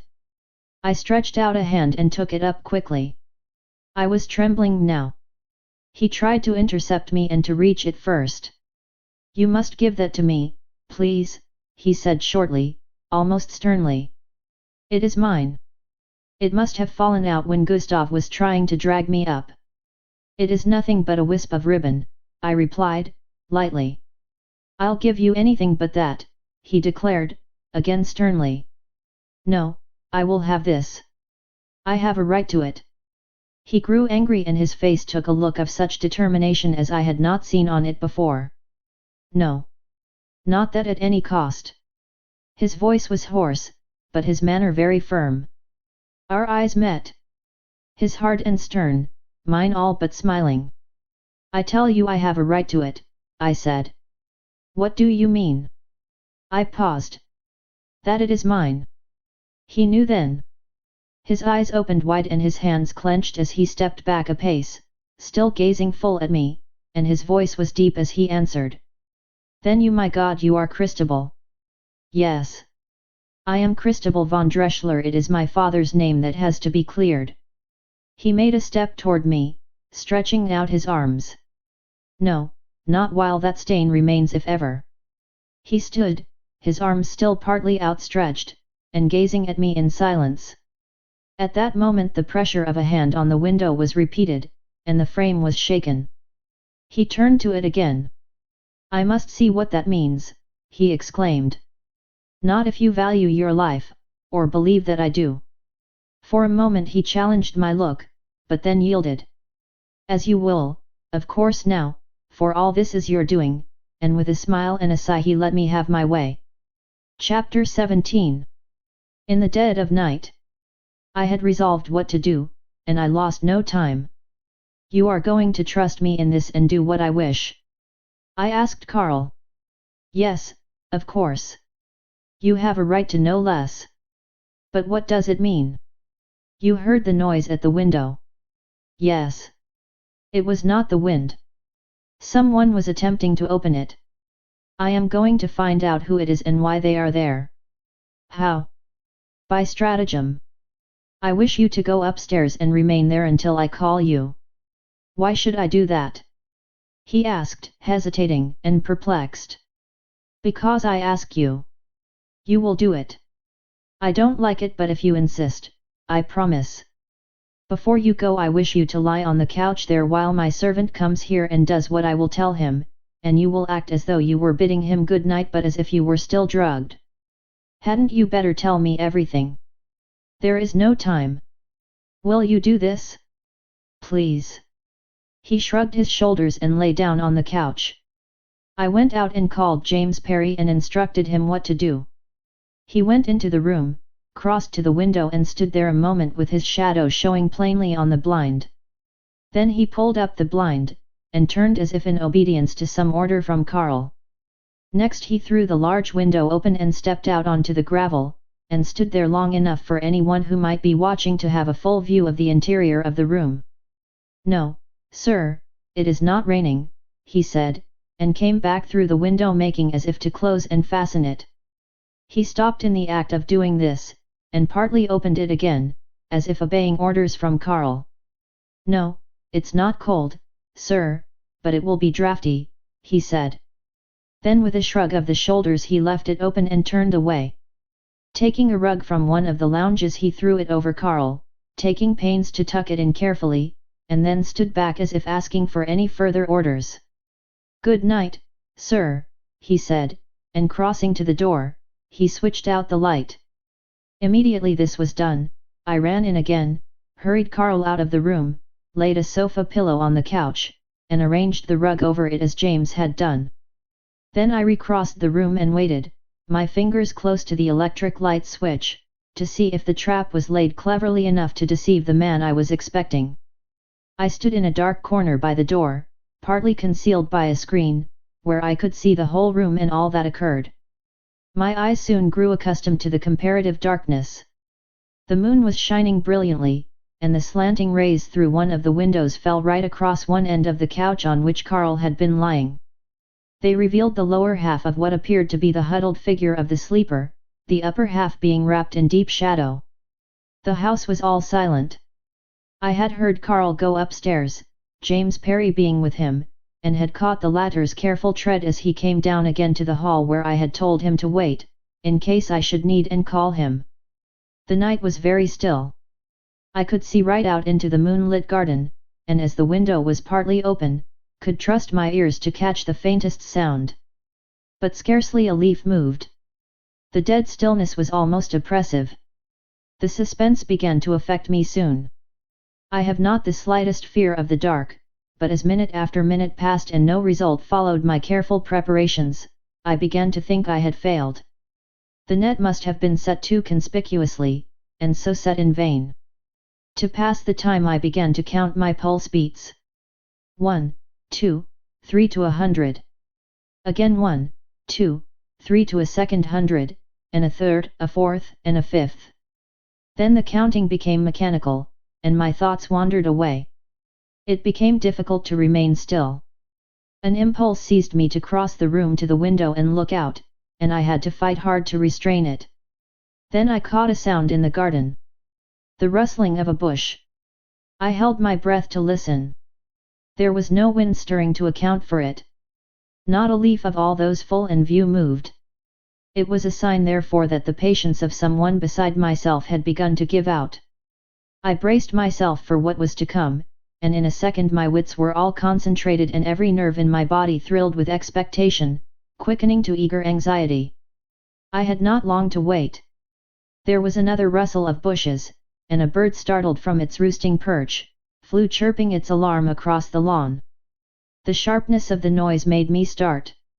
Another pause followed, then another sound, this time a slight grating on the gravel. Almost immediately a head showed at the window pane, and a man peered cautiously through the glass into the room. I crouched closer into my hiding place as his face turned and the eyes seemed to sweep in all directions to make sure that no one else was there to see him. Stealthily and silently his hand was stretched out, felt the heavy frame, and pushed it open sufficiently to let him enter. The window gave a faint creak in opening, and he stood as still as death lest it should have been heard. I held my breath now in my excitement. What was he going to do? It was Colonel Katona. I could recognize him by the moonlight, and a moment later his purpose was clear. He changed something from his left hand to his right. The glint of a moonbeam on the barrel showed me it was a revolver. I had read the signs aright. He had been tricked into the belief that Karl was the man who had betrayed Gareth, and had come now to do what he had swore to me he would do to any man who harmed her, take his life. He must surely have had some apparently overwhelming proof given him before he would go to this desperate extreme, and I would know what that proof was, before the night was much older. Already I had a strong suspicion. These thoughts flashed through my mind in the moment that the colonel stood hesitating after the noise made by the creaking window, and the instant he moved again, I had no eyes but for him, no thought except for what he proposed to do. His next act surprised me. He closed the window softly behind him and drew down the blind. The noise was much greater than before, but he paid less heed to it. He pulled it down quickly, shutting out the moonlight, but there was enough dim light through the blind for his purpose. I could just make out that he held the revolver ready for use as he stepped to the couch and stretched out his hand to seize and wake the sleeper. I chose that moment to switch on the light and step forward. He whipped round and levelled his weapon point blank at my head. I had no fear that he would fire, however. "Good evening, Colonel Katona," I said, in as even and firm a tone as I could command. "That is only a dummy figure which I put there. I was expecting you."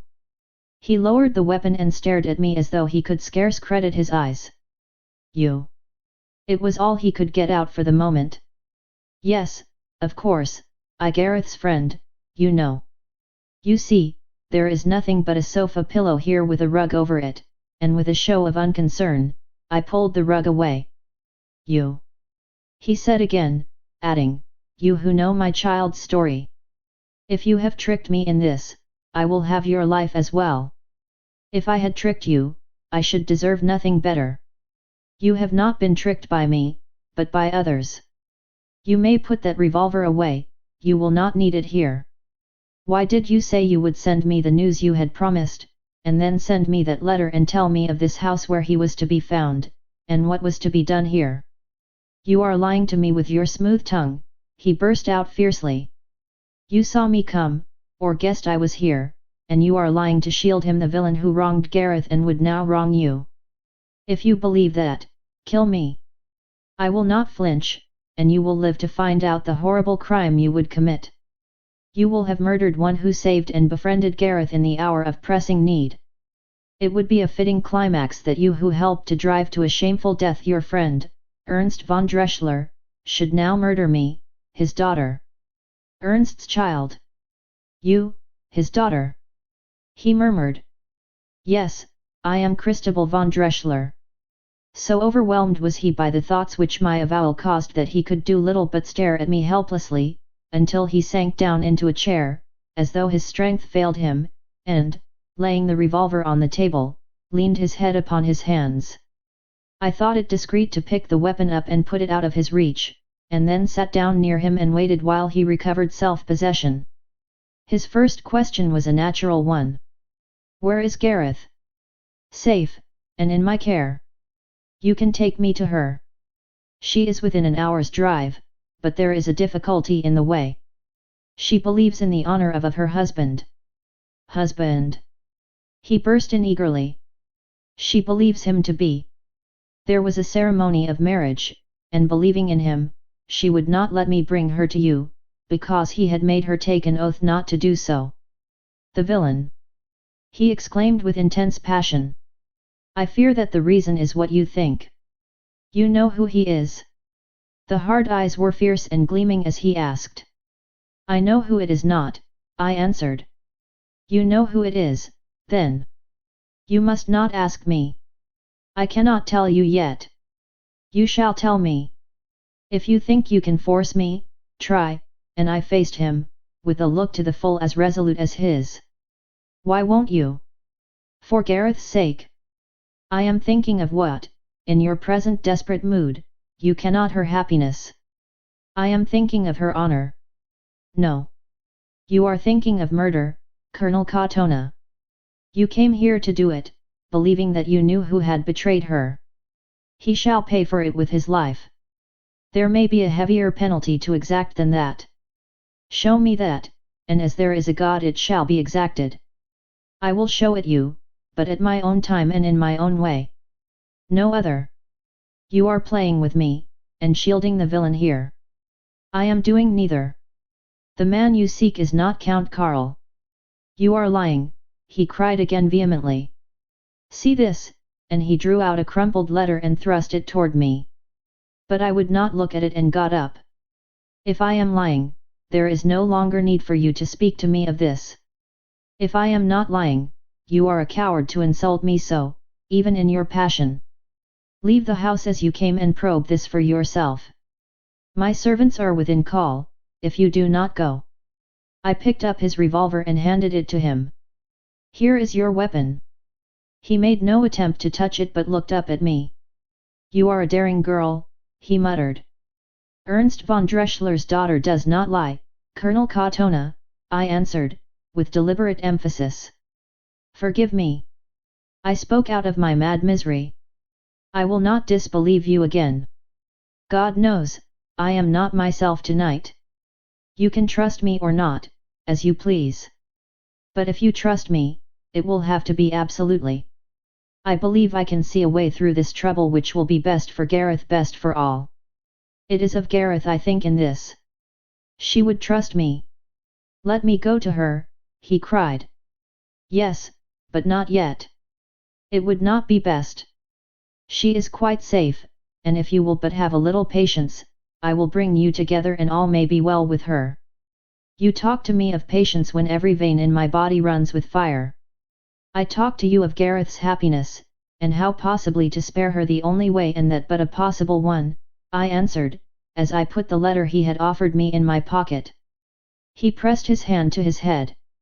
My God, I cannot be patient, he cried, vehemently. You could show patience in the slow ruin of your friend, Colonel Katona. Must I remind you of that? I am here to avenge that wrong, and seek tardy justice for his name and mine. You can help me to avenge the wrong and do justice to him, dead though he is. For the sake of my dead father no less than for that of your child patience is needed. I will have my way and no other. What do you mean that I can avenge your wrong? You hold the secret that can do all. What secret? And for all his wildness about Gareth and for all his mad rage, my words had touched a secret thought which drove the colour from his tawny face and brought a fear of me into his eyes. Fear it was, unmistakably. It is enough that I know it, I answered, so curtly and with such concentration that he dropped his eyes as though I might read some secret in them. I would have given all I was worth to have known what was in his mind at that instant.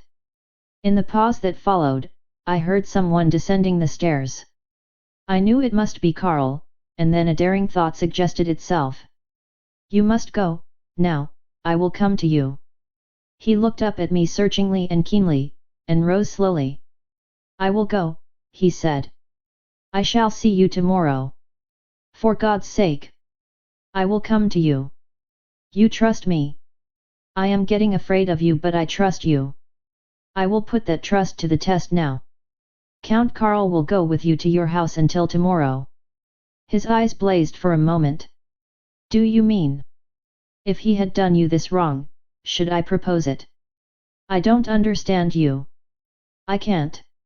It must be as I say. You will not even speak Gareth's name to him.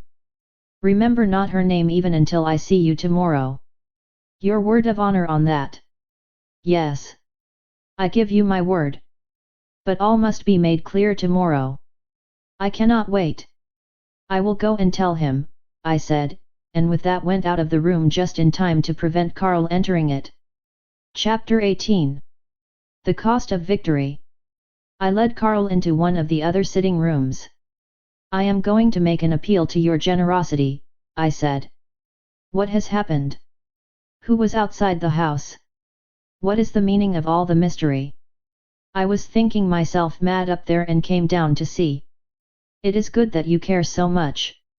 2 days ago you would have given a shrug of your shoulders, a toss of the head, a lift of the eyebrows, and with an easy smiling "it doesn't matter," have left anyone else to do the thinking. Don't let your cigar go out, it probably helps you. He was holding a long black cigar such as he had smoked so furiously in the carriage. You have given me plenty to make me think, he answered. But what has happened? I told you I am going to appeal to your generosity. Not to ask me to tell you everything, but just to accept my explanation. I was afraid it was something else. What? I asked, not thinking, and so falling into the trap. That you should keep what you have not yet returned, that little link with the past, the ribbon favor, Christabel. His eyes were very gentle as he spoke my name. For a moment I wavered, lowering my head, then taking courage to face what must be faced by us both, I lifted my eyes and, firm in both look and voice, answered him, it must not be a link. It is no more than a relic. There can be no connecting link with that old time for us two. You think that? Perhaps, but I don't, and he shook his head. You are very strong, Christabel, but not strong enough for that, not strong enough to change me, at least. It's the only thing in life I care about. It must be put aside, I declared. Your part is of course for you to decide, but mine is for me. You cannot take my share from me. I shall prevail with you. I must. You are going to take your rightful position as your father's heir. You know what is to happen here when the Patriots gain their end. You know what will be expected of you then, and you have to think, not of yourself, not of any mere personal desire, any smaller end, but of your country. Mere personal desire, he repeated. Is that how you read it? It is what your countrymen would call it, your countrymen, who will look to you to do your duty. They must not look in vain. He made no reply but sat smoking, his brow gathered in deep furrows of thought. There are two Count Karls, I continued. The one who years ago lived a life which made men proud of him, and filled them with trust and confidence in his power and vigor. The real Karl, the man who at the call of patriotism and the counsel of a friend, was even strong enough to let himself be condemned in the eyes of the girl he cared for as cowardly, selfish, and false. That was the real Karl. The other was but an ignoble man, a purposeless parody of the real and true, and he, I thank God, exists no longer. But the noble Karl has to face again today the same hard problem he solved so roughly and crudely years ago. With this difference, however, the girl knows all now and will help him. The trouble in his face deepened and he shook his head slowly. No, no. I cannot. Yes, you must. We must, Karl. We don't make our lives, we do but live them. I cannot, he repeated, heaving a great sigh. We have no choice. I have seen this throughout. If I have helped you as I love to think I have to tear aside the coils that were binding you fast to the wheels of ruin, I have done it in full knowledge of all this, of what must be, of what neither you nor I nor we two together, if we were true to ourselves, could possibly prevent. You must not, you shall not be false to your duty and your country. No, no. It is too much to ask. In so far as I have helped you, I have a right to ask you. I press that right with all my power. His face changed and with a glance of resistance, he answered, quickly.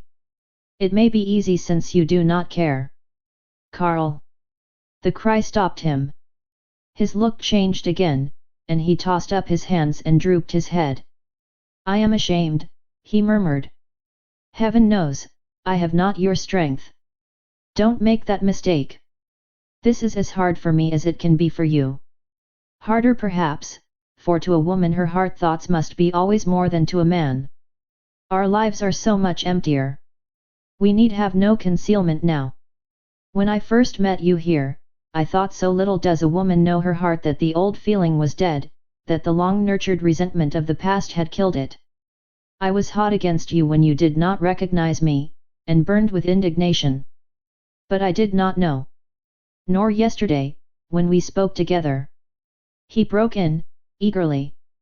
Ah, yes, I began to know then, and to be glad. Not glad with the joy of expected happiness, but so glad that I had been wrong in the years between. But when, tonight, I found this and I took out the little ribbon favor, then indeed I knew all. He held out his hand. Give it me. Better not, far better not. We must be strong, and this can only be a source of weakness. We will face together that which must be faced and destroy it. No, he cried, earnestly. No. It is mine. I will keep it. Give it me. Of what use is it? A mere piece of tawdry faded ribbon when I have given you all my heart. Christabel. His outstretched hand fell as he spoke. I crossed to his chair and stood by him and laid my hand on his shoulder, looking down into his face. You will be strong, Karl. I trust you to destroy it, and I held it out to him. Instead of taking it, he seized my hand and pressed his lips upon it. If I lose you, I shall go back to what I was, he said, holding my hand and looking up. I shook my head and smiled. I have not so little faith in you as that. I, like your countrymen, appeal to the real Karl, and I know we shall not appeal in vain. You have a noble part to play in life, and you will play it nobly as becomes you, and I shall watch you play it, proud to think that I have helped you to be worthy of it and of yourself. My God, I cannot give you up, he cried, desperately. I cannot go back to the lonesomeness of those years. You don't know what they have been to me, desolate, empty, mournful, purposeless. If you bring them back to me after this, Christabel, you must not. Is that weakness worthy of you or of me? You don't understand. It was bad enough and black enough when my only thought was that I had had your love and had wantonly killed it, that was purgatory. But now, meaning to do well, what have you done but ill? You have shown me happiness, only to shut the gates upon me and drive me out into the black misery again. If you love me, you will never do that. You could not. I went back to my seat. You make this very hard for me, for us both. So much harder than it need be. You had better go now, and leave this where it is. Yet I had hoped. Hoped what? That I could help you to be strong enough to do the only right thing. And you kill my hope by thinking only of yourself. I would have had you act from the higher motive, but if you will not, the fault is not mine. You force me to say what must be said. Decide as you will, it can make no difference. I can never be to you what you wish, and what, were things other than they are, I would wish with my whole heart. But I could have been your friend, and that you make impossible. Christabel. I mean it. I could never be the friend of a man who would set a woman above his duty and his honor, even though that woman were myself. I thought so much better of you. You are hard and unjust to me, he cried. No, no. I am hard to myself, but only just to you. But let it be as you will. He rose and began to pace the room. You had better go. I have failed with you, and failing, must lose all I had wished to win my own purpose and all. I shall not see you again. You have made it impossible. I shall leave Pest tomorrow with all my efforts failed. No, he burst out almost violently, stopping close and facing me. If you go, you know how it will be with me. I looked at him firmly, and after a pause said in a deliberate tone, if you cannot rise to the higher life, what matters to your country if you fall to the lower? And as with your country, so with me.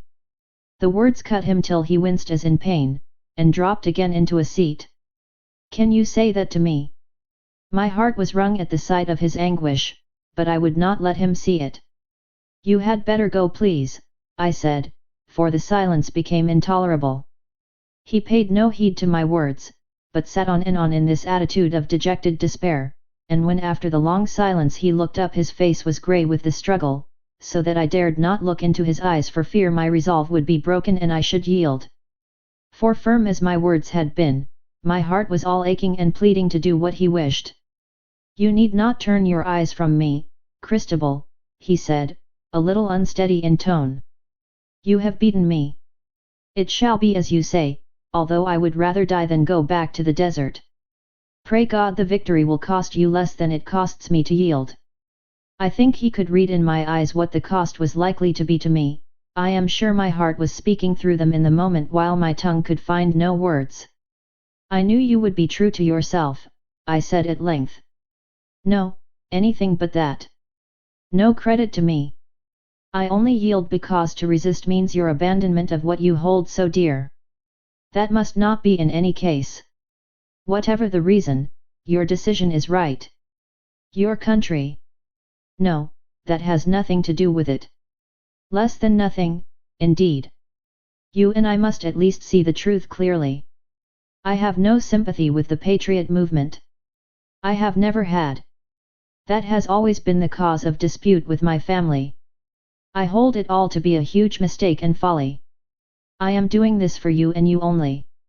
Now, more than ever, I shall hate the cause, for it has helped to rob me of you. I had no answer to that indeed. What answer could I have made except to pour out some of the feelings that filled my heart, and thus have made things harder for us both? He sat a moment, as if waiting for me to speak, then sighed wearily and rose. I had better go now, as you said. I suppose now you will let me see you again. Of course. Tomorrow. Meanwhile, until I do see you, I wish you to go somewhere and not show yourself. All places are alike to me again, he replied, with dreary indifference. I wish you to go and stay with Colonel Katona, and stay in his house until I send to you. Colonel Katona? Is he here? Why? His daughter is my friend. It was he who came to the window tonight, seeking news of her.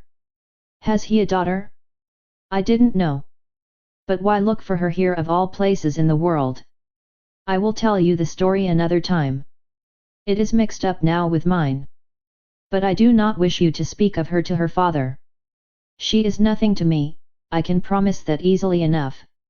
I touched the bell, and told James Parry to have the carriage brought at once to the door. When shall I see you? Tomorrow, really? You know the danger. That danger is past, I said, firmly. You have more confidence in me than I have. After tonight I shall never falter in that confidence. I thank you for that, Christabel, I shall try, and he smiled. As he withdrew his eyes they fell upon the wisp of ribbon lying on the table. He picked it up, gazed at it, then raised it to his lips and laid it again on the table. You still wish this to be destroyed? He asked, keeping his gaze averted. Simple as were the words and the act, I could not find an answer on the instant. It is best so, I murmured at length. Very well, and he turned away. You are always right. Of course, it's only folly and weakness. We heard the carriage drive to the door then. He started and held out his hand, then as if with a sudden thought, he said, I had forgotten about you. I am so self-wrapped, you see. What are you going to do? I shall stay here tonight. Is it safe, do you think? I have my servants here. Besides, you are so fearless yourself. Good night. It is all so strange. I feel as if I should never see you again. And I suppose in a way that's true. As things are to be in the future, it won't be you, in one sense. You said there were 2 Karls and now there are to be 2 Christabels. That sounds like a bad joke, but it feels much more like a sorry tragedy, and he sighed heavily. He went out then to the carriage, and I to fetch Colonel Katona to join him. When they had driven off I went back into the room and sat down feeling dreary and anguish-sick. I was tired out, I told myself, but no bodily weariness could account for the ache in my heart.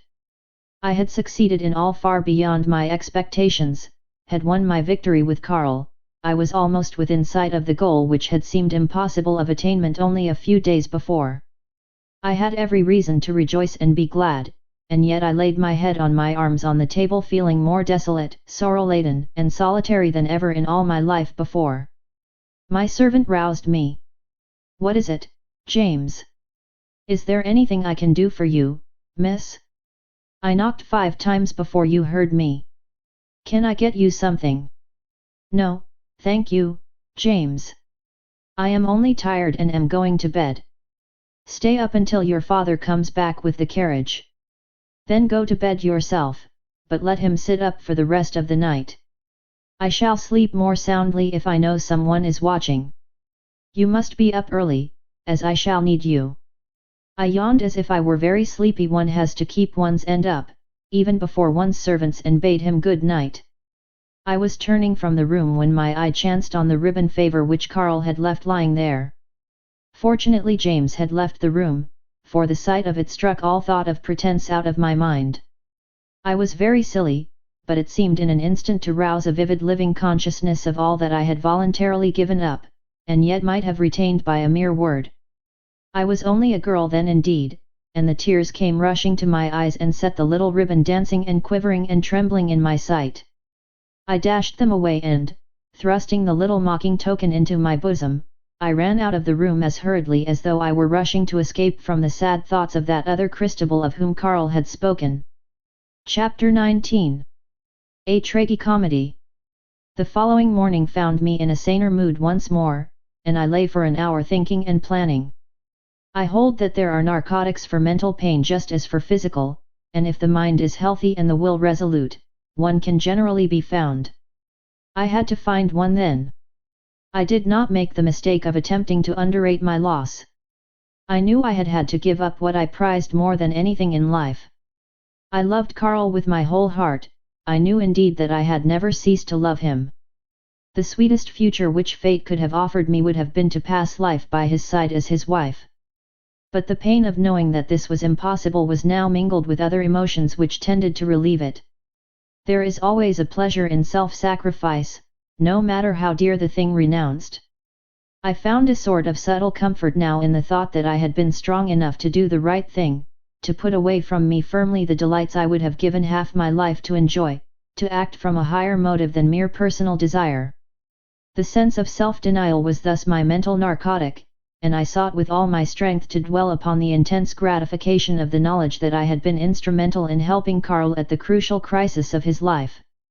His country had need of him, and that he would now play his part manfully, would be in a degree my work. That was my consolation. I could claim truthfully that no selfish motives had swayed me. The clearance of my father's good name had ceased now to be more than a solemn duty to him. The loss of Karl had rendered me indifferent to any considerations merely personal to myself. In regard to Gareth, too, my chief desire was to see justice done her. Accident, or perhaps rather fate, had put into my hands the weapons with which to fight the man who was menacing both her and me, and I could claim to have made no selfish use of them. The thought of her brought back with it the necessity to gather up the threads and carry my purpose to success. The end was not far off now. I had first to anticipate what Count Gustav would do after the stroke he had meant to deal the previous night.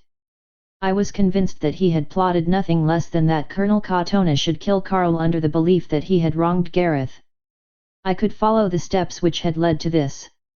When, at Madame d'Artel's, I had let Count Gustav see the Colonel alone, he had given a false message that I would send the information.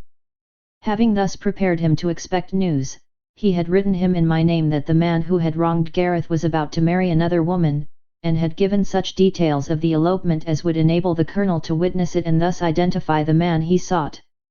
This explained something that had puzzled me, why the pretense of the elopement had been persisted in when my apparent departure had destroyed the necessity for any such secrecy. The elopement had become a vital part of the subtle scheme to reveal Gareth's betrayer to her father. Then, to give countenance to it all, Count Gustav had sent as if from me the letter of Gareth's which the Colonel had brought with him and given to me. I read it now. It was to Count von Ostalen, of course, and in it Gareth poured out her tender heart to the husband she knew and addressed as Karl. It was a cunningly planned scheme, and had Madame d'Artel really come to the villa, it would almost certainly have succeeded. But the question now was, what would be Count Gustav's next move? He would believe that Karl was dead, assassinated by the Colonel in his frenzy. That started another suggestion. If murder had been done, all in the house would have been implicated, and Count Gustav was quite capable of using the deed for a further purpose.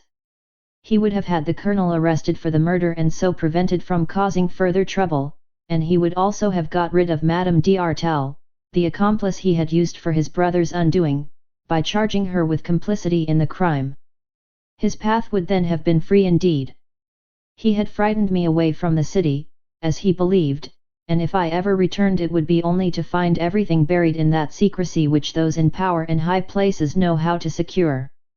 What would he do when he came to the house and found me there alone and helpless to resist him? I could not doubt for an instant. I should be arrested on some charge and shut up until I disclosed to him Gareth's whereabouts and everything I knew of the matter. I would act on that presumption, except that I would force his hand in one direction and safeguard myself in another. I rose and dressed myself hurriedly.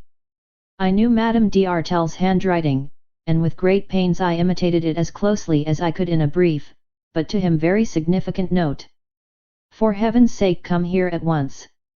A terrible thing has happened. I am beside myself with horror. Henriette d'Artel.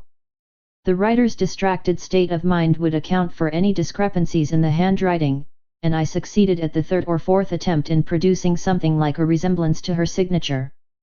This letter I sent by James Parry, and with it another to General von Erlanger. I gave him the address, Unter den Linden, and wrote: I shall probably be in great danger here at about 11 o'clock this morning. Will you be near this house at that time, so that at need the servant who brings this may find you and bring you to me?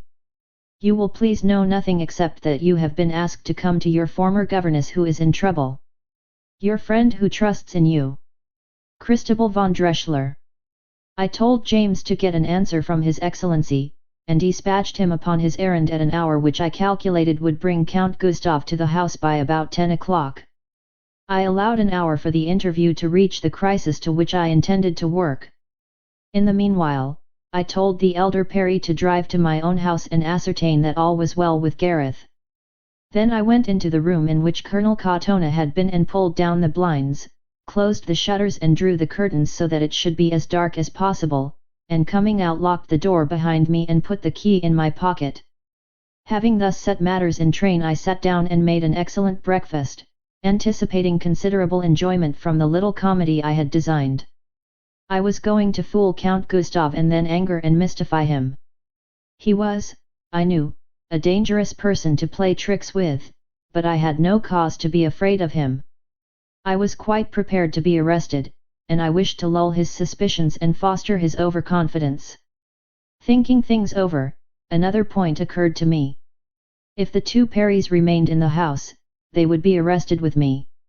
Therefore, when the father returned with the good news that all was well with Gareth, I sent him home at once and told him not to come back. James Parry arrived just before 10 o'clock. He brought me a very satisfactory assurance that the general would do just as I asked. and said that the Count Gustav had told him he would come to the house immediately. "Now, James, things are going to happen here this morning," I said, explaining an idea which had occurred to me. "I shall probably be arrested, and you will share that arrest if you are in the house. You are a very shrewd, quick-witted fellow, and you must manage not to be seen, but to remain near enough to the front of the house to hear a window broken. I may not be able to show myself at the window and signal to you, but I am sure to be able to manage to throw something through the window, and the moment you hear the crash of the glass, you are to fetch General von Erlanger to me, and then hurry off to my house." I calculated that it would be a very simple matter for me to pretend to fly into a passion at the moment of any crisis, and to so work myself up that it would seem a natural enough thing for me to hurl something solid at Gustav and, missing him, to break the window. Hooked round for a suitable missile, and selected a very solid glass ink bottle. Count Gustav kept his word and arrived a few minutes after I had sent James Parry away. I had left the front door partly open, so that he might not have to ask for Madame d'Artel, and he walked right in, tried the door of the room I had locked, and then entered that where I was waiting for him. His surprise at seeing me was complete. Had I been a ghost, he could not have stared at me in greater amazement. "Good morning, Count Gustav, I am glad you have come. Where is Madame d'Artel?" he asked, very sharply. "It is scant courtesy not to return my greeting. You are probably so surprised as to forget your manners. You had better find her for yourself," and affecting irritation, I turned away and picked up a book. "Good morning, miss, what name shall I use now?" he replied with a sneer. "You may use either Gilmore or von Dreschler as you please. Names are of small account after what has happened here. Where is Madame d'Artel? She has done that which might be expected of her in a crisis like this, run away. She is probably across the frontier now. But I have just had a letter from her begging me to come here at once, written evidently in great agitation. There are enough hours in a night to allow of many short letters being written. She was intensely agitated when she fled. You seem to be cool enough. My nerves are of a different order from hers. Besides, I have nothing to fear in all this. How is it that you are here at all? I am not Madame d'Artel, and therefore not accountable for my actions or movements to you. You left Pest yesterday. When did you return? If you consult a timetable you can see at what hours the trains reach the city, and can judge for yourself which I was likely to be in. You can answer me or not, as you please," he said angrily, "but you will have to account for your presence here." "Why?" And I looked at him meaningly. He passed the question off with a shrug of the shoulders. "That is your first mistake, Count Gustav. You must keep your temper better than that, or it will betray you." He affected to laugh, but there was no laughter in his eyes. "Well, if Madame was only fooling me with her letter, I suppose I may as well go again," he said lightly. "You know that you have no thought of going. Why are you afraid to put the questions which are so close to your lips?" I was getting my thrusts well home each time, and was goading him to anger, as well as starting his fears of me. "Why was that letter written?" "Because of what has happened here." "What has happened?" "Yes, that is one of the questions. I can tell you." I paused and added slowly, "The man you sent here came to do the work you planned." He bit his lip hard, and his hands gripped the back of the chair behind which he stood. "You delight in mysteries, I know," he sneered. "Your sneer does not hide the effect of my news, Count Gustav. You know there is no mystery in that for you, and there is none for me. Put your second question." "What do you mean? I don't understand you." "That is not true. You want to ask me where your brother is?" "I'll ask that or any other if you wish," he replied, attempting a jaunty, indifferent air. "Where is he? God have more mercy on you than you had on him. You have already seen the answer to your question in the drawn blinds of the room where you last saw him alive." Strive as he would, he could not but shrink under my words and tone. His fingers strained on the chair back, his breath laboured, his colour fled, and his eyes, those hardy, laughing, daredevil eyes fell before my gaze. He had to pause and moisten his lips before he could reply. If you mean that any harm has come to him, he said, speaking at first with difficulty and hesitation, but gathering firmness as he proceeded, there will be a heavy reckoning for someone. Who is in the house beside you? He did not dare to look up yet. You coward! I cried, with all the contempt I felt. This stung him to fury. If you have had a hand in this and seek to shield yourself by abusing me, it will not help you. I tell you that. Seek to shield myself. I should not stoop to seek so paltry a shield as you could be, whether you were white with fear or flushed with selfish purpose. I do not need a shield. I know the truth, Count Gustav.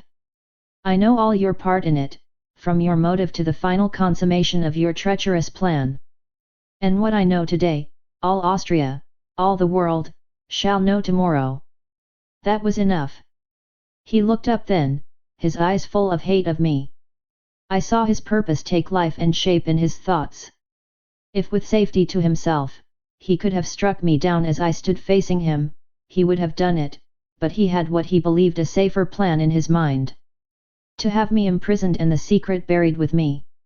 His new purpose gave him clearer directness of thought at once, and he began to work toward it cunningly. I can understand and let pass your wild sayings at such a moment, Miss Gilmore. Such a thing as this has, of course, unstrung you. Oh, it is to be a madhouse, is it? I broke in, interpreting for him his secret thought. I had expected only a prison.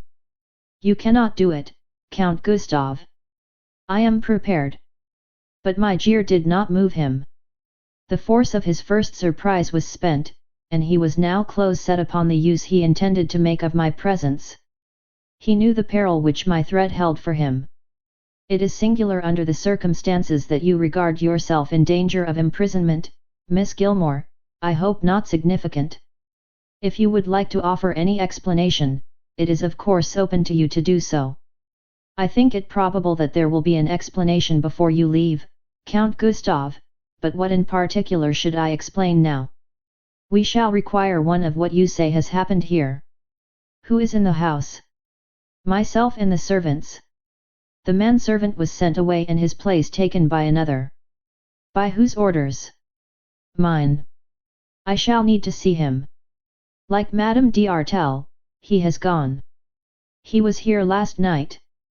Certainly. He shrugged his shoulders. The answer suited him admirably. He was in your employ, he said, drily. I have nothing to conceal, I replied, putting as much doggedness into my manner as a guilty person might have used at the first glimpse of the net closing round him. It is a very grave case. I can see that, but I know who did what was done as well as who instigated it. You were a witness of it, you mean? Of course I mean nothing of the kind. I did not see the blow struck, but I was not asleep at the time, and the instant the alarm was given I was on the spot, and I can identify all concerned.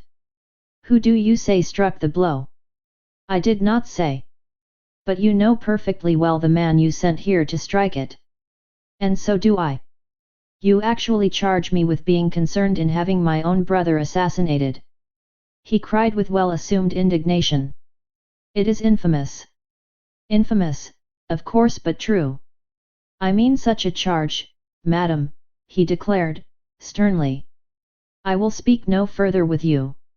You will of course remain here until the agents of the police arrive. I have no wish to leave. I tell you I am innocent.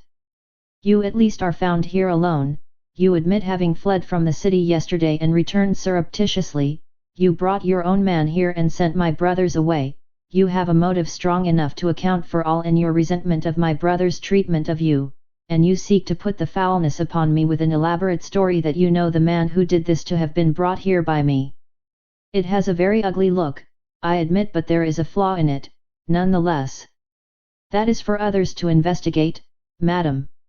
I will go to the room. It is locked. Where is the key? I took it from my pocket and handed it to him. Another significant fact, he said, as we went out of the room and crossed the hall. I will go in alone. No, I have a right to be present. It is most unseemly, as unseemly as your smile. My poor Karl.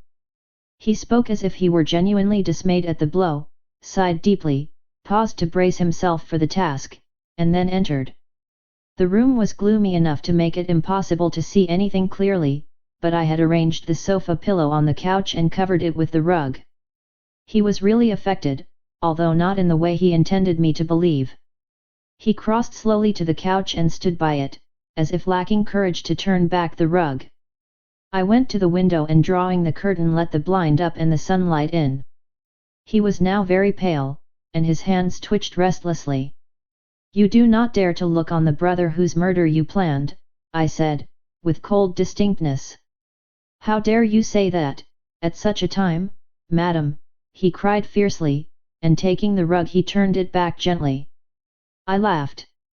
The laugh so enraged him that he tore off the rug and swore a deep, heavy oath. What does this mean? That I think we may pull up the rest of the blinds and open the windows and let the fresh air in, and with another laugh I did as I said. I turned to find him overcome by the sudden reaction from the strain and the new problem I had set. He was sitting on the couch with his face buried in his hands. Chapter XX. My arrest. I stepped out into the sunlight glad of the fresh air in contrast to the dismal closeness of the room. I was quite willing to give Count Gustav a few minutes in which to puzzle over the reasons for the trick I had played him. He would be quite sure that I had some deep purpose in it all. You can always gamble on it that cunning people will credit you with cunning, and I had said enough to him to cause him profound uneasiness. It took him longer than I had expected to decide upon his next step, for I had already anticipated what that step would be. He would go through with the plan of having me arrested. I was certain of that, because it was the only means, short of murdering me, by which he could ensure my silence. But the pretext for the arrest was now so flimsy that in making it he would have many difficulties to face, especially when I brought General von Erlanger onto the scene of action. But before I did that, I had some very pointed things to say. I was perfectly easy in mind now as to the result of the trouble. I was going to win. I felt it. I could afford to be confident, and I took great care that he should see this for himself. I knew presently that he was watching me closely, so I began to sing light-heartedly. I flitted about from bush to bush and gathered a little bouquet of flowers, and spent some minutes in arranging them, holding them at a distance and viewing them critically with my head on one side for all the world as though their arrangement were just the one thing that fully engrossed my thoughts. Then I carried them into the room and touched the bell, telling the woman who answered it to bring me some water, and as I placed them in a vase I said, as if to myself, and with a nonchalant laugh, they will brighten up my cell wonderfully. The little prick of the words irritated him and he scowled. I am surprised people call you Gustav of the Laughing Eyes, I bantered. You are very handsome, of course, but I have never heard you laugh really gaily. He forgot sufficiently to swear, and I pretended to be greatly shocked. I hope you are not going to be violent, but I thought it just as well you should know there is a woman in the house, and that she should see you. Have you got over your disappointment yet, or do you think the body is in the sofa pillow? It was aggravating, of course, the truth, flippantly suggested, frequently is, and he was in that mood when small jibes galled. You are right in the suggestion. I am thinking what may have been done with my brother's body. He thought this would scare and frighten me, but I only laughed. No, you are not. You are thinking only how you can connect me with what didn't occur. Where is my brother? Didn't I tell you that Madame d'Artel fled last night, and did I say she went alone? I don't believe you, he growled, sullenly. Of the Laughing Eyes, indeed, I cried, with a shrug. Your laughter seems to be dead. Even if your brother is alive, perhaps it is because of that. He very nearly swore again, but he was recovering his wits, if not his temper, and managed to sneer instead. The oath would have been more natural, I said, promptly. But since you are shaking off some of your chagrin, you may be ready to listen to me. I have something to say to propose. I ought not to listen to you. There is time until the police come, at any rate. I will confess to one crime: forgery. I wrote that letter to you in Madame d'Artel's name. I wished to bring you here at once, and I prepared, carefully, this little stage effect for your benefit. Shall I tell you why? He waved his hand to imply indifference. No, you are not indifferent, Count Gustav. I wished you to understand how really dangerous I am to you, as well as to witness your brotherly grief at seeing Count Karl's dead body. And I touched the sofa pillow. He was able to smile now with less effort, and his lip curled contemptuously. I am dangerous, although I can jest. Your brother is safe, quite safe, where you will not think to look for him. I knew what you purposed to do, and I alone prevented it. You don't believe me? I will give you proofs. 2 days ago, when we were at Madame's house, you went to Colonel Katona to tell him I was too indisposed to see him, and you came and told me you had said that. You did not say that. On the contrary, you told him I would send him the information he needed of the identity of the man who had wronged Gareth. It is an easy tale, he said, with a shrug. Yes, easier than you frequently find it to tell the truth. You yourself sent in my name the proofs which the Colonel needed, one of the letters which Gareth Little, trusting Gareth, had written to you, believing you to be your brother Karl, Count von Ostalen. It is false. I have the letter, and I held it up before him. I got right home with that blow, and all the malignant cruelty in him was expressed in his eyes as he made a quick but futile attempt to snatch it from me. It is only another of your forgeries, he said. Gareth will not deny it, and at that he winced. You did not name your brother, that was too open a course for you, but you told Colonel Katona that the man was going to run away with another woman, and you named the hour and the place where he might be seen last night in the Radialstrasse at 9 o'clock, and that they were coming to this house unter den Linden. Do you still say it is false? He made no reply, but sat with a scowl tugging at his long fair moustache. When you led your brother to the carriage last night, you looked about you to make sure that the Colonel was there, and as the carriage started, he spoke to you and asked if the man he had seen you put in the carriage was indeed your brother Karl. He shrugged his shoulders again. You may as well go on. I am going on. Fearing lest, even at the last moment, the plan should miscarry, you came here yourself, and yourself, finding your brother lying nearly unconscious on the couch, opened the window so that the watcher in the garden might see where his helpless victim lay, and then you left the window open to make his entrance easy and certain. You tell a story well, he said, when I paused. I told you once before you should write plays. You have admirable imagination. He was quite himself again now. He spoke lightly, lit a cigar, and took a couple of turns across the room. It appears to have interested you. Naturally. I suppose now I can pick up the rest from what you said before. Yes. The sofa pillow has done duty before. A very likely tale, of course, and your witnesses. No one knows all this except myself. Very fortunate for them, if not perhaps for you. There is nothing fortunate or unfortunate in it. It is the result of my intention. I alone hold the secret, and can make terms with you for keeping it. I had scarcely dared to hope that. What are your terms? He put the question in a bantering tone. Last time I mentioned 3 conditions. 2 of them are pointless now, because Madame d'Artel has fled and your brother is aware of your, shall I term it, policy. I am not much concerned at your phrases, he snapped. These are no mere phrases. The 3rd condition stands: you must make Gareth your wife, legally. Well. And the fresh condition is that the mystery of my father's ruin is cleared at once, and justice done to his name. And if I refuse, I suppose you are going to bring all these trumped-up charges against me. It is almost laughable. I do not think many people will see much humor in it. Possibly not, but then they may never have an opportunity of hearing the story. You have been very clever, I pay you that compliment, but you have also been very foolish. You should have made sure that there was more than your word for all this. I gave a little half-nervous start, as though I realized my mistake, and then said, quickly, I have evidence, this letter of Gareth's. You will not have it long, Miss von Dreschler. I could almost be sorry for you, in fact I sympathize with you deeply. Your belief in the imaginary story of your father's wrongs has, I fear, preyed upon your nerves until they have broken down. He deserved his fate, as the murderer of the young Count Stephen, and now you come here to threaten first my brother and then myself. As the daughter of such a man, it was perhaps to be expected, but it is quite sad. Are you not forgetting what you said when we last spoke of the subject? Oh, no, not in the least. I said then that I would do my utmost to help you, knowing of course that no help in such a matter could be given. The truth can only be the truth, but I hoped that time and thought and kindness would lead you to see your delusion. I fear I was wrong.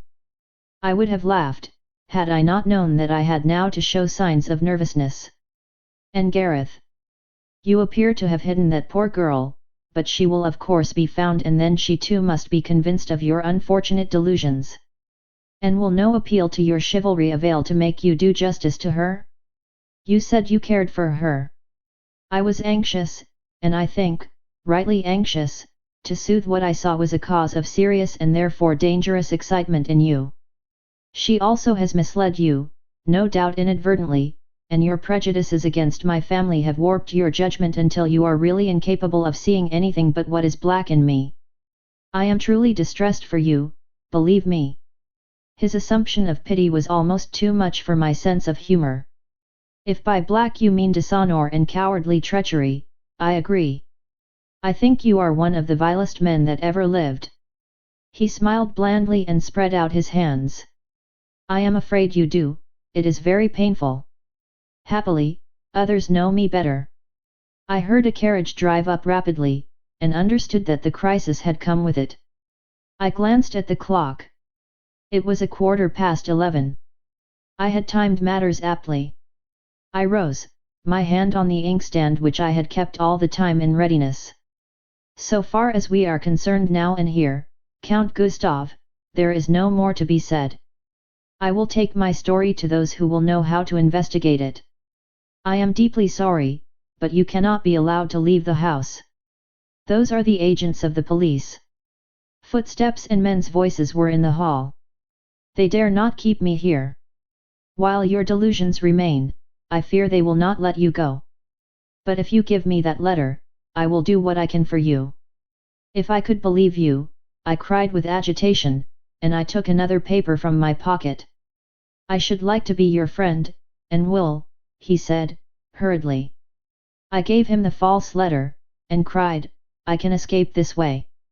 Detain them here. I ran towards the window, tripped intentionally, and half falling flung the inkstand through the glass. Stop, cried Gustav, in a loud voice. This is not what I want. The crash of the glass brought the men into the room, and one of them ran and placed himself between the window and me. Glancing out, I saw James Parry pass the house, running at full speed. My ruse had succeeded. The signal had been heard, although Gustav suspected nothing, and all I had now to do was to waste a little time while I waited for His Excellency. I took advantage of my apparent fall to thrust Gareth's letter into my bosom. Brutal as the police might be, they still had women searched by women, and my one piece of tangible evidence was safe for the time. I got up, holding my handkerchief to my hand, as though I had cut it in falling, and sitting down breathed hard, as one does in pain or agitation. This lady attempted to escape by the window, Lieutenant Varga, and has apparently hurt herself in consequence, said Count Gustav, to the man who was seemingly in charge of the party. It was best for me of course to say nothing, so I just gripped my hand and swayed backwards and forwards in imaginary pain. It is a case for us then, Excellency? Asked the man. Let your men see that this lady does not leave the room, and I will explain the matter to you as we go over the house. Nothing could have suited me better. The two left the room, and I threw myself on the couch. I did not care 30 cents what story he concocted. They were absent a few minutes, and the official returned alone, bringing my hat and cloak. I shall have to ask you to accompany us, madam, he said, with some touch of pity in his tone. I have no doubt all can be explained. But you have a letter I must ask you to give me. I shall not give it you. And I shall not go with you. You will only make my duty more painful by refusing. I can't help that. He signed to his men, and as they came and stood by the couch I heard another carriage drive up to the door. On second thoughts, I will go with you, I said, and got up. I am obliged to you, was the reply, with a grave bow. He waited while I put on my hat. I was really listening for General von Erlanger's voice. I heard it at length. I am ready, I declared, and he opened the door, only to start back in surprise and to draw himself up stiffly as His Excellency entered. What is this? Ah, I am glad Your Excellency has arrived in time to see me being arrested as a lunatic, I said, sweetly, as I put my hand in his. Goodbye. The general gave me first a grim smile, and then glanced round at the police officials. Count Gustav, not knowing who had arrived, came in then, and the general turned to him slowly, but with instant appreciation of the position. It was indeed a very interesting situation, and Count Gustav looked exceedingly uncomfortable. Chapter XXI. His Excellency to the rescue. I have said somewhere that I did not take General von Erlanger's importance at his own estimate of it, but what occurred that morning might well have induced me to reconsider that opinion. Certainly none of those present in the room shared it. They all, including Count Gustav himself, stood in considerable awe of him. A slight wave of the hand sent Lieutenant Varga and his men out of the room, and until they had gone and the door closed behind them, not another word was spoken. I threw my cloak over the back of a chair, sat down, and began to study Count Gustav's face. He stood leaning against a cabinet, alternately frowning and smiling as he strove to think what line to take. Miss von Drechsler is of course my friend. This use of my name chased the smiles away. I know her to be anything but a lunatic. She is saner than a good many of us, indeed so that I am sure you would wish to explain this, Count. You know her by that name, then? Oh, yes. I know her history. Do you know what has occurred in this house? She will tell me in a moment if I ask her. Certainly, I will if Count Gustav desires it, I chimed in. She has preferred a very odious accusation against me, General, and has shown such a strange prejudice, as the result of certain delusions she entertains, that I deem it necessary for the state of her mind to be inquired into. What is the accusation? Nothing less than that I have endeavoured to compass the death of my brother. Yes, that is grave enough and odious enough. To whom has the accusation been made? To me, so far, but she threatens to make it public. Surely you do not take such a thing seriously. What could you have to fear from such a charge? Cleverly said, as though the whole thing were just a monstrous absurdity. Nothing, of course, but he finished with a gesture to imply that such conduct could not be tolerated by an honourable person like himself. Surely you would not wish to shut up a lady in a lunatic asylum for fear she might utter impossible charges against you. I believe her to be insane on that point, of course, however reasonable and clever she may be in other respects. My dear Count Gustav, can't you see the extraordinary unwisdom of what you propose to do? Why, the first effect would be to make every one who heard the charge believe there was some ground for it, and that she was shut away because you were afraid to face the thing. Your high position, your well-known probity, and your acknowledged and admired honour and love of justice render you able to laugh at such a thing. It would fly off from you like a pebble flung at an ironclad and leave no more injury. Very astute and extremely diplomatic. I had certainly done His Excellency much less than justice. He was making it impossible for my adversary to go any further, and at the same time showing his own admiration of the Count's qualities and his regard for the ducal family. Count Gustav found himself very awkwardly placed. That is no doubt true, but I cannot take the same lenient view of the matter. Such things are apt to do much harm in the present disturbed state of public feeling. Well, my loyalty to your father, the Duke, and your family are too well known to be questioned, I hope, and of course, if the matter is pressed, we must do what you wish, have the thing threshed out to the last straw, and the truth proved even to my very willful young friend here. I have too much faith in her powers of sound judgment to believe for an instant that she would not accept the proofs of truth and appreciate them. I wish no more than a full investigation, I agreed, my admiration of his diplomacy mounting. I may have spoken in haste and may be entirely wrong, and I hope I know how to retire from an impossible position and to withdraw any mistaken statements. It was admirable comedy. But Count Gustav did not admire it. He saw himself drifting near the rapids. "Do you think you could ask for more than that, Count?" asked the general, blandly. But the Count stiffened his back. "I have chosen my course and, with all deference to your excellency, I shall persevere in it. This lady is not to be trusted to be at large." The general turned to me with an apologetic air. "I am afraid under these circumstances, Miss von Drechsler, I can do no more for you. You will understand that a member of the Duke's family speaks with great influence and power. Let me appeal to you to withdraw these charges now and let the matter end at once." "No," broke in my adversary. "It has gone too far to end here and now." The general's words had given him confidence. "Your Excellency sees that a withdrawal would be useless," I exclaimed, with a shrug. "It is not that which Count Gustav desires. It is to shut me up so that I may have no chance of repeating elsewhere what I have said to him. He shrinks from any real investigation." "Oh!" His Excellency was quite pained as he uttered the protest. "Please, please, be careful what you say. There is no such thought in Count Gustav's mind. Everything you wish to say, every charge you mistakenly bring, shall be disproved to your entire satisfaction. You are maligning the most honourable man in Pest, a member of the most illustrious family. Of course there shall be investigation. Is it not so, Count?" "I have stated the course I intend to pursue," was the dogged reply. "Do you wish Varga to deal with the matter?" "Yes. I have explained it to him." His Excellency threw up his hands and shook his head. "Dear, dear, I could almost wish I had not answered your letter so promptly, Miss von Drechsler. It is a very distressing matter." "Oh, she sent for you!" exclaimed the Count, angrily.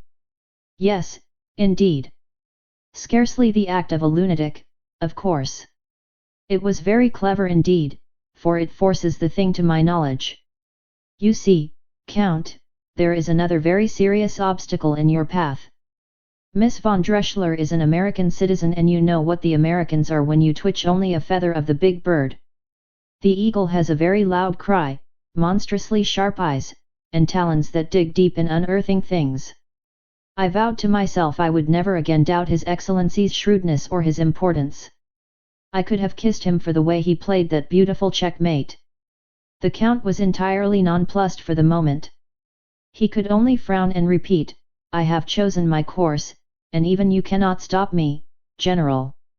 "My dear young Count, you are making things exceedingly awkward. You see the affair is known to me officially, and that is everything. You are too young to appreciate all that this means, but when you are my age and have had my experience, you will see such a thing as I see it."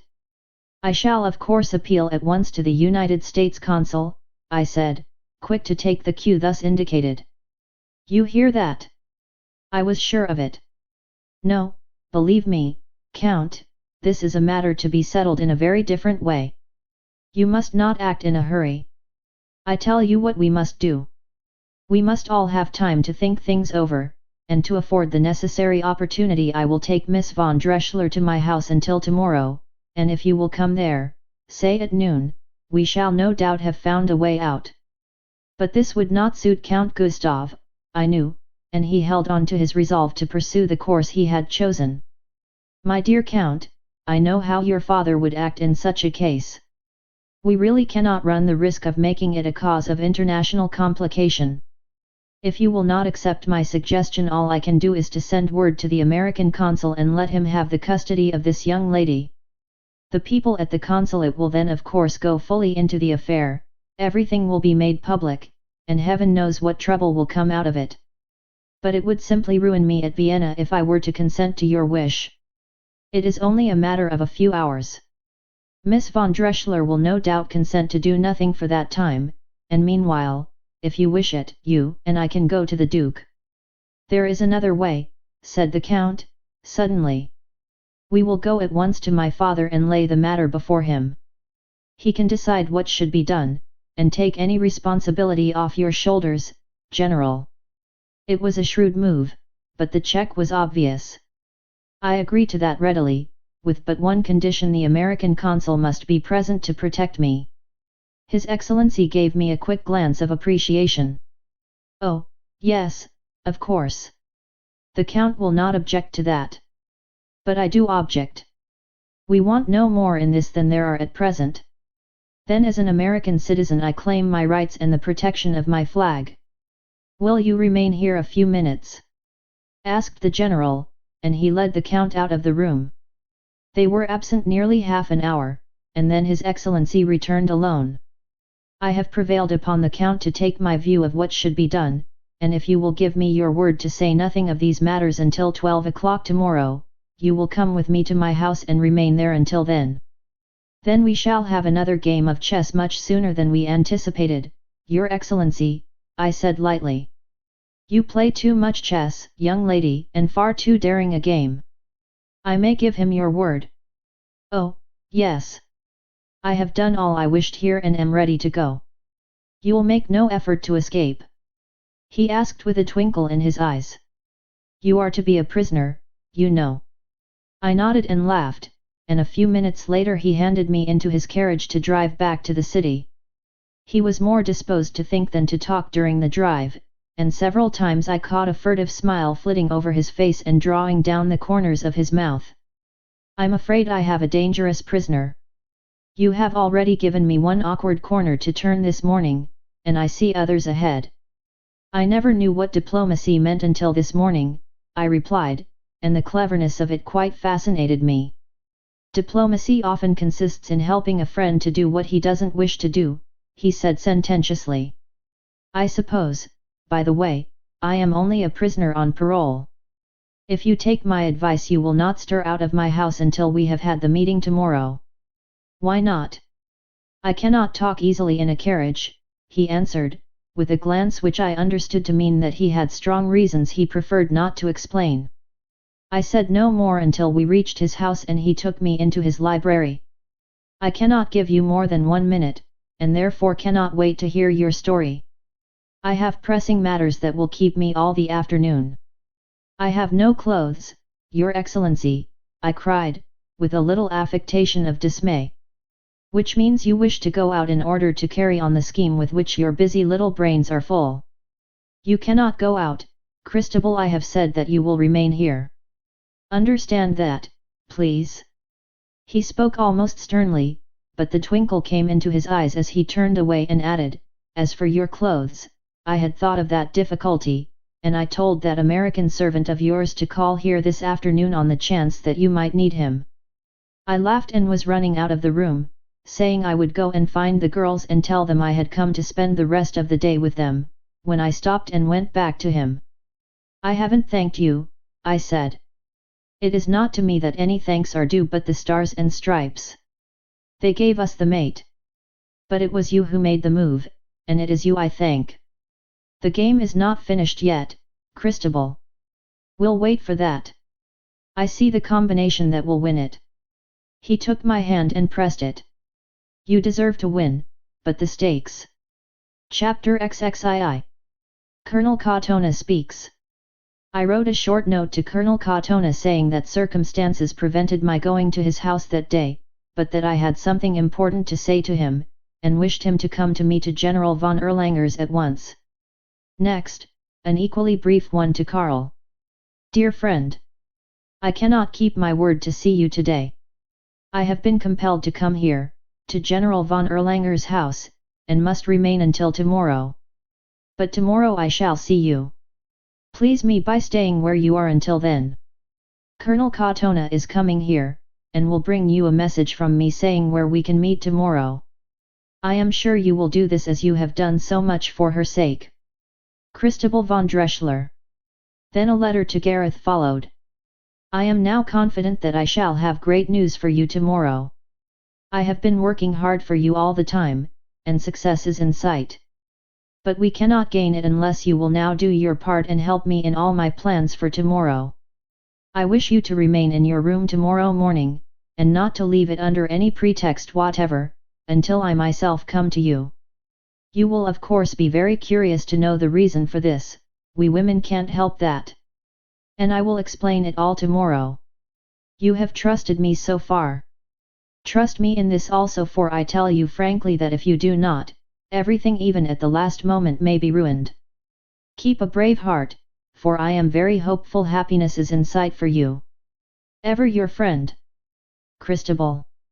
Lastly, I drew up a concise statement of the whole facts of the case, giving as full details as were necessary to enable anyone to understand it clearly, as well as my position in regard to it. This was for James Parry to take to the American consul if any danger threatened me. I took this step, not because I doubted my friend the general, but lest he should find his wish to help me thwarted by those above him. I had my papers ready by the time James Parry arrived. I explained first what he was to do with the paper for the consulate, and added, "Your father will know where to take the letters for Colonel Katona and Count Karl, James, because he drove them home last night. Send him off with them the moment you get back. Give this letter to the Countess von Ostalen, and this list of clothes to your mother. You are to bring them back here to me." "Yes, miss," he said, as he pocketed them. "And now I am going to set you a difficult task. You have done me splendid service so far, but you are now going to play me a treacherous, shabby, cowardly trick." "I hope not," he said, noticing my smile. "You will need all your wits, because a great deal hangs upon how you act all my plans. In fact, you took a letter from me this morning to Count Gustav. Did you see him?" "Yes, for a moment." "He took the letter, laughed and seemed rather pleased, and then gave me the message that he would go to the house at once." "You think he would know you again?" "Oh, yes, I am sure of that." "Good. Now, you are going to betray me to him. He is desperately anxious to know the whereabouts of the Countess von Ostalen, and you are going to be scoundrel enough to take advantage of my absence from home to tell him where to find her. It will be hard for your mother's son to be a scoundrel, James, I know." "I hope so, miss, with all my heart. But as scoundrels can play at honesty, there's no reason why honest men shouldn't sometimes get a bit of their own back by playing at villainy.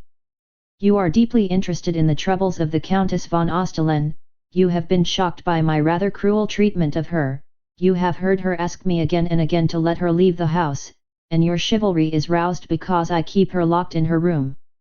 Realize that part of your feelings, and think it over, because that is the sly hypocrisy on the surface of your conduct." "I am afraid I am a bigger rascal than I thought," he said.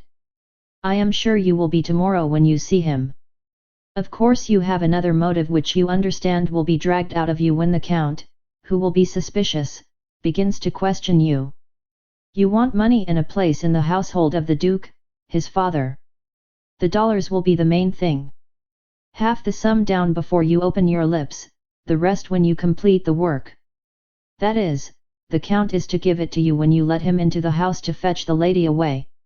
"What sum should I name?" he asked with a grin. "I don't think $1,000 would be too much for such information, but this is a poor country, so we'll put it at about half that, 1,500 gulden.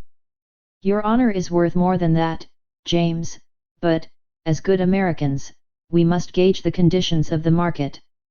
Take those letters now, and when you come back I will have ready for you a letter in bad German, which you will copy telling the Count you are my servant and have something pressing on your conscience. Hypocrites always have bulging consciences, James, that it concerns a lady who is a prisoner in my house, and that you will pay him a visit tomorrow at 11:30. He has a serious appointment here at 12, but when you tell him that you can get him into my house just after that hour, he will prefer to keep the appointment with you instead of coming here. I think I can do it all easily. But what am I to do when he comes? I shall be there to welcome him, James. You must contrive so that you do not reach the house until 12:30. You can be a quarter of an hour late in going to him, the interview will last quite half an hour, you will be agitated over your villainy, you know, and will have to drive your bargain, and the ride with him to the house will take another quarter of an hour or 20 minutes. Put him into the small drawing room which looks on to the garden behind and come to me. I sent him away then, telling him to think it all over and to ask me any questions necessary when he returned with my clothes. I drafted a carefully mysterious letter, such as I deemed a scoundrel would write, making much of my conscience, but hinting unmistakably at a money reward, and when he came back we discussed the whole plan in considerable detail. We were still occupied in this way when Colonel Catona's card was brought to me.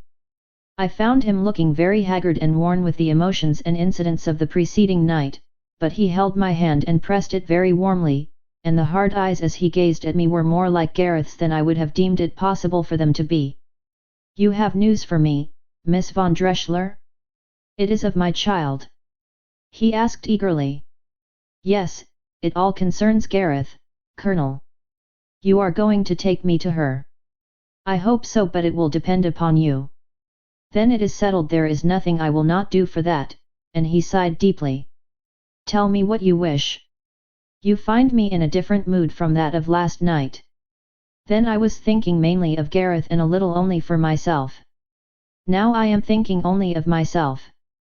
You saved me from a terrible mistake last night, to which you had been tempted by the man who has wronged your child. I sent Count Karl away with you that you might see how deeply you had wronged him in your suspicions. I saw that afterwards, and saw, too, why you knew he was innocent. He speaks of little else but you. Count Karl knows the road which duty compels him to take, and he will follow it to the end. He is a changed man." The colonel looked at me earnestly for a moment, his expression inscrutable. Then he nodded. "Yes, he is a changed man, thanks to your influence, only that. The cause is of no consequence, it is only the fact that matters. You are very strong for such a child." "I have a strong purpose, Colonel Catona. I am going to be true to that purpose now with you. I am afraid I know what you are going to say.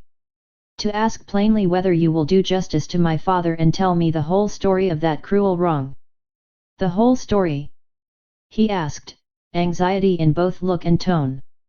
"The whole story, nothing less will satisfy me." He paused in evident distress, and pressed his hand tightly on his forehead. "It cannot be. It is impossible. Count Karl urged me, he of all men, but I told him what I tell you, it is impossible." "Then you will never see Gareth again." I made my voice as hard and cold as I could. "I have feared this," he murmured. "And I, Colonel Catona, have worked for it." I cannot," he murmured again, love and fear doing desperate battle in his mind. "You are not so cruel. I can be as hard as steel in this cause. Hear what I have done. I know, of course, where she is. I know the man who has done her this wrong. I have today so planned matters that tomorrow he shall know where to find her. If you do not speak now to help me, I declare to you that tomorrow Gareth shall be again in his arms." A groan escaped his lips at this, and he bowed his white head as if in an agony of shame. "Have you no mercy?" he whispered, at length. "I am thinking of my father and his shame and ruin. You helped to kill his honor and blight his life.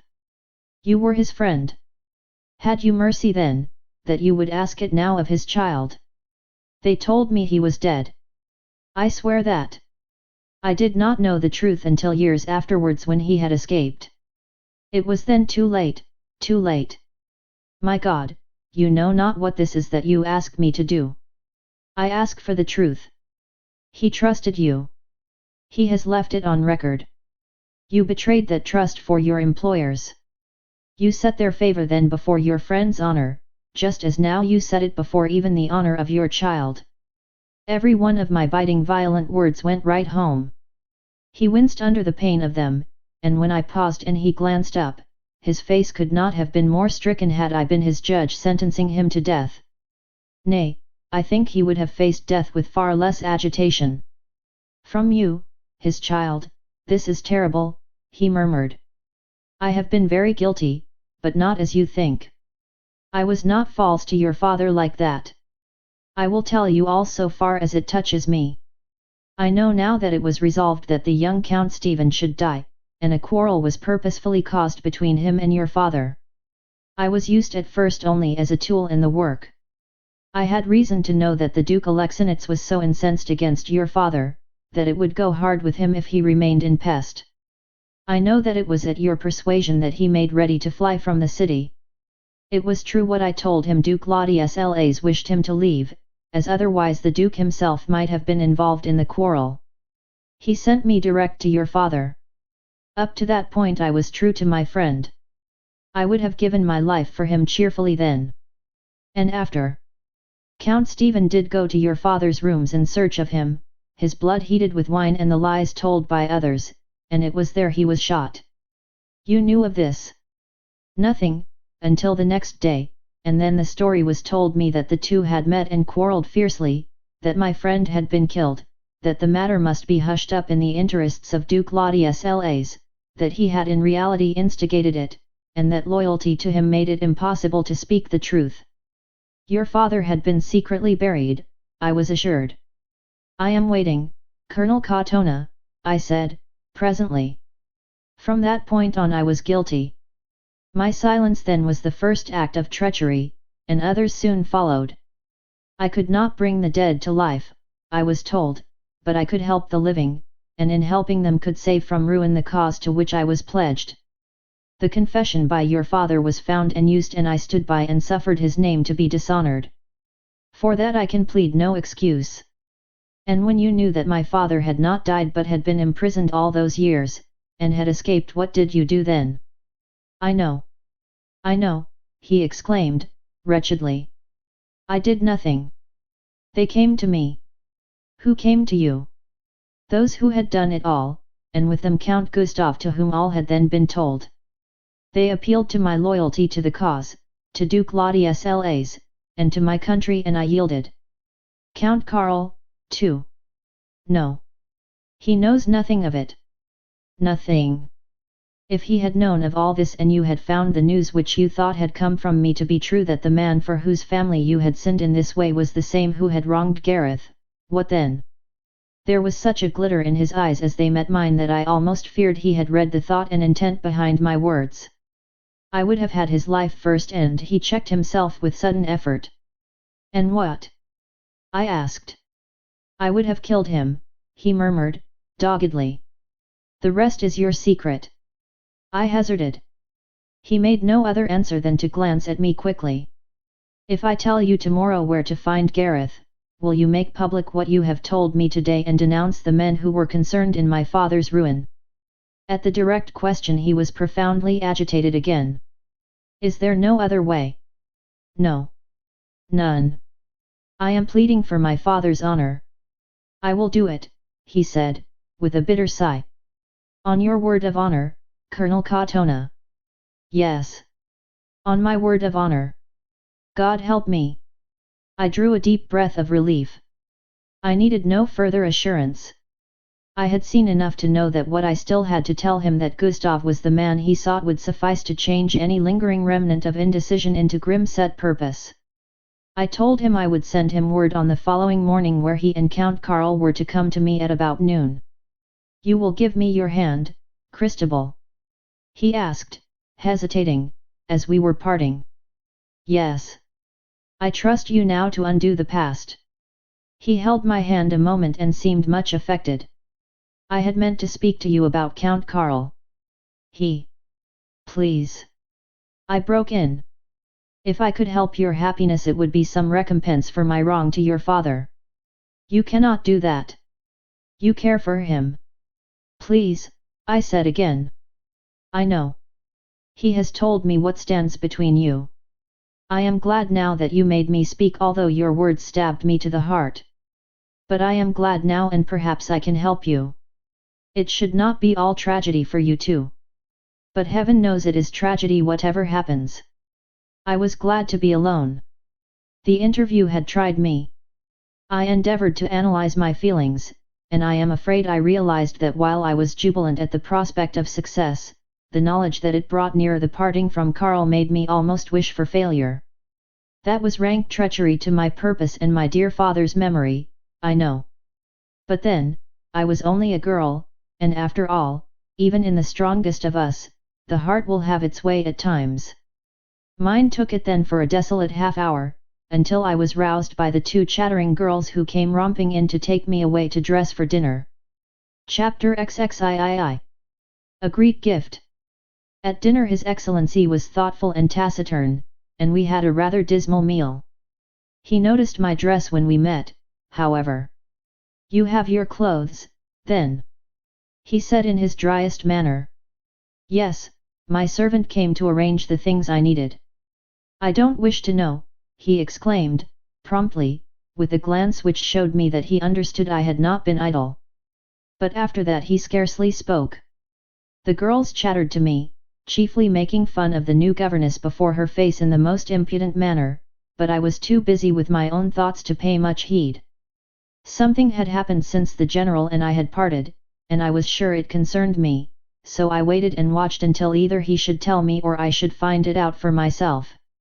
He sent the girls and their governess away almost before they had finished eating, and took me at once into the little salon where we usually played chess. "Is it a compliment to me that you have arrayed yourself so?" he asked. In that moment I seemed to guess what was in his thoughts.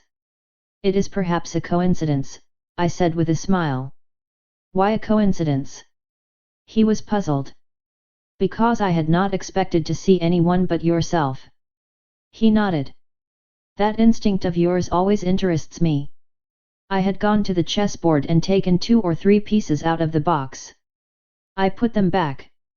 "So we are not to play chess tonight?" "Who is it?" "No, there you are wrong for once. We are to play. I have spoken of your chess-playing powers to a very old friend of mine, and he is coming to see us play." I shook my head. "Your Excellency means that the game is to be a pretext. What is his name?" "I am not Your Excellency to you, Christabel.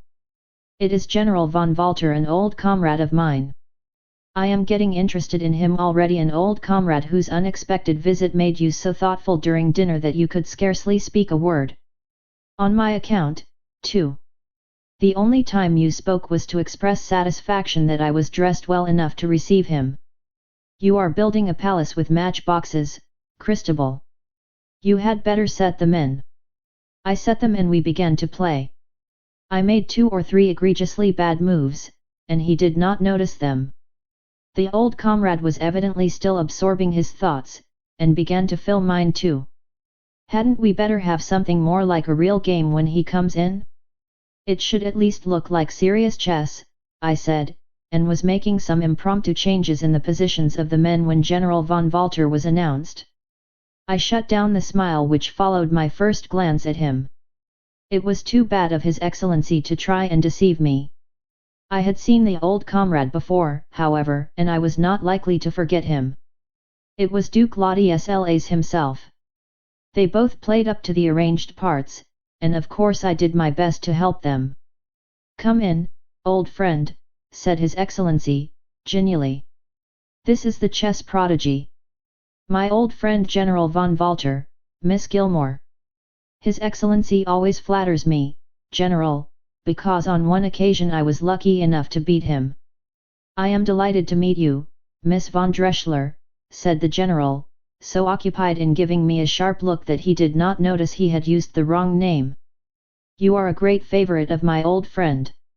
I made an appropriate reply, and for some minutes we chatted about chess, and the weather, and what I thought of Pest, and so on, anything except what he must have come to speak about, whatever that was. Then I challenged him laughingly to a game, but I suppose he was in reality no player at all, for he got out of the challenge by saying he would rather look on.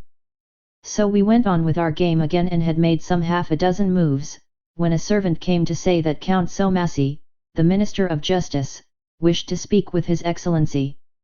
He pretended intense regret for the interruption to our game, begged us both to excuse him for a few minutes, and then the old comrade and I were left alone.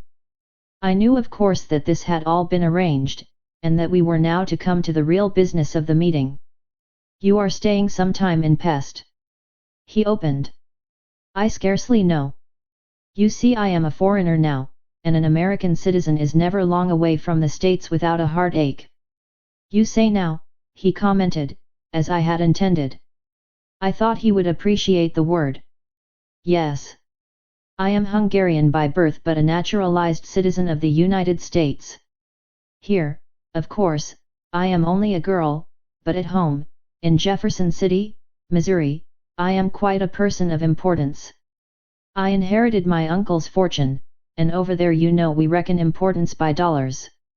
You would be astonished at the consideration I receive in my travels from all our representatives, consuls, and even ambassadors.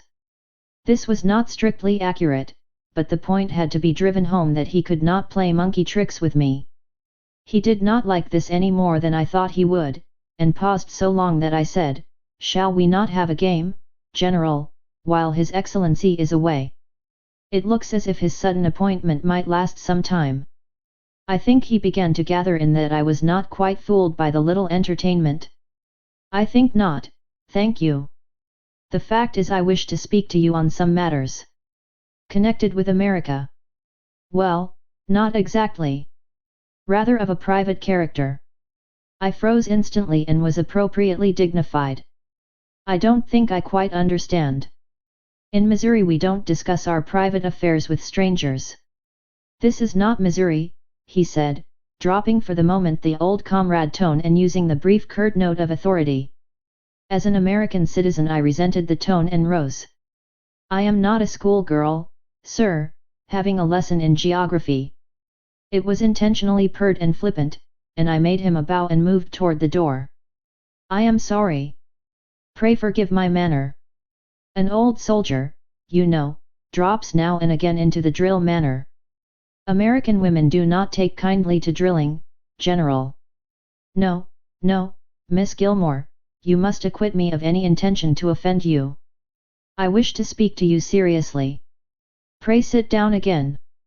I should have been intensely sorry to have ended so promising an interview, so I sat down and stared stonily at him. He was one of those vulture-faced old men, with a large hook nose, a wide mouth, and a small square chin, which when he spoke suggested irresistibly the moving lower bill of the bird. He had dark, piercing, beady eyes, rather deep set under prominent eyebrows, and a waxen white forehead, rounded like a bird's poll. "I wish to speak to you about Count Gustav." "Yes. I am a friend of his and his family, and possess their confidence, and being also a friend of General von Erlanger's, I thought it would be desirable for me to speak with you." "Yes. As a mutual friend, if I may say so, and an old man of long experience of the world." "Yes," I said again, maintaining the same stony stare. "Count Gustav has told me the facts, and as it is generally the case in these exceedingly private and painful matters, a solution satisfactory to both sides can be found by a third disinterested person where there is a mutual desire to find one. Of course he deemed it best, and I agreed with him, that I should see you and speak plainly and frankly to you." This time when he paused I bowed merely and said nothing. "I may take it that you do desire some arrangement?" "You are silent, but I presume it, because I am convinced so charming a young lady as yourself could not harbour any personal malice against the Count. That would be a monstrous thought. And further, you are so capable, so exceptionally capable and clever, that you cannot have disguised from yourself that to attempt to harm a member of the ducal family, whatever the motive or supposed facts, would not only end in failure, but also in personal inconvenience, to use no stronger term, to the person making the attempt." I kept my eyes fixed steadily on him, and my stare and silence began to tell on his temper. I was rather glad to see that. Getting no reply, he made another long speech about his amiable intentions, my many excellent qualities, his extreme reluctance to see me come to harm, the impossibility of my hurting Count Gustav, and the necessity for an amicable settlement. But he made the threat a little more unmistakable this time, owing possibly to his anger at my stony reserve. He paused, and we looked at one another in silence. Then, as if he had done with preambles, he said, "And now, what is it you want?" I invite you to speak frankly. Frankly. I repeated, with a nasty little accent on the word. May I put 2 questions to you? He bowed and waved his hands. Like the rest of him, they were bird-like and suggested talons. Do you come to me from Count Gustav or from the Duke himself? I speak for both, he answered, not without hesitation. Then please tell me what is behind your threat of personal inconvenience? What do they intend to do, if I refuse to come to an arrangement? What can they do to me? They are strong enough to frustrate any attack of the kind from you or anyone else. But what can they do? You are a mutual friend, you know, General, and I gave him one of my sweetest smiles. I have no hesitation in saying you might be in great personal danger, Miss Gilmore. I have already reminded you that I am an American citizen. You may take it from me that you will be prevented from taking any action of the hostile kind you contemplate. I smiled again. I am not in the least frightened, General. I am smiling because you come to me to speak about a mutual arrangement when you have made up your mind that the only arrangement to be thought of is unconditional surrender on my part. And to force that, you threaten me with unspeakable penalties. We shouldn't call that any sort of arrangement at all, in the States, but merely pardon the word bluff. I was gaining my first point rapidly. He was getting very angry at my opposition and the way I put it. I was prepared to find you a very daring young woman, but this thing shall not be allowed to go farther. You reckon on General von Erlanger's help, but he will be powerless here. I indulged him with a third smile. You are not quite right there. I have done something else. Knowing the Duke's power and influence might prevent His Excellency from protecting me, I wrote out an account of the matter and have arranged that if anything unforeseen should happen to me, tonight, for instance, it shall be placed tomorrow morning in the hands of the American consul. And even against the ducal family, I will back my government to keep its end up.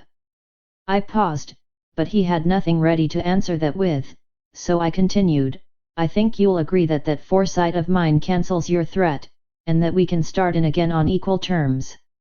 His talons having failed to grip me now gripped one another, and with considerable tension too. His right hand fastened like a vice on his left wrist. I did not threaten you, I only warned you. What is it you want? In the first place, fair play, and it is not playing fairly for Duke Ladislas to come to me in the disguise of a mutual friend. You know me, then. As well as you know me. Inadvertently, when you entered, you called me by my name von Dreschler.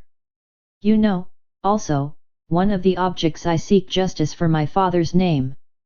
That it be cleared from the shame and disgrace foully and treacherously put upon it in the interest of you and your family the responsibility for a deed of blood of which he was innocent, but which you, or those promoting your interests, instigated, planned, and carried out. For God, you speak daringly, madam. I speak the truth, my lord, just as I demand to have justice done. Not demand only, but command it shall be done, for the power to command has been put into my hands by the perfidy and wickedness of your son, Count Gustav. I looked for an outburst from him in response, but none came. He sat silent, the right talon still gripping the left as though he wished it were my throat. I do not know with what motive you came to me, I said after a pause, unless it was to try and frighten me into silence. But I will deal more frankly with you than you with me. If you have come to offer me less than justice to my father's memory, we are only wasting time, and the interview, painful to both, may as well end right now. I offer you that and no less, he answered, and he loosed his wrist to wave his hand as if with a gesture of compliance. It was my turn to be surprised now, but I was skeptical at so ready a surrender after his threats. That is glad news, indeed. When will the truth be made known? At once. I will see that it is done. As others have done, you have misjudged me. I see that, of course. I have been secretly deemed, I know, to have had some guilty connivance in the death of the young Count Stephen, and in that, have had to bear the blame for the acts of my too zealous adherents. My family profited by their rashness, and so the world held, as it will, that advantage and guilt went hand in hand. I seek in that awful matter only justice for my father's memory. Restore his good name, and who else loses or gains, is nothing to me. I pledge myself as to that. The facts shall be drawn up and made public, and further, I will interest myself to secure that the title he held, Count Melnick, shall be restored to you, together with the estate which was confiscated. Full justice shall be done. Thank God for that! I exclaimed, intensely moved. Tomorrow, my son Gustav is to come here to you, and he shall bring with him full confirmation in writing of what I have now promised you. On that I give you my word. I leant back in my chair overcome. The knowledge of what I had gained mingled with the poignant regret that my dear father had not lived to share the joy of his vindication brought the tears to my eyes.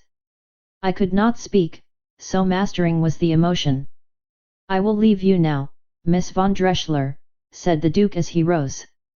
When we next meet you will be the Countess Melnick, not that I think you will value such a title except for what it means, the full restitution of your dead father's honor. He held out his hand, and I rose and gave him mine in silence. When he had gone I sank back in my chair, elation at my success still battling with that vehement but useless regret that my father had not lived to see that night, and the battle was still being waged when His Excellency entered. I dashed away my tears. I have won, I said, smiling. I am sure I owe it chiefly to you. The Duke has given me a solemn promise that my father's name shall be cleared.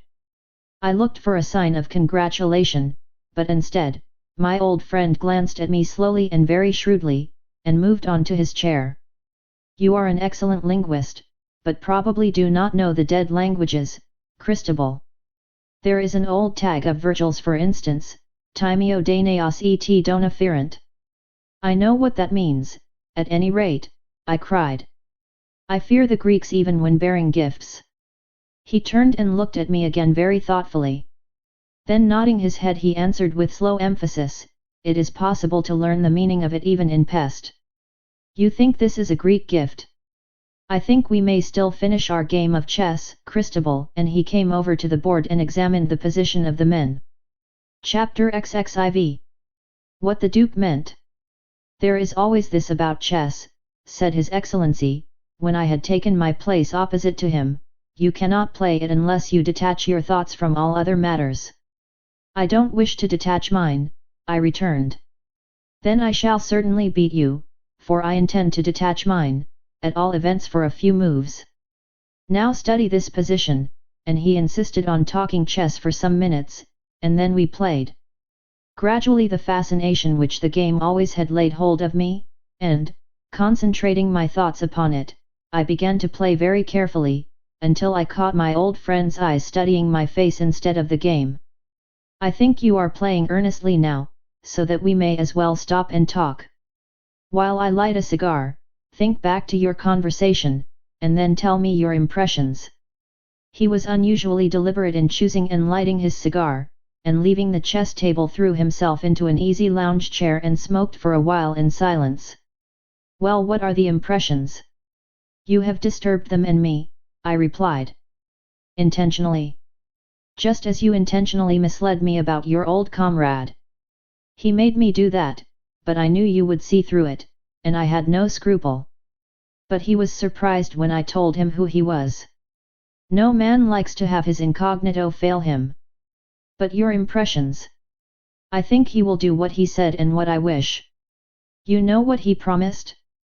Oh yes, that of course. He did not come prepared to do it. No. You have made another convert, Christabel. He is charmed with you. You are a wonderful little lady. I did not exert many charms. I was just as hard as a stone, and then said things that made him look as if he would gladly have taken me by the throat with those talon hands of his.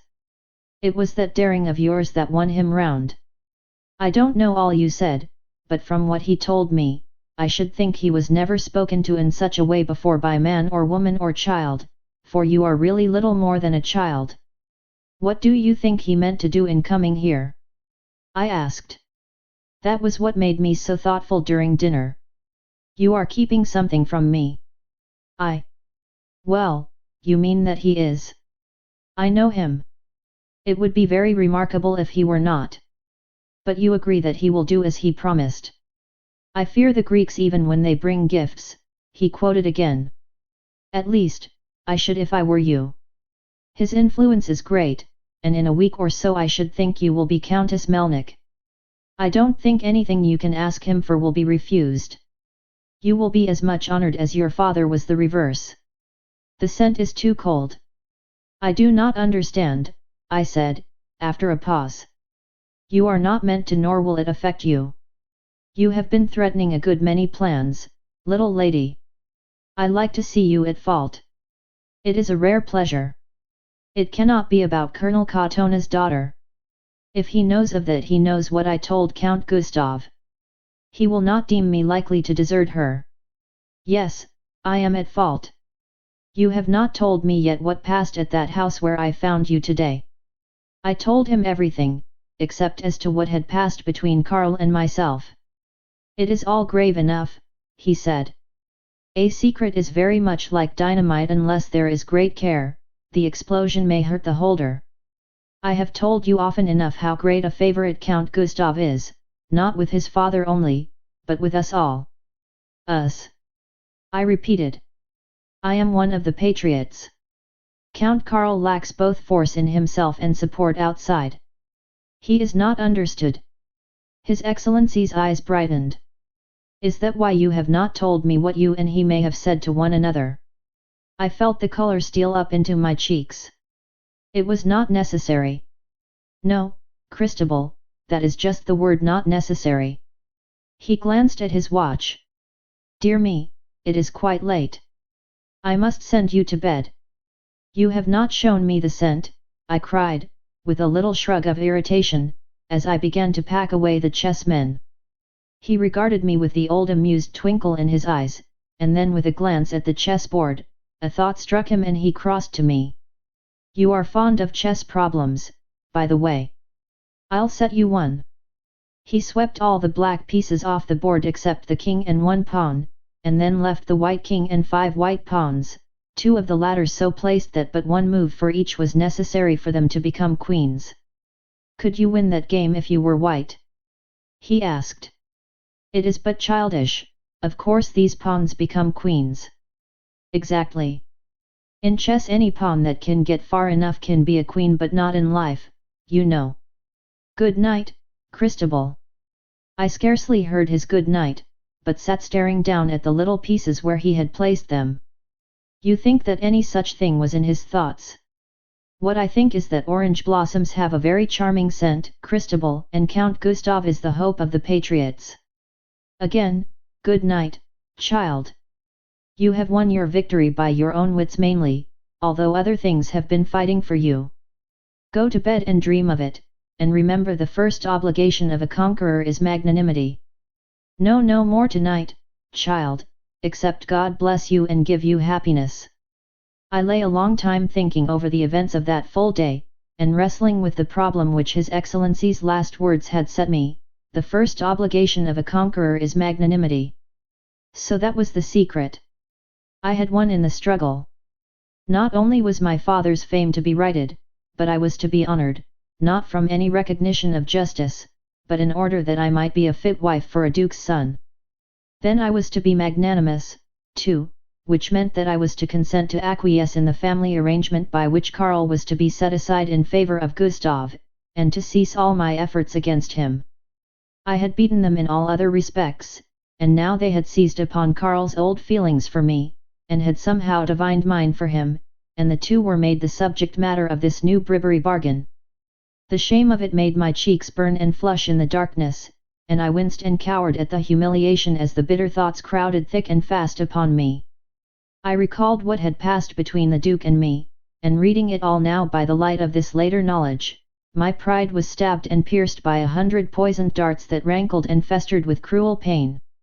He had come to view me as a possible wife for the son whom he designed to disinherit. My love for Karl was to be made a stake in the game of injustice he would play. I was to be tossed to Karl as a sort of compensation for his wrongs, and I was to be honored that I might be duly rendered fit for the position. The show of reparation to my father was a mere sham and pretense to tinsel another wrong. My duty to the dead, the solemn charge laid upon me, was to be a lever to force me to consent to it. And this was my victory. Is it to be wondered at that the ashes gritted my teeth, that in my hot indignation, I spurned the whole transaction as base and ignoble, and that I vowed rather to forego my supreme purpose than gain it at such a price? My father's honour was dear to me, but he would never have me win it for him at the price of my own. The whole bargain was dishonourable alike to the dead and to me, and the mere proposal should harden my heart and stiffen my resolve to go through with my task in my own way. I grew less passionate when I had settled this resolve firmly, and was able to reflect upon the probable result of the Duke's intention to my plans. They were now in danger of being badly broken up. If he kept his word and sent Count Gustav to me with what he had termed the written confirmation of his promise, it was clear that the scene I had planned to take place at my house would be prevented. The Count could not be in both places at once, but would he come to me, if James Parry played his part well? I had to risk everything on my judgment of his action. Long and anxiously I weighed that problem, and at length decided he would not come to me, if once he was persuaded that he could get hold of Gareth in despite of me. He knew that she was the key to everything for me. If he could whisk her away from my care, my power over him was gone. I might accuse him to Colonel Katona as the man who had wronged her, but if she was bestowed safely in his charge, he could laugh at the accusation, and could challenge me safely to produce any proofs of it. Moreover, I had so planned that he would feel safe in testing the truth of the story which James Parry would tell him, and would see that if he found it false, he could still come to the meeting, scarcely an hour behind his time. For such a delay, 100 excuses could be pleaded, and he was not the man to be at fault for some plausible one. He would test it, I felt confident. He had everything to gain by doing so, and nothing to lose. At least so he would reason. Success would mean all in all, failure no more than the need to invent an excuse. I determined to go on, therefore, and fell asleep at last in complete assurance that on the morrow matters would go as I had planned before the Duke had seen me. In the morning General von Erlanger greeted me with even more than his usual kindliness. "You have not slept well, Christabel," he said. I suppose my face showed this. I had to think. "What are you going to do? You know all that I meant in what I said at parting last night. I am going to wait for the meeting at noon. And then? If no one comes I shall go away. There is of course something behind that. But Count Gustav will come. His father will see to that. Are you against me, too, in this development? I should never be against you. But I wish you to be on our side. If I can no longer tell you all that is in my thoughts, do not blame me. Let us wait for the meeting. I am afraid, if I were to speak, some of my chagrin might show itself." He made a gesture of disappointment. "I have lived too long in the world, Christabel, to look for either schemes or counsels of perfection. Life must always be a compromise. I will not counsel you now, I will only hope. That is at least left to us all, even to me in this." He gave me a sharp look, threw up his head slightly, and said, "Remember, Count Gustav is necessary to the country." "It is an unfortunate country, then," I retorted, rather tartly, and we said no more. Soon after breakfast James Parry came. He told me that he had written the letter, and I gave him his final lessons, and said that his father, who was waiting close at hand, was to take a letter which I had written to Colonel Katona, and then to be at the door with the carriage for me at 12 o'clock to the instant. In the letter to Colonel Katona I merely gave him my address, and said I would be there within half an hour of midday to meet him and Count Karl. When I had arranged those details, I had nothing to do except wait for the time of the meeting with such patience as I could command. I did not know that 2 hours could possibly contain so many weary dragging minutes as those. I resorted to every device I could think of to use up the time. I walked up and down the room counting my steps. I tried to read, only to fling the book away from me. I repeated a quantity of poetry, from Shakespeare to Walt Whitman. I got the chessboard out and tried problems, only at last to give it all up and just think and think and think. At 11 o'clock I went to my bedroom and put on my hat in readiness, although I was not to leave until an hour later.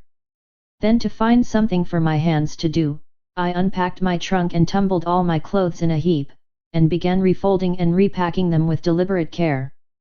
I was in the midst of this most uninteresting task when a servant brought a message that General von Erlanger would like to see me. I bundled everything back into the trunk anyhow and anywhere, locked it and went down. It was 11:30 by the great hall clock as I crossed to the library. James Parry was just about making his entrance as traitor. His Excellency was fingering a letter as I went in. "I am anxious to have a last talk with you before Count Gustav comes, Christabel. There are some things I wish you to see quite plainly." "We have only half an hour," said I. "No, we may have longer. I have a line from the Count to say that an unexpected but very pressing engagement may prevent his being quite punctual, and he begs me to explain this to you." "Oh, General, what perfectly glorious marguerites!" I exclaimed, enthusiastically, turning to point to the flowers in the garden, lest he should see my face and read there the effect of his words. Count Gustav's engagement was with James Parry, and my heart beat fast as I saw victory ahead. His Excellency crossed and stood by me. "Yes, they are beautiful. I pride myself on my marguerites, you know. But isn't it a little singular they should appeal to you so strongly at this particular moment?" "I love marguerites," I replied, with a smile. I was master of my features again then. "So do I. To me they stand for simplicity, truth, trust, and candor, especially between friends such as, say, you and myself, Christabel." We exchanged looks, mine smiling, his grave, very gentle and a little reproachful. Chapter XXV. On the threshold. His Excellency had at times some very pretty ways. He stepped through the window now, and, plucking 3 or 4 of the finest marguerites, offered them to me. "You will accept them in the sense I have just indicated?" he asked. "You punish tactfully, General. I suppose you think the rebuke is warranted. I would rather you gave them to me tomorrow, say," and I turned from the window and sat down. He laid the blossoms on the table. "We will leave them until our chat is over. I hope you will take them then." "I think not. There is only half an hour, you know." "You are resolved not to give Count Gustav the grace he asks? You believe there is some purpose behind this note?" And he held it up. "That is one of the marguerites, and must wait until tomorrow." "You shut me out, then? You are a very resolute, self-reliant little person, you know, Christabel. Is even this letter you're doing too? I told you we would wait for the meeting." "Umph." He nodded. "Then I suppose it's not much good for me to say anything." "I am sorry," and he sighed. "I should like to tell you something," I said, "but it might make you angry, and you have been so kind to me, so much more than kind." His look relaxed. "You will not make me angry. I am too old to heat quickly. I think you should not have been a party to this Duke's scheme. It is not honourable to anyone concerned and to me, dishonourable in the extreme." "You don't think I would do anything dishonouring you?" "Why, I would have, but you remember the question you would not let me ask. Is it honourable to me to make a pretence of granting the justice I seek for my father's memory, while in reality using that very thing and my own feelings, merely as a means of doing yet another wrong to another man? To fool me thus and make a sport of me for these wretched, sordid policy purposes? Why, you yourself spoke of it contemptuously as no more than a Greek gift." He showed no irritation at my warm words, but on the contrary smiled and pressing his fingertips together said, "I suppose it will sound strangely to you, but I can still, from my side, offer you those marguerites in the sense I indicated." Candor. I almost threw the word at him. Are we not at a little disadvantage? We are not calling spades, spades. May I do that? Certainly, so far as I am concerned. Then I will. Count Karl has loved you ever since he knew you in New York. You love him now? Yes, don't protest, it is quite true. He wishes above all things in the world to make you his wife. The Duke knows this and he consents to the marriage. The Duke knows and consents because I am going to surprise you. Count Karl himself told him and asked his consent. The Duke came yesterday to see you for himself, deeply prejudiced against you, because of Count Gustav's misrepresentations, but you conquered him, as I told you last night you had. He resolved to grant you what you desired, to have your father's title revived. As a bribe, I burst in impulsively. And justice done, that the way might be clear for the marriage. That he told you the truth in regard to Count Stephen's death is itself a proof that he means to keep his word. Now, what is there dishonorable to you in that? What of the Greek gift? I quoted against him. You should look at that dispassionately. Count Karl is impossible as the leader of the patriots. You tell me he is misunderstood, and very possibly you may be right. But the fact is what I say, the patriots would not follow his lead, and thus only Count Gustav remains to us. It may be unjust, but there is always some injustice in popular movements. What then remains? Either the whole movement must be wrecked, or Count Gustav must be brought through this trouble. That was the Greek gift. And I and my feelings are to be used as a pawn in the game. That is the view of a very clever but very young lady who sets great store upon having her way in her own way. But it is not Count Karl's view, Christabel. And Gareth. Ah, there has been most extraordinary bungling over that. Bungling! I cried, indignantly, almost contemptuously. Would you offer me these while speaking in such terms of her? And I picked up the marguerites and tossed them again down nearer to him. Almost you hurt me there, he said with a sigh. The thing is full of thorns, but of this you may be sure. You would not be asked by me to desert that poor child. What is to be done must be done in the open, but what is best to do where best seems to mean worst for someone cannot yet be decided. Frankly, I do not yet see the way. Does the Duke know of her? I think not, I almost fear not. His faith in Count Gustav is surprising for a man of his experience. But then he is his father. He is a sorry, shoddy hero for the patriots, I exclaimed, with such bitterness that His Excellency lifted a hand in protest.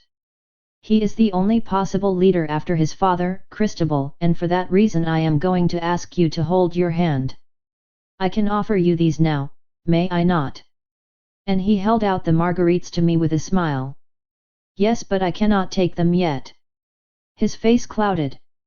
You have something in your thoughts, yet. It is close to 12 o'clock and he has not come, I replied, significantly. He lifted the letter from Gustav. We have this. You will wait after what I have said. Not a minute unless you make me a prisoner. Don't, Christabel. That is unjust. Where are you going? To my own house. Who is there? At present, Gareth only. Whom do you expect? Count Gustav and others. For God's sake, he cried, more disconcerted than I had ever seen him, and his white shapely fingers twisted the flowers nervously during the pause that followed. You have frightened me, he murmured at length. The deeds are not of my doing, I said slowly. Where is your house? Why do you wish to know? That I may follow you there presently, he answered. You have twisted those blooms and wrecked them. Is candor wrecked with the petals, General? He looked up and I saw by his glance that he knew I had read his intention. You did not mean to come alone, I added. It is a case for the Duke himself. You must not take this responsibility alone, Christabel, you must not. The issue of everything is in the balance. I may be wrong. Count Gustav may not come. You have probably made sure of him. Give me the address. We must know it. You see that, I am sure. I thought earnestly. If I give it you, will you wait at home here and do nothing for an hour, and if you bring the Duke will you promise to tell him first of Gareth? I may be back within the hour with nothing done. Yes, I give you my word on both points. It will be a trying hour. I wrote down the address then and handed it to him. It is 12 o'clock. I must go. If I do not return, I shall look for you in an hour and a half from now. I wish you would let us come at once, he said as he went out to the carriage. You might only witness my failure, and I am jealous of my reputation for succeeding. I have no smile just now to answer yours, he said, as he handed me into the carriage. In some respects he had influenced me more than I had let him see during our conversation. Indeed, I scarcely cared to own to myself how differently I viewed the conduct and offer of the Duke. I was in truth intensely delighted at the news that Karl had asked the Duke's consent to make me his wife. I had known of course that he was willing to set everything else aside if he could prevail upon me to marry him. He had told me no less than that. But I fastened upon this formal request for the Duke's permission almost greedily, as though it gave a fresh practical turn to the position. My heart was indeed only too willing to find any reason or pretext for playing traitor to my resolve. I told myself over and over again during that drive that the facts were really just what they had been before His Excellency had spoken to me, and that the view which I had taken in those hot, restless, angry hours in the night was the one which I must take. But I found it increasingly difficult to be consistent. My dear old friend himself would certainly be the last to harbour a single thought in any way dishonouring to me. I trusted him entirely, and he was on the side of my heart's desires. He had also declared dead against the abandonment of Gareth, and had stipulated that whatever was done for her should be done in the open. Could I ask more than that? It meant that Count Gustav should not of himself decide what was to be done, but that Gareth and her father should have their part in it. Was I to put myself in her father's place and usurp his duty, merely because I had a fanciful estimate of what was due to me and to my irresponsible opinion of my importance? Temptation can take very subtle forms. Moreover, was that same estimate of my own infallibility to force Count Karl upon the patriots when he was obnoxious to them as His Excellency had declared? Was I to unsettle still further the political disturbances of the country, just because I thought duty required me to be self-denying and miserable and to lose the man I loved? That such thoughts could occur to me will show in what a chaos of irreconcilable wishes, hopes, and intentions my mind was during that drive, and how my pride, prejudices, and judgment fought and wrestled with the secret desires of my heart. I was in the worst possible frame of mind for the work that had to be done. Before His Excellency had spoken to me, my course had seemed quite clearly defined, but for the moment I was in that to me most contemptible of all moods, reluctant to go back and yet half afraid to go forward. I was thus relieved to hear when I reached the house that Colonel Katona and Karl had not yet arrived. I went up to Gareth. She was flushed with excitement, but when the colour died down, I could not but see how really fragile and delicate and ill she looked. She welcomed me with tears, and kisses and many questions. Why had I not been before? What had I been doing? Why had I wished her to keep in her room? What was the news I brought with me? Who was coming, and when? Was it her Karl? Had I told her to keep in her room for fear of being seen by him before I could prepare him for her presence? Her own eagerness in putting the questions lessened my difficulty in answering them, and she fussed about me lovingly, making much of me, caressing me and thanking me, chattering all the time like a child in her eager anticipation of coming happiness, so that my heart alternately glowed with pleasure that I had held on to my resolve and was heavy with fear lest a crushing disappointment was at hand to blight her love and shut out the sunlight from her bright young life forever. Her trust in Gustav was absolute, and her faith in his love unshakable. He will be so glad.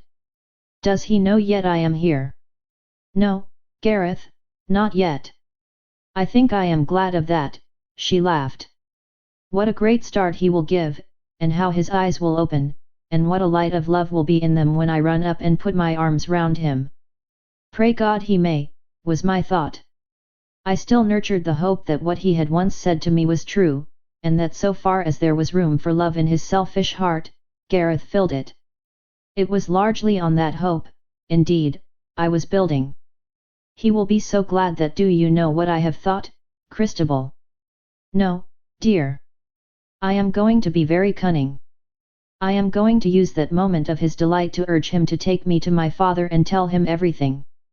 Do you think he will do it? It might be better, I began, when I stopped suddenly as a new thought occurred to me. What might be better, Christabel?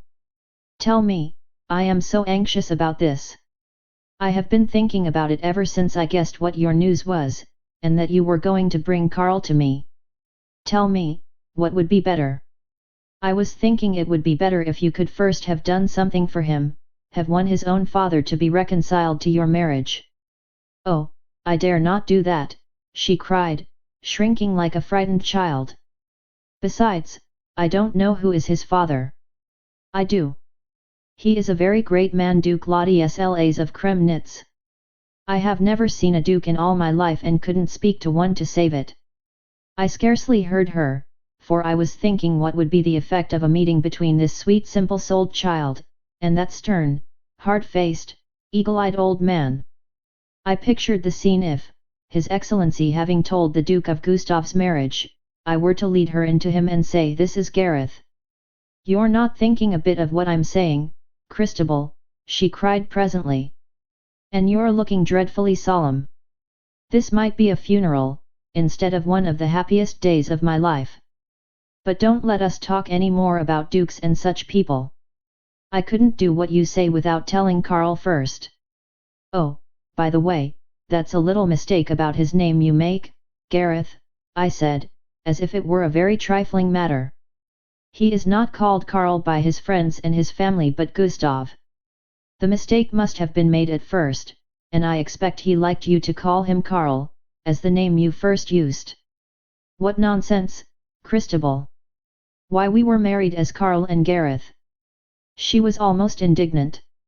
"I suppose he was just humouring you. But his brother's name is Carl. Perhaps they both have that name, and he liked you to call him by it, because no one else did." For a moment a great doubt clouded her bright eyes. "Do you think you have made a strange mistake, Christabel, and that it is not my Carl who is coming?" "No, dear, I have made no mistake. I could not do that. I only tell you this, that you may not be surprised if you hear others speak to him as Gustav, and look for you to do the same. If I were you, I should call him Gustav before others, and use the other name when you are alone. But it is such an extraordinary thing." At that moment Mrs. Perry knocked at the door and called me. "I must go now, Gareth." Her eyes were shining and her face alight with love and nervous anticipation. "Is it Carl Gustav?" "No, dearest. Not yet. He may be some little time yet. You will wait here patiently till I come for you." "Not patiently," she cried with the rueful pout of a child. I kissed her. "Courage and a little patience, Gareth," I whispered, my arms about her and her head on my shoulder. "Yes. I'll try to be patient, but you don't know what it is to wait like this in such suspense." "I'll come for you the instant I can," I assured her, and went out to Mrs. Perry. "The two gentlemen are here, Miss Christabel." "I'll go down to them," and I ran down, with no very clear thought of what I was to say to either Colonel Katona or to Carl, until I knew for certain that Gustav would really come. And there was no news yet from James Perry. Chapter XXVI. Face to Face. As I entered the room, Carl came to me with both hands outstretched. Utterly regardless of Colonel Katona's presence, he exclaimed in a tone of intense earnestness, "Thank God, for a sight of you again, Christabel." "Count Carl," I said, half in protest, as I put my hands into his nervously and glanced at the colonel. "Never mind the colonel. He knows everything," he declared in the most unabashed manner, "even that I have come to recant. I must take back the promise I made the other night." "Good morning, Colonel Katona," and I drew my hands away from Carl, who had held on to them with quite embarrassing pertinacity. The colonel's hard eyes were quite soft with the softness of Gareth's as he smiled. "You have a lovely garden here, may I go out into it?" "Indeed you may not," I replied quickly. "If Count Gustav caught sight of him he would be scared right away." "Count Carl wishes to speak to you alone, that's why I asked," he replied in his blunt, soldierly way. I think I am too embarrassed to know what to say or do, and I sat down helplessly. I believe it would be best for us all if we were to talk for about a quarter of an hour of nothing but the weather. Carl laughed. I can say what I want to say before the Colonel, Christabel, he declared. But Colonel Katona read something in my manner which disturbed him, and he looked at me earnestly, with an eager appeal in his eyes. I hope with all my heart it will be fine weather, I said with a meaning look, but fine or wet I am not yet ready to. I could think of no word to fit the sentence, and came to an impotent stop. I can wait, declared the Colonel, in evident relief, and turning his back to me, he stared resolutely out into the garden. I glanced at Carl, and was pained to see how really worn and ill he looked. The sunken cheeks, hollow eye sockets, and haggard, drawn features told their tale of the struggle through which he had passed.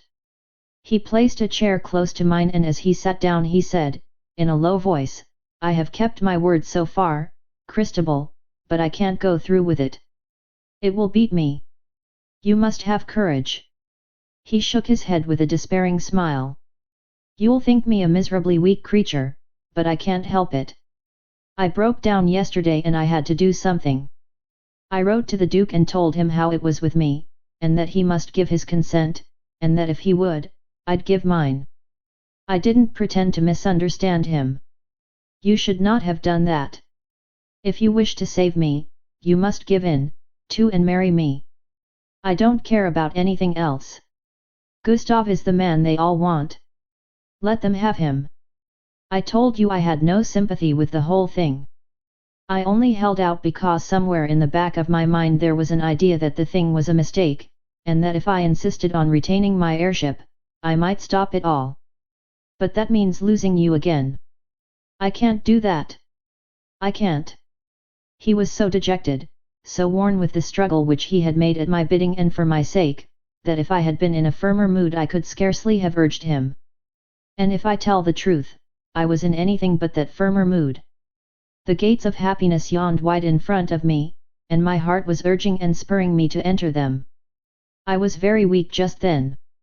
You are ill and not yourself, I said. Yes, I am ill, but worse in mind than in body. If I had known what it meant when you laid your hand on my arm that day in the State Walken and I gave that little bottle to you, I wouldn't have done it. I would do it again to win you, Christabel, but not to lose you. I saw the Duke last night, or rather he came to see me. My father! He exclaimed, in great surprise. Yes, he wished to see what Colonel von Dreschler's daughter was like. Did he tell you I had written to him? No.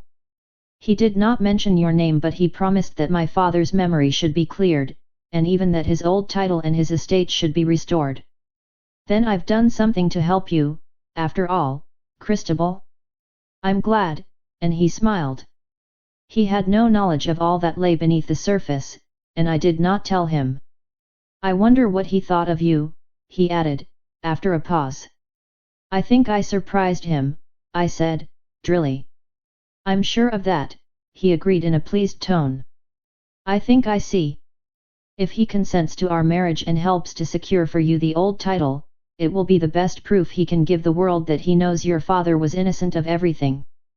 So you see you'll have to marry me, Christabel, if it's only to secure your own purpose. Thank God! He exclaimed fervently. Do you mean you would give up your birthright merely for me? I asked. Why, of course. That's just what I told him, he replied, simply. Do you think I would let you? He glanced at me with another smile. I shall give it up in any case. You must do what you please, you can't prevent me. But he hesitated and added hopefully, I think I'm very sure of you. You can't be sure yet of the Duke's consent. There is more to come than you know. He reached forward suddenly and seized my hand. I don't care what's going to happen now. You love me. That's enough for me to know. You are very confident, almost audacious. Very different from what you were when Miss Gilmore met you before. It's your doing all of it. You've given me backbone enough to be resolute on one point. At any rate, I won't lose you. You must wait to see what occurs here today, I said. I tell you I don't care. What is it? The answer came in a very unexpected form. The door opened and I snatched my hand from Carl's as I heard James Parry say, "Will you wait here a minute, my lord?" He had mistaken the directions I had given him about the room into which Carl's brother was to be shown, and the next instant, Count Gustav entered and was staring at us all in amazement. James was a shrewd fellow, and having recognized his blunder did the best thing to cover it. He shut the door behind Count Gustav and thus made his retreat impossible. "I am afraid you have mistaken the house, Count," I said, drily. "This is not General von Erlanger's. But pray sit down." He was bitterly chagrined, and shot at me such a glance of hate that I knew he understood I had outwitted him. Then his devil-may-care nature reasserted itself, and he sat down and laughed. "I suppose this is prepared for me?" "Yes and no. My servant has mistaken the room into which you were to be shown, that is all. I meant to see you alone first. There will probably be some money to be returned to you unless he has made another mistake as to that. I told him to be careful to insist upon part payment for his treachery in advance. I'll ring for him." "What's this, Gustav?" asked Carl, as I crossed to the bell. "Nothing to do with you," was the surly reply. "Good morning, Count Gustav," put in Colonel Katona. "Miss von Dreschler, may I not now go and admire your garden?" "No, Colonel, not yet if you please." At the answer, his face clouded ominously. He glanced from me swiftly to Count Gustav, and back to me with dark suggestiveness. James Parry came in then. "Did Count Gustav give you any money this morning, James?" "Yes, Miss Christabel." "Give it to me." He handed me a bundle of notes and went out. I passed them on to Count Gustav. "You have made a mistake, Count. American servants are not to be found on the bargain counter." "There is something here to be explained," said Colonel Katona, abruptly. "Count Gustav was to have come to me at General von Erlanger's at 12 o'clock today. Perhaps it might explain matters if he told us why he preferred to come here." I spoke very coldly. He dropped his eyes to the ground, declining the challenge, and sat swinging his legs moodily in silence. "What is it all, Christabel?" asked Carl. "Trouble perhaps for us all, and probably very serious trouble. If Count Gustav will not explain, I will." I stopped for him to speak. "You know why I came?" he said. "Your brother and Colonel Katona do not. Hadn't we better speak together alone first?" "Yes, if you wish." We went out together into another room. "You have played me an ugly trick," he began. "It is rather that you sought to play me one and failed. You came here to steal Gareth from my care. Where is she?" "In this house here." My God! There was no mistaking the intensity of his feelings. He threw himself into a chair and stared down at the carpet, his face wrinkled in lines of thought, perplexity, and fear. "Does Colonel Katona know?" he asked after a long, tense pause. "Not yet." "You mean to tell him?" "I have brought him here for that purpose." "He mustn't be told." I raised my eyebrows and shrugged my shoulders, and left him to interpret the gesture as he pleased. "You don't know what you are doing." "My God, you don't, or you'd never dare." "What are your terms now?" "No more than they were before and no less." He took a paper from his pocket. "Here's the first of them over my father's signature. Is this what you were to have brought to the General's house?" "Yes," he nodded. "It is not your doing, then, that part. What else do you want? You know quite well that you make Gareth your wife." "You're not so clever as you think you are," he jeered. This cheap sneer at me appeared to afford him some relief. "Have you no thought for her?" "I don't wish to hear about her from you." "Then her father and yours had better speak of her. The Duke knows the story by now, and the matter has to be settled somehow. You are brewing an awful mess and making any settlement impossible. But then you're a woman, and can be trusted to do that. Shall I send for Colonel Katona to come to us here?" "No," he cried quickly, and then gave a desperate sigh. Yet you love Gareth, I said. I tell you I won't hear of her from you. And she has given you all her innocent heart, trusting you, believing in you, loving you, as only such a sweet pure girl as she could. I will not hear you, he cried again fiercely. If you will not, there is only one alternative. He was silent, so I continued. I do not plead for her, don't think that. Her cause needs no pleading at my hands, because there are those who will not see injustice done to her. You know that selfish, reckless, wicked, and daring as you are. Her father is equally daring, and knows how to revenge a wrong done to her. What do you want to say, then? Can you see any way?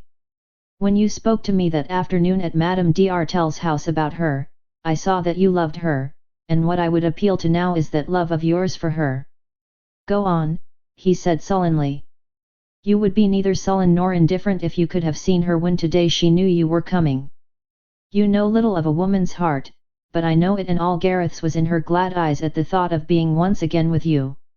She is not well, moreover worried and harassed by suspense, ill with the fever of unrest. She has no strength for the part you have made her play, and the passionate desire to have this tangle straightened and peace made with her father is wearing her life away. Whether he was touched by this, I cannot say. He gave no sign. You wish for a chance to checkmate me, I continued, and here you can find one.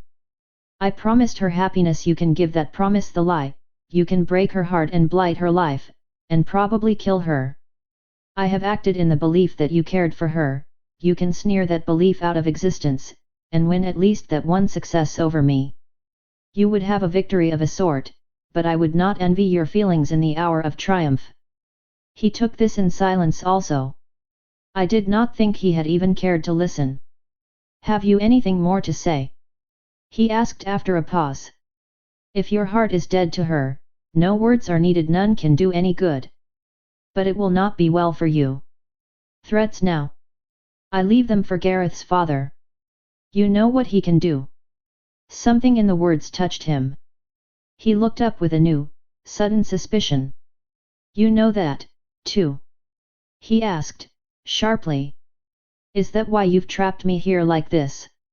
That is not my part of it, I replied, ambiguously, leaving him to make of the answer what he would. Can I see Gareth? Yes, when her father knows, and with his consent. He shrugged his shoulders and sneered again. You take me for a villain, of course. You said so once.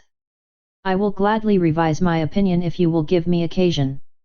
I told you were not so sharp as you thought.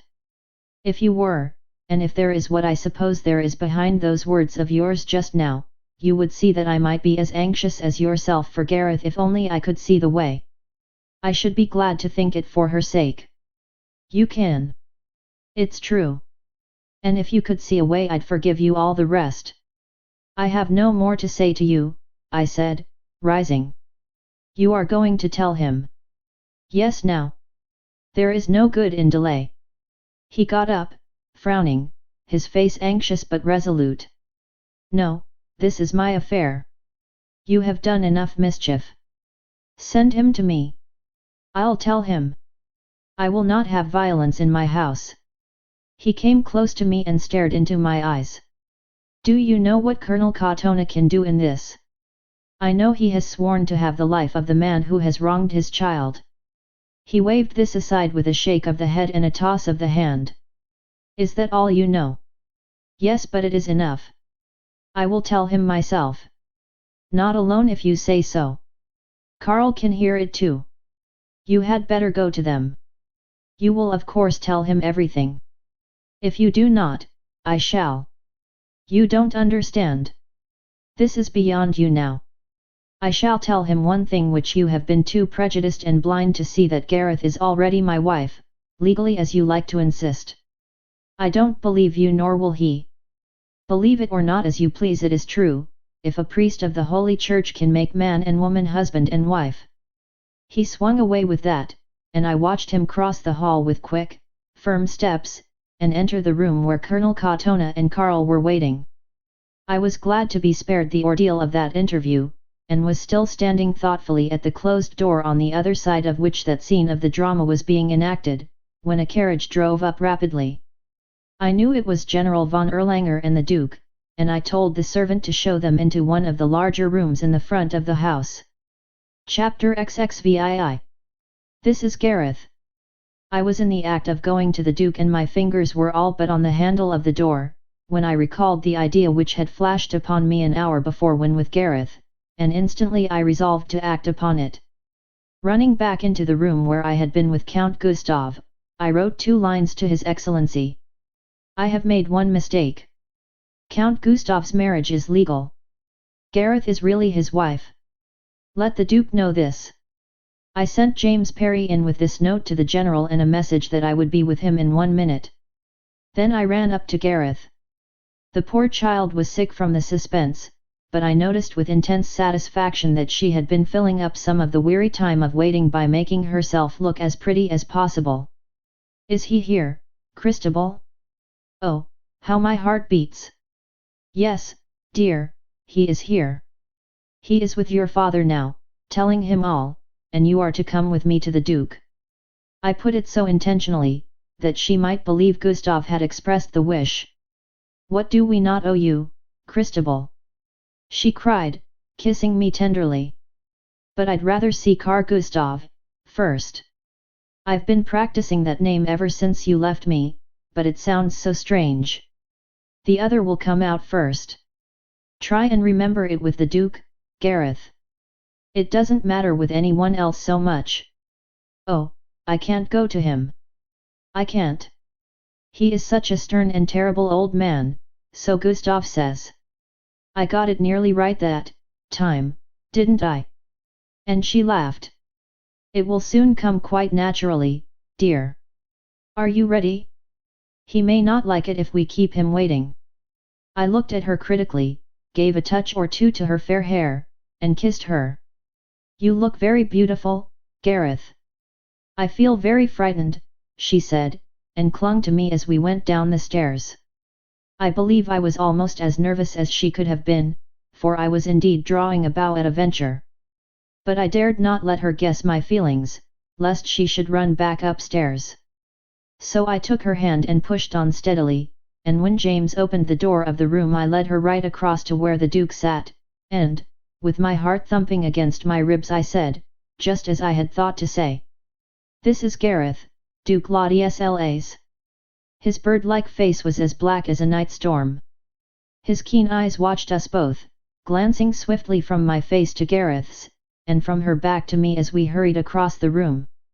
The heavy brows were pent, and when we stood in front of him there came an ominous pause like the calm when the storm is to burst. Gareth was so frightened by this reception that the clutch of her fingers tightened on mine. I felt her trembling and saw her colour go, as she flinched with a little gasping catch of the breath all eloquent of fear. His Excellency had risen at our entrance, and I saw him stare with a start of astonishment at Gareth, and from her to the stern old Duke, and then he lowered his head and closed his eyes, and I noticed that he clenched his right hand.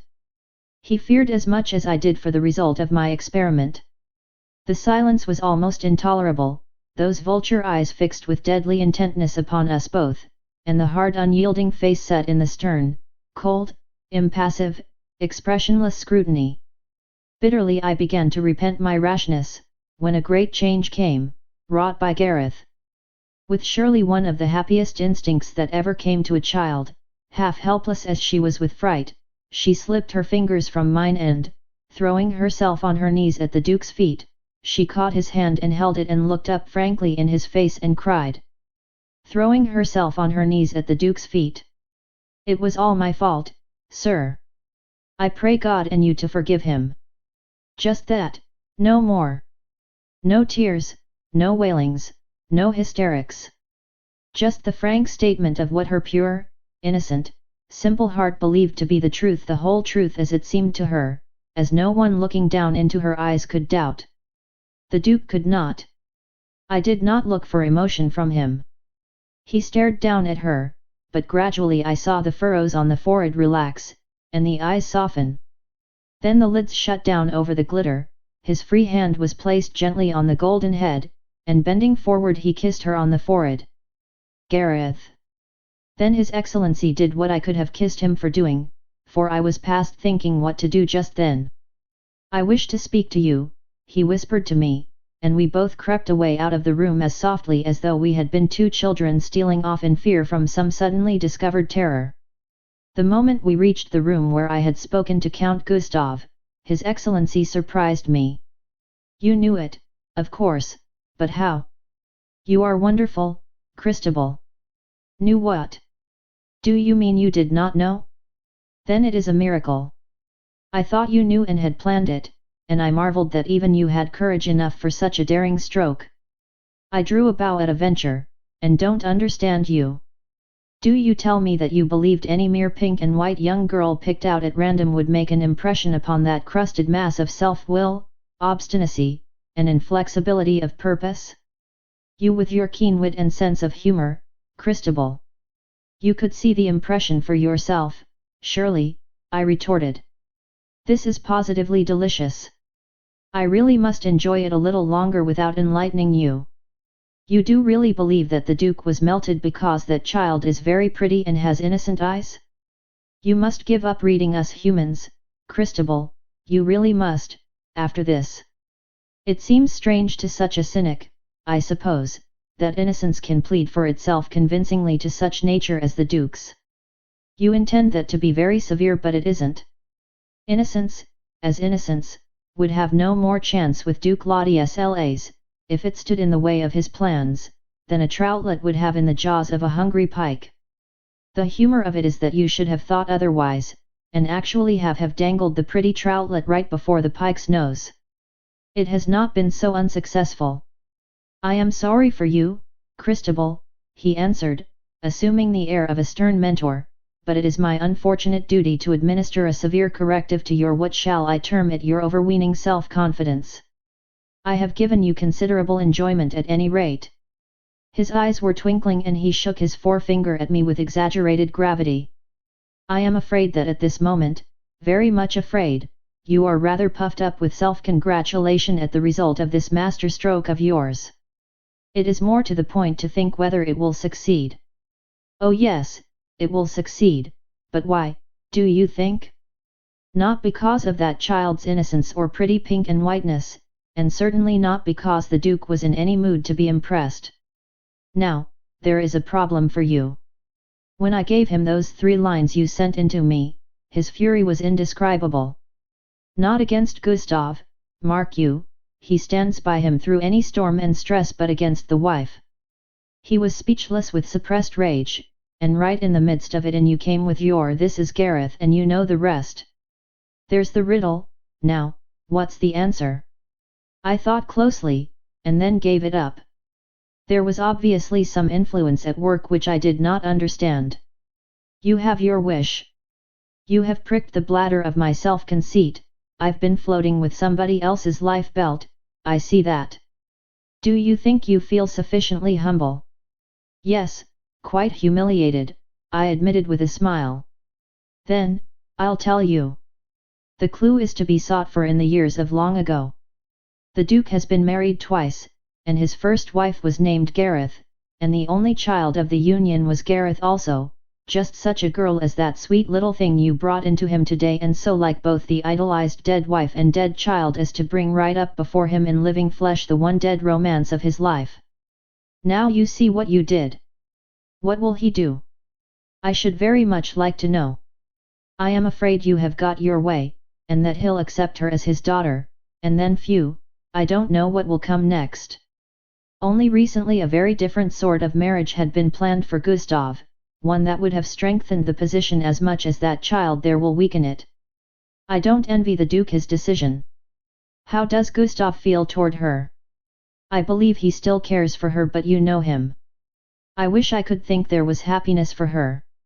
Those whom the gods love, die young. I'm not sure that if I were the gods, I wouldn't choose that solution. It is not for you to settle, fortunately, but for the Duke. True, but he can only give her Gustav, and that may be a long, long way different from happiness. He paused and with a slow smile added, this may affect you as well. I am thinking of Gareth just now. The same thing from a different angle, Christabel, that's all. If this marriage is publicly recognized, Karl will be again the acknowledged heir, the axis of things will be shifted, and the motive for the Duke's promise to you last night will be gone. It will be hard if you should have done so great a right and yet pay the price. It is well that you are strong. I have the Duke's word. Can you keep water in an open funnel? I turned away with a sigh and looked out of the window. His Excellency came to my side and laid a hand very gently and kindly on my shoulder. A touch of genuine sympathy. Almost, I could hope, Christabel, but thank God, I am not the Duke. I was a very presumptuous old man only a day or two back, but you have made me care for you in a very different way. I am presumptuous no longer, and all that I am and all that I have shall be staked and lost before I see injustice done to you. I know what a friend you are. Pray heaven, this may not be beyond our friendship. I could not answer him. I stood staring blankly out into the garden, realizing all that was behind his words. I knew he might have spoken no more than the truth, and that in gaining Gareth's happiness, I had ventured my own future. Not for a moment did I distrust Karl, but I knew the influences which might be brought to bear upon him. If Gustav was no longer to be preferred as the Duke's heir and Karl was not to be allowed to forego his rights as elder son, our marriage became impossible. I had worked for this, I know, had planned that it should be, had forced it home upon Karl himself, and had even found pleasure in the thought of the sacrifice it involved. But since then I had taken to my heart such different thoughts. The Duke had with his own hands swept away the barrier to our marriage, and Karl himself had shown me within the past hour how much it was to him. It is one thing to stand outside the Palace of Delight and, in the knowledge that admission is impossible to you, be firm in a refusal to enter, but it is another and a very different thing, when the gates stand open and your foot is already on the very threshold and loving hands are beckoning to you with sweet invitation to enter, to find the portal closed in your face, and yourself shut again in the outer darkness. It is little wonder, therefore, if my heart began to ache again in dread of the cold solitude which threatened to be the reward for my share in that day's doings. It was all quite clear to me, as I stared out into the garden, seeing nothing that was actually there, nothing but the troubled forms which my thoughts assumed. And although I murmured and rebelled against it all, I knew in my heart that at the last neither Karl's desires nor mine would be allowed to decide what should be done. My kind old friend, discerning the struggle that was taking place in my thoughts, left me at first to fight it out in my own way, but presently came, and in the same sympathetic way laid a hand on my arm. "You must not take too black a view, Christabel," he said. "It may all be yet for the best. I thought only to prepare you." "It is over," I said, with a smile. "I have taken my decision. It shall be as the Duke decides." "I know how it must be with you," he replied, very gently. The kindness of his manner seemed in some strange way to hurt me almost, at least it made me conscious of the pain of everything, and I lowered my head and wrung my hands in silence. Then a door opened in the hall. "Christabel, Christabel." It was Gareth's voice, sweet and glad. "Go to her, please, I cannot for the moment." He went at once and did what was of course the best thing to do. He brought her to me. "The Duke wishes to see Gustav alone," he said. A glance at his face told me my plan had succeeded. Gareth caught my arm nervously. I heard angry voices in one of the rooms, Christabel, my father's, and Carl Gustav's. "What does it mean? All will be well now that you have seen the Duke, dearest. Stay here a minute until I come for you." I believed it now and felt very happy as I kissed her and she kissed me in response. "I owe it you, Christabel," she whispered. "I will wait." I went out with the general and closed the door upon her. "You must do all that may have to be done now," I said, weakly. "I have finished, and can do no more. Count Gustav is there with Colonel Katona and Count Karl. Will you fetch him?" And I pointed to the room from which the sounds of voices loud in anger were to be heard. But even as I spoke, the door was flung open violently, and Colonel Katona and Gustav came out. "No, by God, no, you are too great a villain," cried the colonel fiercely, and then seeing who was with me, he stopped abruptly. In the pause I glanced through into the room and saw Karl staring after the other two. Our eyes met, and he flung up his hands with a gesture of consternation and despair. Chapter XXVIII. The Colonel's Secret. Instantly I thought of Gareth and raised my hand, hoping to still the Colonel's angry, strident tone lest it should reach her. "He is a villain," he repeated. "I care not now who hears me say it. He lured her from me, planned to make me do murder, and now would have me join in dishonoring my child. You must hear this, Miss von Drechsler, for you know much and shall know the rest." "For Gareth's sake, Colonel, she is in that room and may hear," I protested. "Let her come and let her decide this," said Gustav. "No. This is for me. I will tell all. I have kept my secret long enough for your sake, as you know, and will keep it no longer. You came here," he said, turning to me, "to clear your father's memory of the charge brought against him. I can prove it false, and will. He was charged with having murdered the young Count Stephen. It was a lie. This scoundrel here knows it was a lie. Ask him if he dare deny that." There was no need to ask the question, Count Gustav's face gave the answer, clear and unmistakable. "You will ruin everything, Colonel Katona," he said. "Not me only, but the Duke, your master, and the great cause, everything. To hell with any cause which would sacrifice my child's honor." "I will tell the Duke to his face," was the hot reply, very fiercely spoken. "I am here ready to listen, Colonel Katona." We all started and turned to find the Duke himself had come out. "What is this lie which threatens ruin to everything, sir?"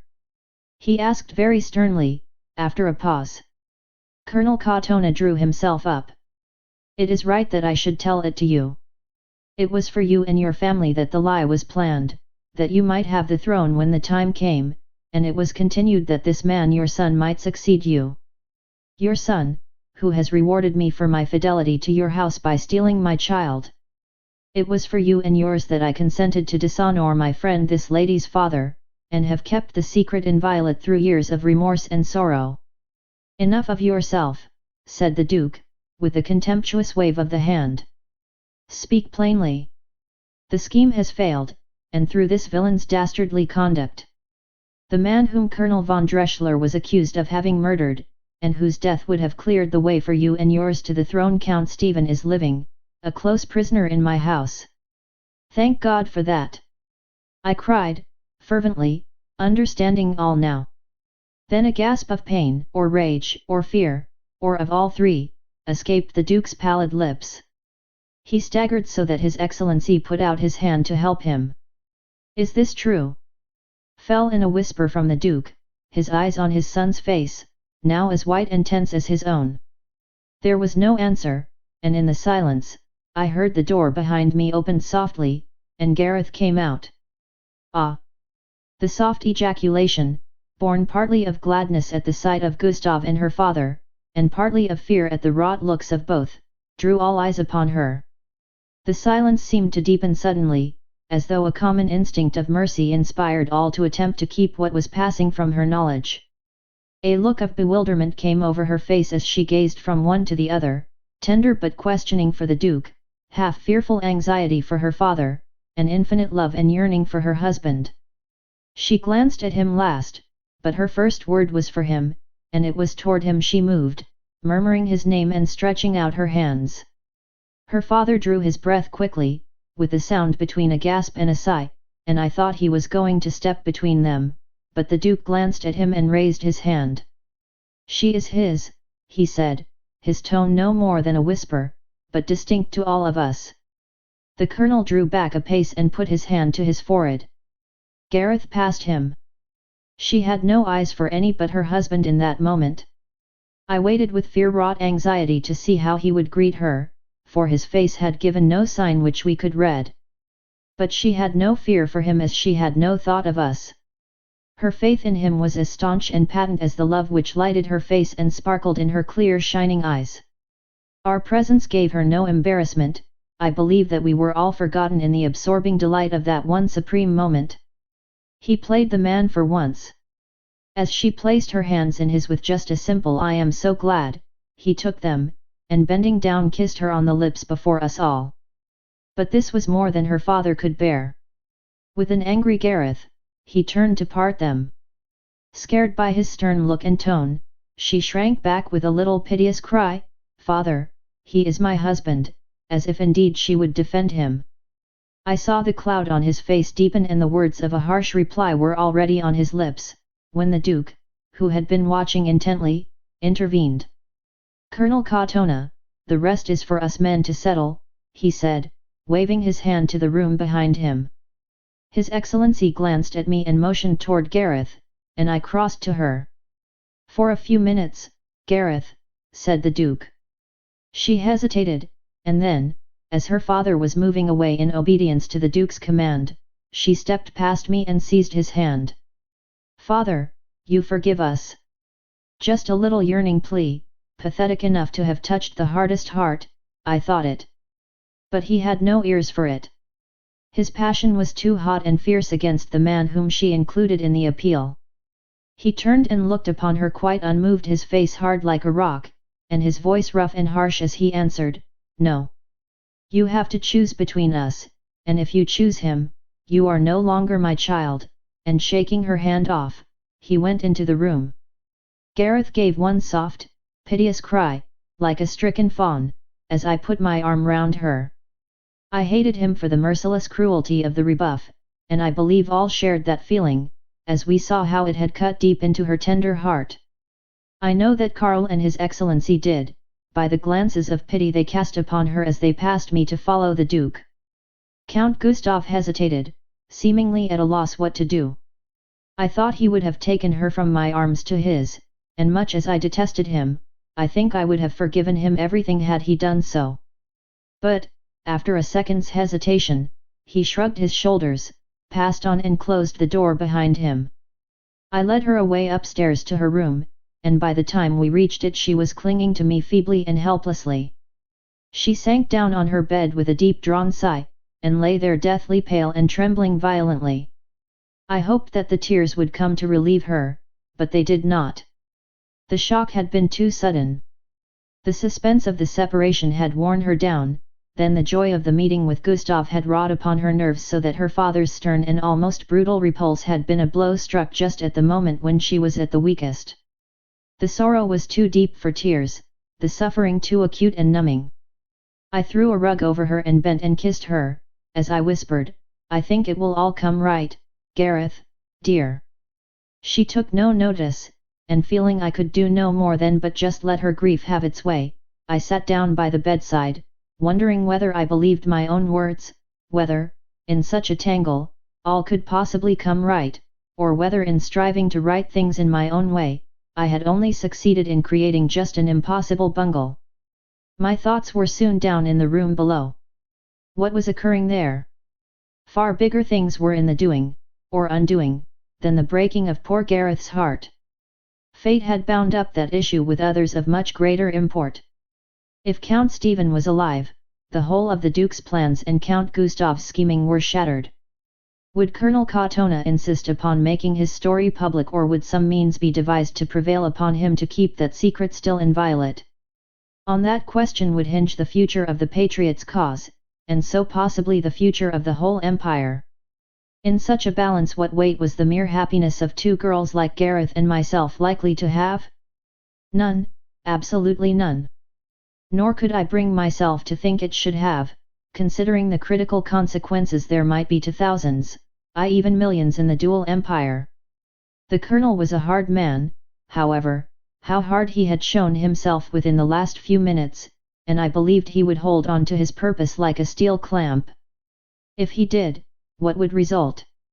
Either the leadership of the Patriot cause would pass from the Duke to Count Stephen, or the Duke's enemies would seize the occasion to promote a schism which would ruin the cause irreparably. In that case the main obstacle to Count Gustav's open acknowledgement of Gareth as his wife would be removed, but her husband and father must remain open and bitter enemies, and her choice must be made between them. Poor Gareth! And so I sat in long, Weary suspense, tossed hither and thither by my distracted thoughts, while I waited, my nerves high-strung, to learn the result of the conference below stairs. I was roused by a long, shuddering sigh from Gareth. "I am here, dear," I said, bending over her.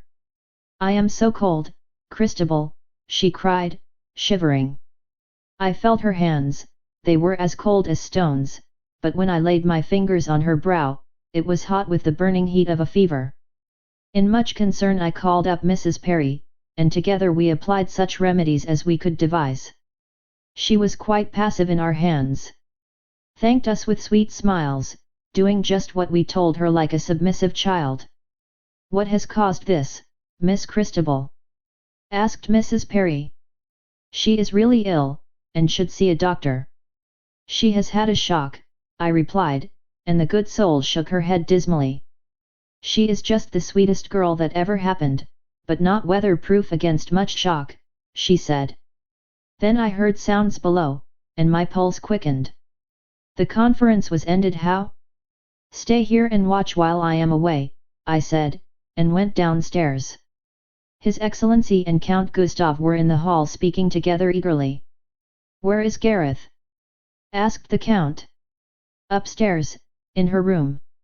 "I will take her away with me." "A wife must go with her husband," he answered, his tone curt and bitter. "She is ill. A case for a doctor, I fear. She was well enough just now. Is this another trick? Tell her I am waiting for her. She has cost me enough. I may as well have as much of her as I can. You will have her life if you take her away now. But that may be your object." I could not help the taunt, his manner so enraged me. "Thank you," he said, with a curl of the lip. "It is no case for harsh words," put in His Excellency. "And more certainly none for harsh deeds. Gareth cannot go until a doctor has seen her," I declared firmly. "But for your meddling none of this would have happened," declared Gustav. "Let me see her." "In your present mood, no. The shock of her father's cruel rebuff has quite unnerved her," I said to His Excellency. "Tell me what doctor to send for, please." He wrote down the name of a Dr. Armheid and his address, and I sent off James Perry at once. "What has been decided?" I asked next. "Where is the Duke?" "He should be told of Gareth." "I will speak to you presently," said the General, very kindly. Count Gustav laughed maliciously. "You have made a mess of things for yourself as well as for the rest of us, thank heaven. It serves you right. Karl has—" "Stop, if you please, Count Gustav, this is for me to explain," broke in the General very angrily. "Be good enough to leave it to me." "Why? What do I owe to you or to this meddler here that I should hold my tongue at your bidding? She has set herself against us, and must take the consequences. The Duke has about as much affection for you, as I have, and neither of us relishes the honour you would do us by becoming a member of our family." "Silence, sir!" exclaimed the General, hotly. "Not at your bidding, or that of any other man. Nothing that this gentleman can say can affect me, General," I said, smoothly. The words seemed to add fuel to Count Gustav's anger. "My wife shall not stay in your house and in your care," he said with great heat. "The moment the doctor says she may leave the house, she can go, but not before." "Oh, it's only another lie," he cried, passionately, and raising his voice he called loudly, "Gareth, Gareth! I am waiting for you. Gustav, Gareth, I say, Gareth!" "You may kill her," I murmured, wringing my hands. As if gloating over my trouble, he sneered, "You act well, but we'll see," and he called again loudly, "Gareth, Gareth, come to me." I caught the sound of her footsteps above. The door of her room opened and she answered, "I am coming, Gustav," and a moment later she came down the stairs and threw herself into his arms. "She told me you were too ill to come to me, but I knew it was false. You feel well enough to come away with me?" "Yes, of course, if you wish it." "I must go with him, Christabel, he is my husband, she cried, wistfully. He called me. The general saw her condition as plainly as I. She is more fit to be in bed than to leave here, he said. Do you suppose I cannot take care of my own wife, sir? Cried Gustav, fiercely. Get your hat, Gareth. She left his arms and began to climb the stairs. Mrs. Perry will bring it, Gareth, I said, hastily. But there was no need for it. She clung to the balustrade feebly and turned back to look at Gustav. I'm afraid I'm no more, for the next instant he had to catch her in his arms to save her from falling. She smiled to him as if trying to rally her strength. My head, she murmured, and then the hand which was pressed to it dropped, and she fainted. You had better carry her up to bed, said His Excellency, practically.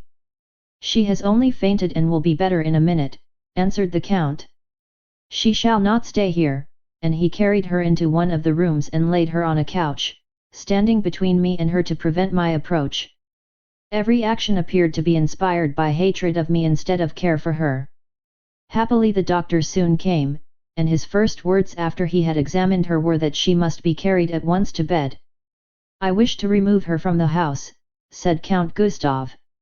It is impossible, was the brusque, imperative reply. It is necessary. It is for me to say what is necessary in such a case, declared the doctor, and being a strong as well as a masterful man, he picked Gareth up in his arms and told me to show the way to her bedroom. And in this way she was given back into my care. Chapter XXIX. A singular truce. It was more than an hour before I could go down to General von Erlanger, and I carried a heavy heart and a bad report of Gareth's condition. She is very ill, I told him. The doctor fears brain fever. At best but fragile, recent events have so preyed upon her that the climax today found her utterly broken in nerve and strength. I have left her muttering in half-delirious terror of her father's anger. Where is Count Gustav? Gone away with the doctor, to return later. And now of yourself, Christabel. In the presence of this I feel I do not care. I gathered the gist of all from what Count Gustav said. What was decided? Did the Duke know that Count Stephen was living? No. The thing was planned by his supporters, as he told you last night, to make sure of his leadership being secure at a time when, owing to the Emperor's illness, it seemed that the hour was at hand for the Patriots' cause to be proclaimed. They meant to kill the Count, but someone saved him, and then Katona was persuaded to undertake his guardianship. What is to be done? The Duke is a broken man. The knowledge of his favourite son's guilt, the break-up of his plans, the bitterness of the loss of virtually everything he cared for in life has completely unstrung him. He has sent Katona to take Count Stephen to him, he has given Gustav the option of voluntary exile or public exposure, and he has reinstated Karl in his position as elder son and his heir. It is only right. I am glad, I said. Glad? He echoed, with a meaning glance. Yes, very glad. Your tone is very confident. You know what it carries with it for you, I mean. I do not care what it means to me. It is right. The Duke is very bitter against you, Christabel. He would scarcely be human if he were not. In a sense this is all my doing.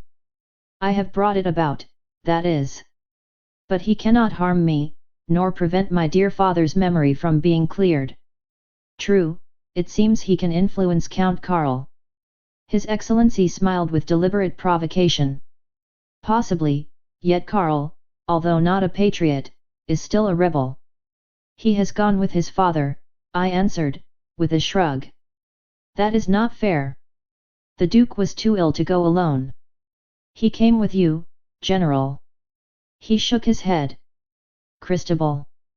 If matters were not so sad here, I might almost be tempted to put that forbidden question.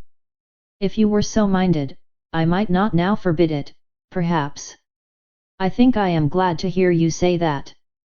The girl in you can perhaps scarcely help resenting Karl's going away just now, but then any girl can be unjust at such a moment.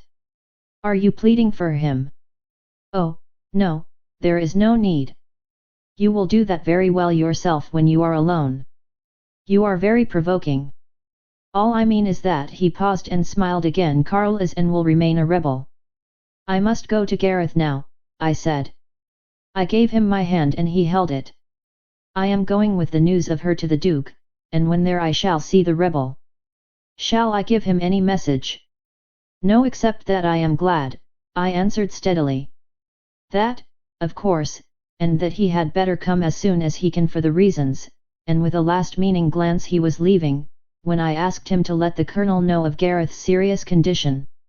I was full of anxiety for Gareth, and I had been so greatly wrought upon by the events of the day that, as I had assured the General, my own concerns seemed too small to care about, and yet I could not put them away from me.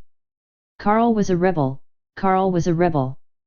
Over and over again the words came back to me, and all that they meant, as I stood by the window at a turn of the staircase, looking out and wondering. Yes, it had hurt me that at such a time he had left the house without waiting to see me, but he was a rebel. He had gone at the stern old Duke's bidding, but he was a rebel and would come again. The Duke hated me, and as Gustav had said would never sanction our union, but then Carl was a rebel. The sun might shine, or the rain might fall, political plans might succeed or they might fail, great causes flourish or be overthrown, Carl was a rebel and we should find our way after all to happiness. Love must have its selfish moments, and to me then that was just such a moment, despite all the troubles in the house.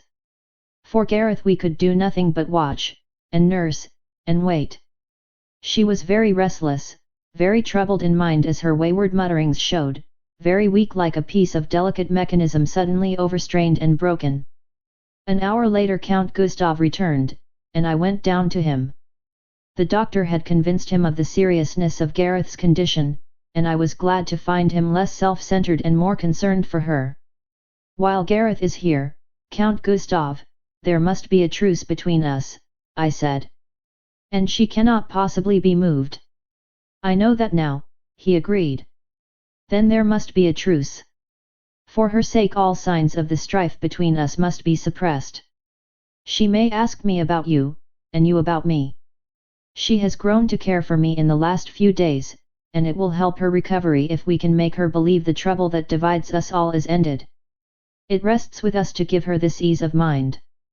I am not quite the brute you seem to think, he answered. I have my own opinion of you and am not likely to alter it, but for her sake I am willing to pretend. You are very frank. The terms of our truce are agreed, then. Just as you please, he said, with a shrug.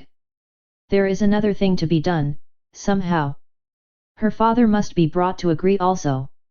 Shall I go on my knees to him? He sneered. I care not how it is done so long as it is done. But her mind is distracted by the thought of the breach between you two and of her need to choose between you. That was not my doing, he rapped out. I see no need for a competition as to who has done the most harm, I retorted, coldly. The question now is how that harm can best be repaired. Gareth is very ill but worse in mind than in body, and she will not recover unless her mind is eased. Not recover? He cried, catching at the words. There is no need to talk like that. Dr. Armheit does not take any such serious view as that. Could Dr. Armheit be told all the facts? My God! He cried under his breath, and turning away looked out of the window. In the silence I heard a carriage drive up to the door. Here is the doctor, I expect. You can tell him and get his opinion when he knows. But it was not the doctor. It was Carl with Colonel Katona, and James Parry showed them in. On the threshold the Colonel, catching sight of Gustav, stopped abruptly, with a very stern look, and would not have entered the room had I not gone to him and urged him. There is something to be done here which is above all quarrels, Colonel. You must come in, please. I have told him that Gareth is ill, said Carl. What do you mean, Miss von Dreschler? Asked the Colonel, with a very grim look at me. I struck at once as hard as I could. Gareth's life is in danger, and it rests largely with you whether she shall live or die. He pressed his lips tightly together for a moment. In plainer terms, please. Dr. Armheit, who knows only that she has had a shock and has something on her mind, says that she is very ill. We who know what the cause is, know how much graver her condition really is. He will tell you that her chances of recovery depend upon her ease of mind, and that ease of mind can only be secured in one way. It rests with you for one and Count Gustav for the other, to secure it and save her. He began to see my meaning and he glanced with an angry scowl at Gustav who, I am bound to say, returned the look with interest. Neither spoke, but waited for me to finish. I have just arranged a truce with Count Gustav to last until Gareth is strong enough to be told the facts. You too must do the same. The colonel drew himself up stiffly and shook his head, and Gustav, quick to take fire, was about to burst in, when I continued, Are you to think of Gareth or of yourselves? Is she to die that you may glower at one another in your selfish passion? Will it profit either of you to know that her life was sacrificed because you could not mask your tempers over her sick bed? Is this what you call love for her? You, her father, and you, her husband. I was beginning to win. I saw that from the slight change in the bearing of both. Hot indignation began to give place to mutual sullenness. It is your quarrel which may kill her, your apparent reconciliation that may save her. Her mind is restless, fevered, and distraught with the horror of the cruel choice which you, her father, laid upon her. You can hear it in every murmur of her half-delirious fever as she lies tossing now. The terror of you, love-born as it is, will kill her unless together you two can succeed in removing it. With a groan the colonel fell onto a chair and covered his face with his hands, while Gustav turned back again to the window. I was winning fast now, and I went on confidently, You can see this now, I hope. What I would have you do is to wait here until she is calmer, and then together go to her, and let her see for herself that the fear which haunts her is groundless. Let your hate and your quarrel stay outside her room, do your utmost while you are inside to make her feel and believe that you are reconciled. That will do more to win her back to health and strength than all the doctors and nurses in the empire. The trouble is in the mind, not the body. Happiness may save, where misery will kill her. Neither answered, and in the pause someone knocked at the door. It was Mrs. Perry, come to tell me that Gareth was calmer and conscious, and was asking for me. I told them the good news and added, May I go and tell her you are both here waiting to see her together? Neither would be the first to give way. I will take the risk, I said. I will go and tell her, and then whichever of you refuses shall have the responsibility, and without giving them time to answer I went upstairs to Gareth. She was looking woefully wan and ill, her face almost as colourless as the linen on which she lay. She welcomed me with a smile and whispered my name as I bent and kissed her. I am feeling so weak, Christabel, she murmured. Am I really ill? Or why am I here? Not ill, dearest, but not quite well.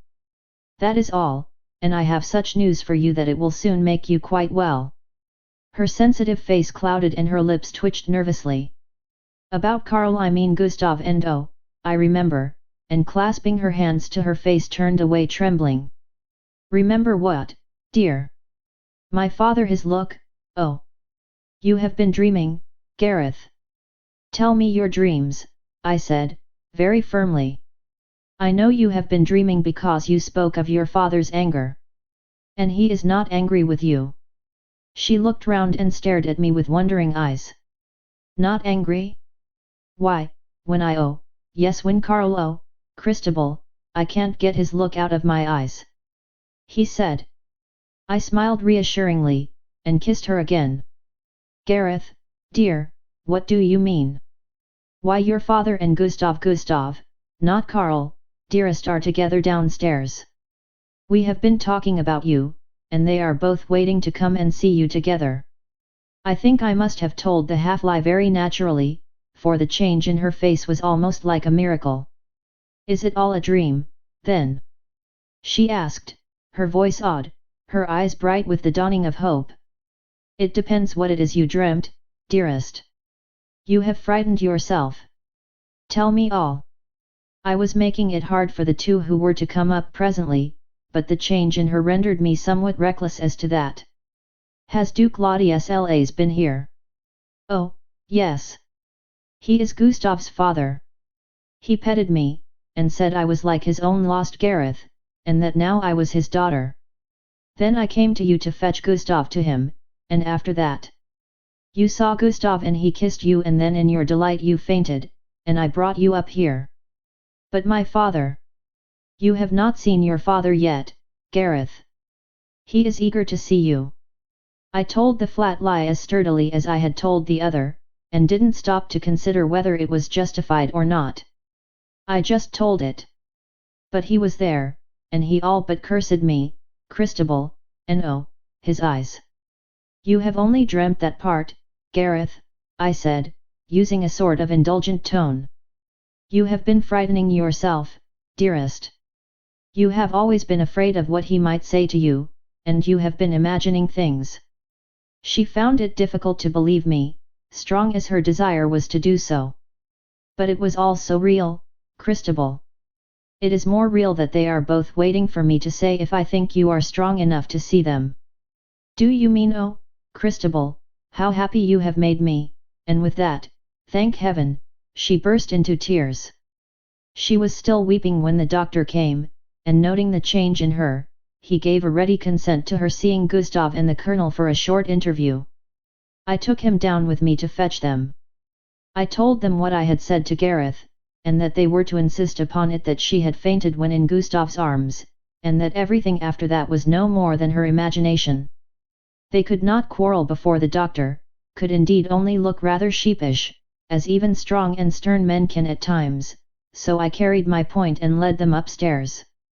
Gustav and your father, dearest, I said, as I opened the door and stood aside for them to pass.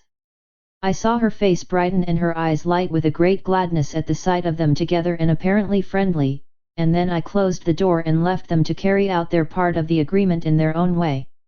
My face was glad too, and my heart light as I ran down to my rebel. Chapter XXX. The End. Why do we women like to tease the men we love? Is the sense of coquetry innate and irresistible in some of us? Or is it merely a defensive instinct warning us of the danger of being won too easily? I knew quite well how the interview with Karl would end.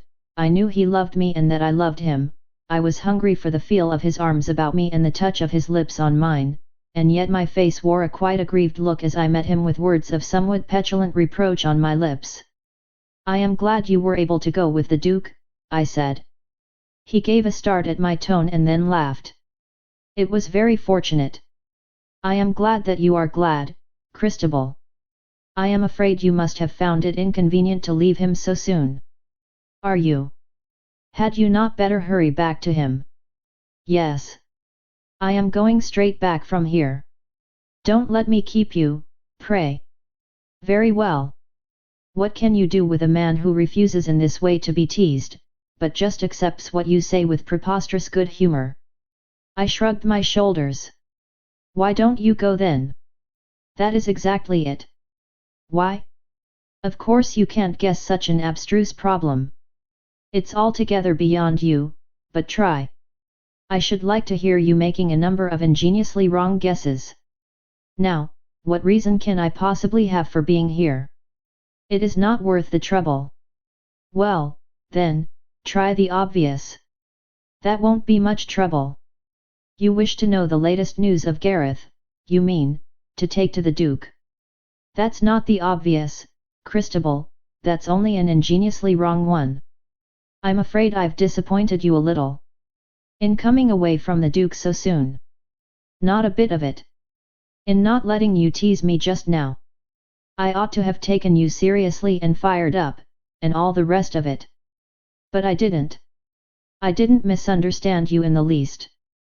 You see, but shall I tell you why? And he came close to me. You did go away with the Duke, I persisted, rather feebly, I fear. And who would have been the first to blame me if I had not, when he was ill and could not go alone? You see, you can't plague me because, for one thing, I know you too well, and for another I've had a chat with the general. Didn't he tell you I was a rebel? I always understood you had no sympathy with patriots, I answered, looking up innocently, but prepared for defeat and surrender. It won't do, Christabel, he laughed. You're looking too innocent. The general gave you away, I mean, and you know that I mean I am a rebel against my father's latest act of tyranny. He paused, but somehow I couldn't meet his eyes. I tried, and at my failure he was very tactful. He seemed to guess that it would have hurt me, if he had laughed then. Instead of laughing he took my hand. I am not going to give you up, Christabel, just because the Duke is unreasonably angry. Not all the dukes and princes in the Empire shall make me do that.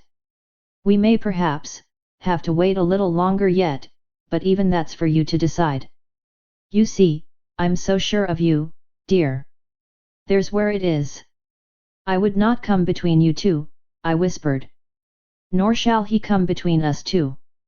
I was only a shiftless sort of ne'er-do-well till you came here and helped me to be strong again. I was going down the hill full speed with no brakes on, and, as you know, I didn't care. But I care now and have a will again, as you'll find out if you try to cross me in this, and having found my right mind again I made it up. You mean to side with the rebel, don't you? He proved that he had a will then, for without giving me time to reply, he just put his arm about me and made me kiss him on the lips. And after that, what was the use of protesting, even if I had the wish? But I hadn't. At the touch of his lips, the Duke and his opposition and his dislike of me, and everything else in the world was blotted out, save only my love for Karl and his for me. I wish that this story of the chapter of my life could end with that pledge kiss of ours, and that I could say all ended as happily for others as for Karl and myself. But I cannot. I had done my utmost to gather happiness for Gareth from the seeds of trouble which her loving but thoughtless hands had sown so innocently. The deception I had contrived and had caused her father and husband to continue was successful in its first object. They did their part well in the short strange interview by her bedside, and when the doctor called them away, she was entirely happy, holding a hand of each of them in hers in perfect belief in their reconciliation. The doctor told me that the risk of brain fever which he had seen was at an end, and that she would soon recover her strength, unless that occurred which was in all our thoughts. And it did occur. A crisis came in the night. I was dozing by her bedside, for she had fallen asleep, when her cries of pain roused me. I called Mrs. Perry, the doctor was summoned at once, and everything that his skill and our care could do for her was done. But there was no doubt of her imminent danger now. In the grey of the dawn the life, which was yet never full life, came only to be snatched away instantly by the remorseless reaper, who lingered by the bedside as if to garner with one sweep of the sickle the mother as well as the child. Fearing the end I sent news at once to the Duke, to Count Gustav, and to Colonel Katona. Both the latter came hurrying to the house, but by the time they arrived, the doctor was able to announce a respite. There was danger, grave danger, but just a faint hope that all might yet be well. Long, anxious, wearing hours followed while we watched the flame of life flicker up and down as she lay, white as wax and death's very counterfeit for stillness. More than once I thought she had passed, and held the mirror to her mouth to catch just the faintest dew of breath. Both Gustav and her father came up to see her, creeping into the room to gaze and sigh, and turn away despairing. She knew none of us, but just lay as though she had done with all the matters of earth, hovering on the edge of the thinnest line that can part death from life. The two men stayed in the house, nursing I know not what angry thoughts each of the other, but both afraid to leave lest the moment of consciousness should come to her and find them absent. I scarcely spoke to either of them, except to carry a brief message of her condition. If Gustav had brought this all about by his selfishness, it had been the colonel who had made matters so desperately worse by his ill-timed harsh looks and words on the preceding day. And toward both I felt too hardly on her account to do other than leave them to the bitterness of their belated, unavailing remorse. That both suffered acutely I could tell by their looks when I carried my brief news. But pity for them I could not feel. It was all absorbed by the gentle girl whom between them they had brought to the threshold of the grim portal. All through the hours of that long autumn day, the coma continued, until the doctor confessed his fear that she would pass away without even a minute's lapse into consciousness. If she should be conscious, may I bring them to her? I asked him when he was going away at nightfall. There is risk either way, but if she asks for them, bring them for a minute only, however. There is no hope? If she lives through the night, yes, but... And he shook his head very gravely. In the evening the last solemn pathetic offices of the church were solemnized, and through it all she remained unconscious mercifully, as it seemed to me, since it would have roused her to the knowledge that she was dying. I went back to my chair by the bed with a heart full of foreboding. I recalled the general's words so sadly prophetic, "Whom the gods love, die young." The saying had galled me as he quoted it, but it did so no longer. She looked so frail and fragile in her sickness, a tender flowerette so utterly unable to bear up against the rough crosswinds of anger and strife which, held in restraint only by her weakness, would assuredly burst forth to blight her life, that one could only feel with sad resignation that the dark verdict was the best for her happiness. And yet so loving and passing sweet she was that with resignation to the will of heaven was an irresistible, almost passionate, regret that she should go. Hours passed with that solemn slowness one knows in a sick room. The time was broken by my errands to the 2 watchers below stairs, to whom I carried news of her condition. More than once during the night Karl came also, as he had come frequently during the day, sent by the Duke in his anxiety for tidings of Gareth. It was some time past midnight when I noticed a change. She took the nourishment I gave her, and when I laid her back on the pillow, she sighed and made an effort to open her eyes. I took her hand and held it, and, after some time, I felt a slight pressure of her fingers upon mine.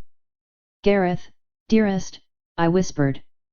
At first there was no response, but when I called her again, the pressure of the fingers was distinct, and a little later she opened her eyes and looked at me. That was all then, and she was so still afterwards, that I thought she was once more unconscious. She was not, however, and presently her eyes opened again and her lips moved. I bent down over her, and caught the faintly whispered words. "Am I dying?" "No, dearest, no. You will soon be strong again." She looked at me, and tried, I think, to smile.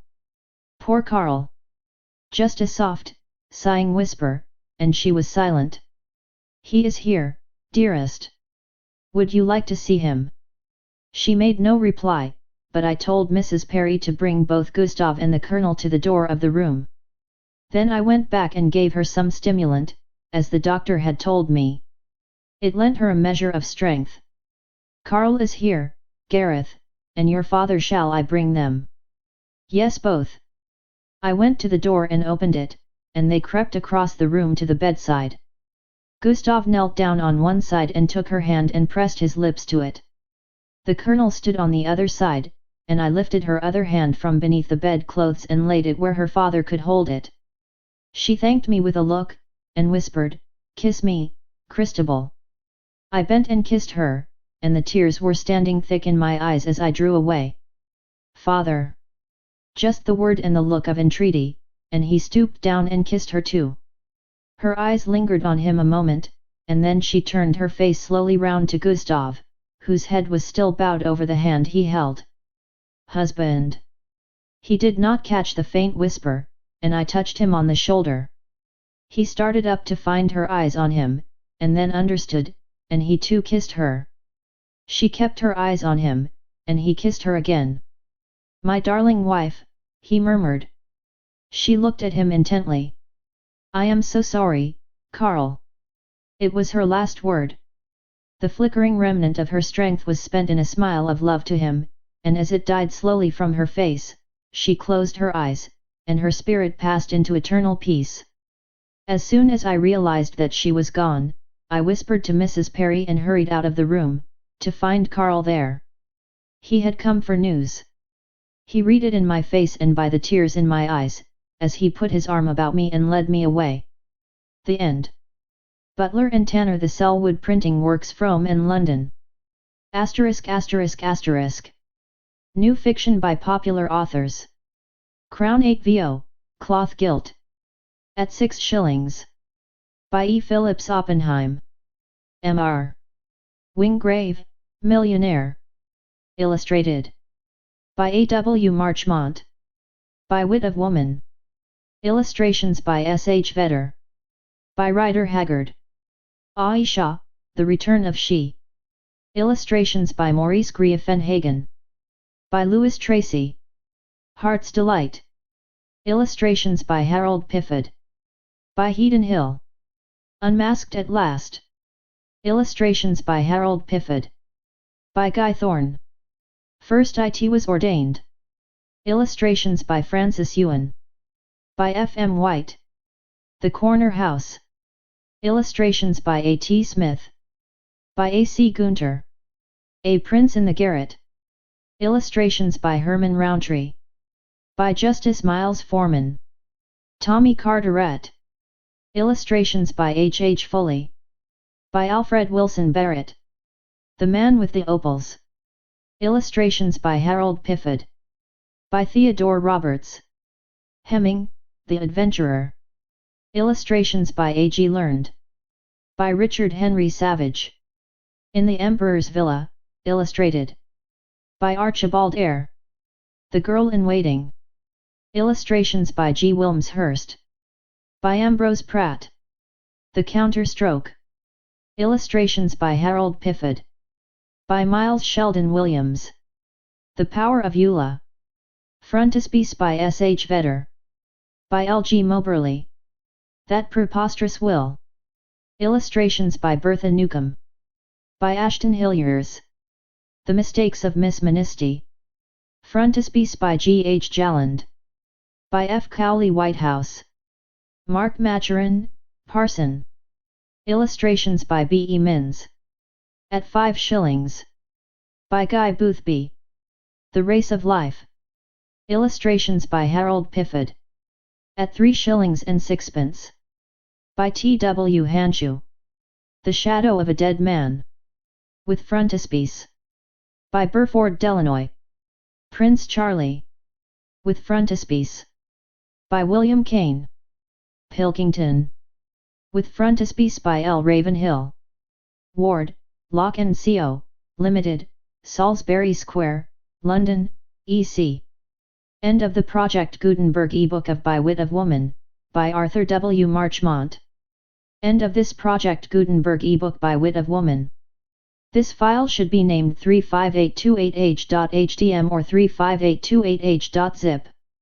This and all associated files of various formats will be found in http://www.gutenberg.org/3/5/8/2/35828.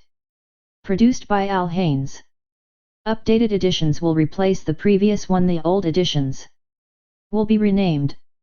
Creating the works from public domain print editions means that no one owns a United States copyright in these works, so the Foundation and you can copy and distribute it in the United States without permission and without paying copyright royalties. Special rules set forth in the general terms of use part of this license apply to copying and distributing Project Gutenberg TM electronic works. To protect the Project Gutenberg TM concept and trademark. Project Gutenberg is a registered trademark, and may not be used if you charge for the ebooks, unless you receive specific permission. If you do not charge anything for copies of this ebook, complying with the rules is very easy. You may use this ebook for nearly any purpose, such as creation of derivative works, reports, performances and research. They may be modified and printed and given away. You may do practically anything with public domain ebooks. Redistribution is subject to the trademark license, especially commercial redistribution. Start, full license. The full Project Gutenberg license. Please read this before you distribute or use this work. To protect the Project Gutenberg TM mission of promoting the free distribution of electronic works, by using or distributing this work, or any other work associated in any way with the phrase Project Gutenberg, you agree to comply with all the terms of the full project. Gutenberg TM license, available with this file or online at http://gutenberg.net/license. Section 1. General Terms of Use and Redistributing Project Gutenberg TM. Electronic Works. 1.a. By reading or using any part of this project Gutenberg TM electronic work, you indicate that you have read, understand, agree to, and accept all the terms of this license and intellectual property, trademark/copyright, agreement. If you do not agree to abide by all the terms of this agreement, you must cease using and return or destroy all copies of Project Gutenberg TM electronic works in your possession. If you paid a fee for obtaining a copy of or access to a Project Gutenberg TM electronic work and you do not agree to be bound by the terms of this agreement, you may obtain a refund from the person or entity to whom you paid the fee as set forth in paragraph 1.e.8. 1.b. Project Gutenberg is a registered trademark. It may only be used on or associated in any way with an electronic work by people who agree to be bound by the terms of this agreement. There are a few things that you can do with most Project Gutenberg TM electronic works, even without complying with the full terms of this agreement. See paragraph 1.c below. There are a lot of things you can do with Project Gutenberg TM electronic works if you follow the terms of this agreement, and help preserve free future access to Project Gutenberg TM electronic works. See paragraph 1.e below. 1.c. The Project Gutenberg Literary Archive Foundation, the Foundation, ORPGLOF, owns a compilation copyright in the collection of Project Gutenberg TM electronic works. Nearly all the individual works in the collection are in the public domain in the United States. If an individual work is in the public domain in the United States and you are located in the United States, we do not claim a right to prevent you from copying, distributing, performing, displaying, or creating derivative works based on the work as long as all references to Project Gutenberg are removed. Of course, we hope that you will support the Project Gutenberg TM mission of promoting free access to electronic works by freely sharing Project Gutenberg TM works in compliance with the terms of this agreement for keeping the Project Gutenberg TM name associated with the work. You can easily comply with the terms of this agreement by keeping this work in the same format with its attached full Project Gutenberg TM license when you share it without charge with others. 1.d. The copyright laws of the place where you are located also govern what you can do with this work. Copyright laws in most countries are in a constant state of change. If you are outside the United States, check the laws of your country in addition to the terms of this agreement before downloading, copying, displaying, performing, distributing or creating derivative works based on this work or any other Project Gutenberg TM work. The Foundation makes no representations concerning the copyright status of any work in any country outside the United States. 1.e. Unless you have removed all references to Project Gutenberg. 1.e.1.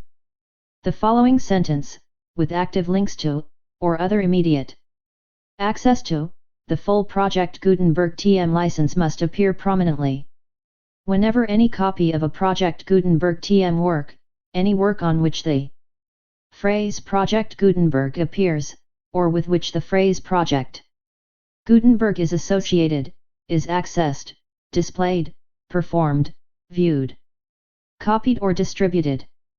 This ebook is for the use of anyone anywhere at no cost and with almost no restrictions whatsoever. You may copy it, give it away or reuse it under the terms of the Project Gutenberg license included with this ebook or online at www.gutenberg.net. 1.e.2. If an individual project Gutenberg TM electronic work is derived from the public domain, does not contain a notice indicating that it is posted with permission of the copyright holder, the work can be copied and distributed to anyone in the United States without paying any fees or charges. If you are redistributing or providing access to a work with the phrase Project Gutenberg associated with or appearing on the work, you must comply either with the requirements of paragraphs 1.e.1 through 1.e.7 or obtain permission for the use of the work and the Project Gutenberg TM trademark as set forth in paragraphs 1.e.8 or 1.e.9. 1.e.3. If an individual Project Gutenberg TM electronic work is posted with the permission of the copyright holder, your use and distribution must comply with both paragraphs 1.e.1 through 1.e.7 and any additional terms imposed by the copyright holder. Additional terms will be linked to the Project Gutenberg TM license for all works posted with the permission of the copyright holder found at the beginning of this work. 1.e.4. Do not unlink or detach or remove the full Project Gutenberg TM license terms from this work, or any files containing a part of this work or any other work associated with Project Gutenberg TM. 1.e.5. Do not copy, display, perform, distribute or redistribute this electronic work, or any part of this electronic work, without prominently displaying the sentence set forth in paragraph 1.e.1 with active links or immediate access to the full terms of the Project Gutenberg TM license. 1.e.6. You may convert to and distribute this work in any binary, compressed, marked up, non-proprietary or proprietary form, including any word processing or hypertext form. However, if you provide access to or distribute copies of a Project Gutenberg TM work in a format other than plain vanilla ASCII or other format used in the official version posted on the official Project Gutenberg TM website, www.gutenberg.net, you must, at no additional cost, fee, or expense to the user, provide a copy, a means of exporting a copy, or a means of obtaining a copy upon request, of the work in its original plain vanilla ASCII or other form. Any alternate format must include the full Project Gutenberg TM license as specified in paragraph 1.e.1. 1.e.7. Do not charge a fee for access to, viewing, displaying, performing, copying, or distributing any Project Gutenberg TM works, unless you comply with paragraph 1.e.8 or 1.e.9. 1.e.8. You may charge a reasonable fee for copies of or providing access to or distributing Project Gutenberg TM electronic works provided that you pay a royalty fee of 20% of the gross profits you derive from the use of Project Gutenberg TM works calculated using the method you already use to calculate your applicable taxes. The fee is owed to the owner of the Project Gutenberg TM trademark, but he has agreed to donate royalties under this paragraph to the Project Gutenberg Literary Archive Foundation. Royalty payments must be paid within 60 days following each date on which you prepare, or are legally required to prepare, your periodic tax returns. Royalty payments should be clearly marked as such and sent to the Project Gutenberg Literary Archive Foundation at the address specified in Section 4, Information about donations to the Project Gutenberg Literary Archive Foundation. You provide a full refund of any money paid by a user who notifies you in writing, or by email, within 30 days of receipt that he does not agree to the terms of the full Project Gutenberg TM license. You must require such a user to return or destroy all copies of the works possessed in a physical medium, and discontinue all use of and all access to other copies of Project Gutenberg TM works. You provide, in accordance with paragraph 1.f.3, a full refund of any money paid for a work or a replacement copy, if a defect in the electronic work is discovered and reported to you within 90 days of receipt of the work. You comply with all other terms of this agreement for free distribution of Project Gutenberg TM works. 1.e.9.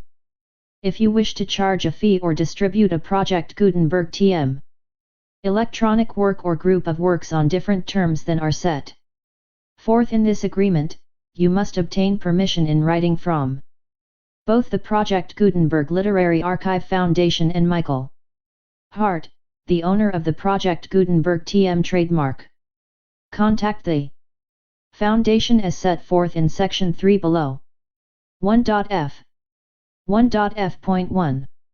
Project Gutenberg volunteers and employees expend considerable effort to identify, do copyright research on, transcribe and proofread public domain works in creating the Project Gutenberg TM collection.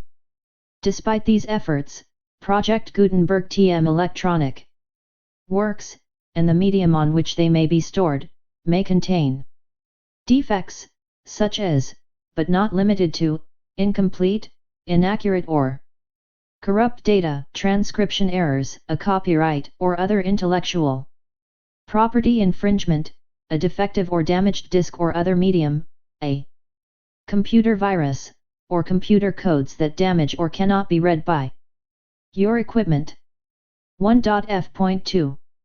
Limited warranty, disclaimer of damages, except for the right of replacement or refund described in paragraph 1.f.3, the Project Gutenberg Literary Archive Foundation, the owner of the Project Gutenberg TM trademark, and any other party distributing a Project Gutenberg TM electronic work under this agreement, disclaim all liability to you for damages, costs, and expenses, including legal fees. You agree that you have no remedies for negligence, strict liability, breach of warranty or breach of contract except those provided in paragraph 1.f.3.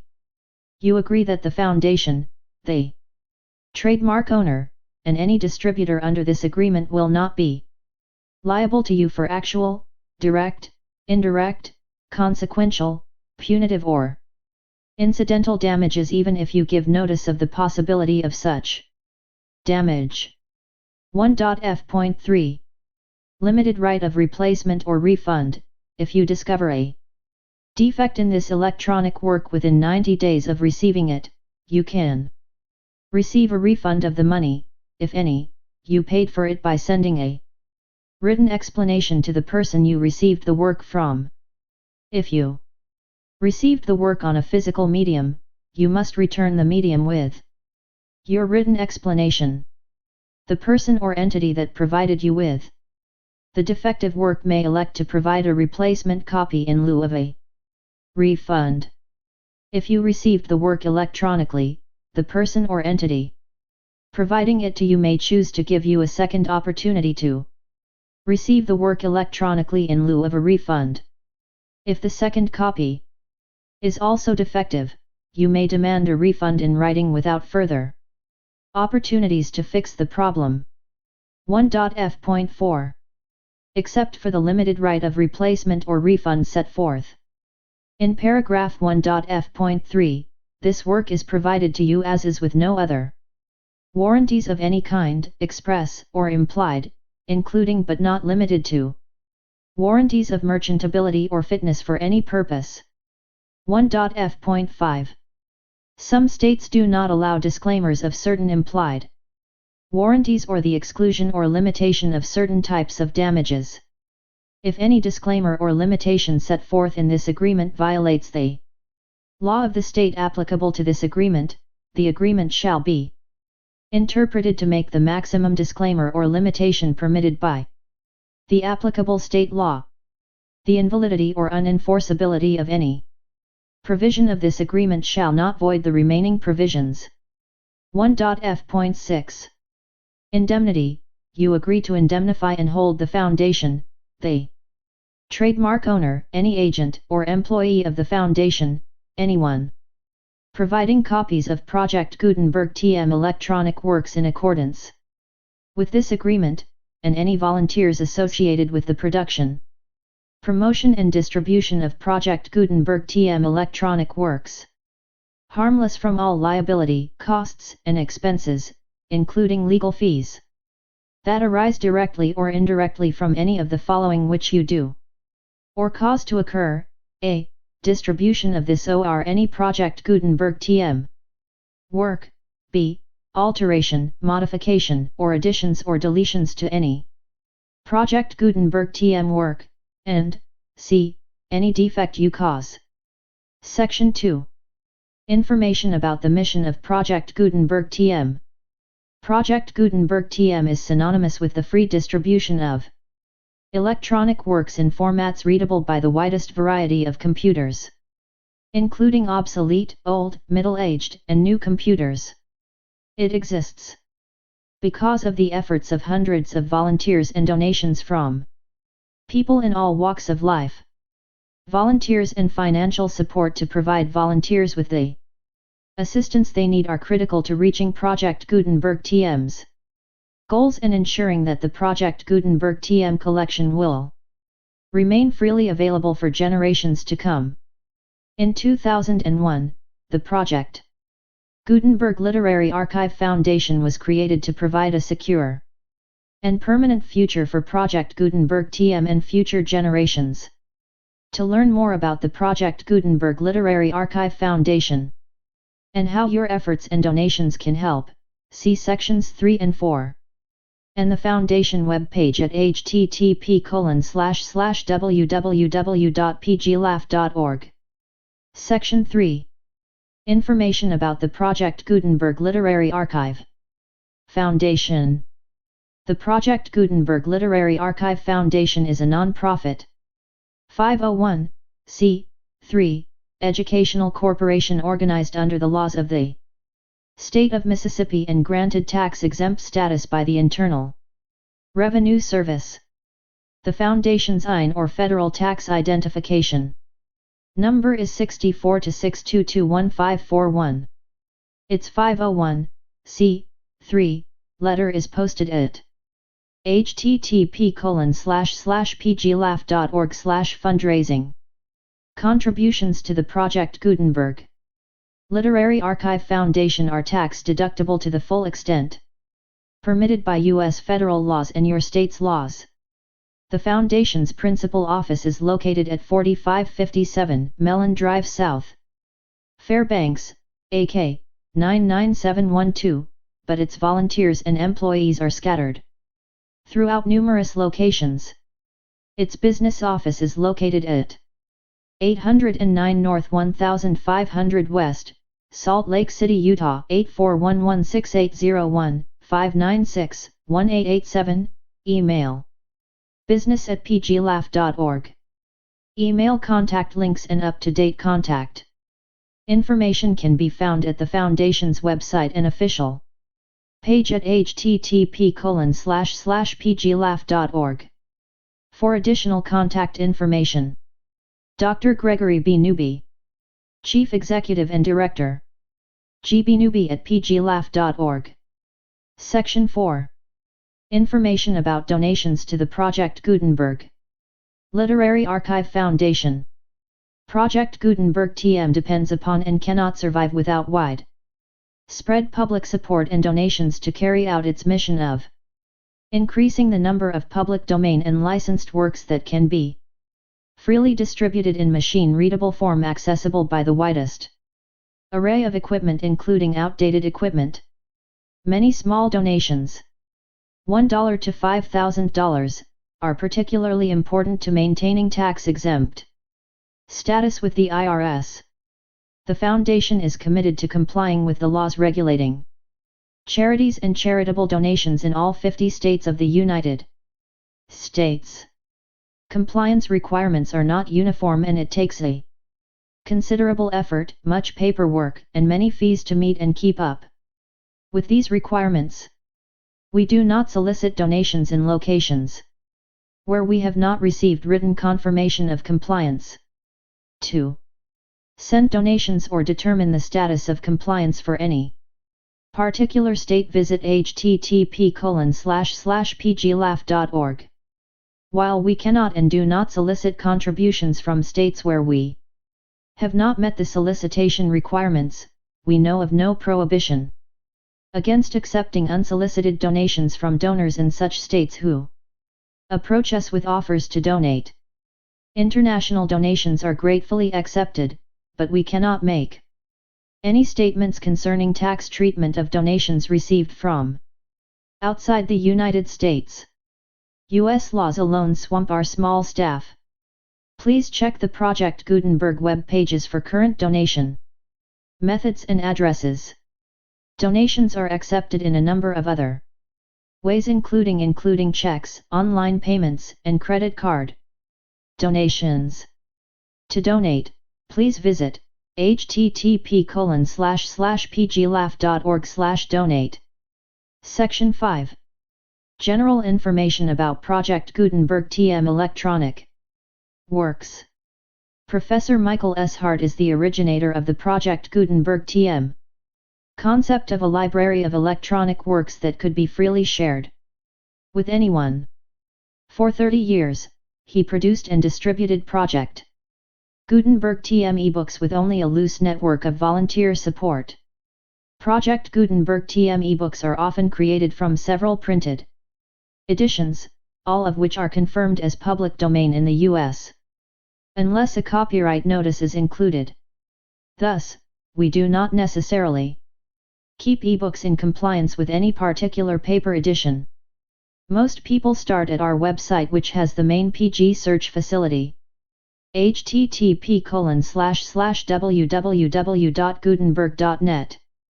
This website includes information about Project Gutenberg TM, including how to make donations to the Project Gutenberg Literary Archive Foundation, how to help produce our new ebooks, and how to subscribe to our email newsletter to hear about new ebooks.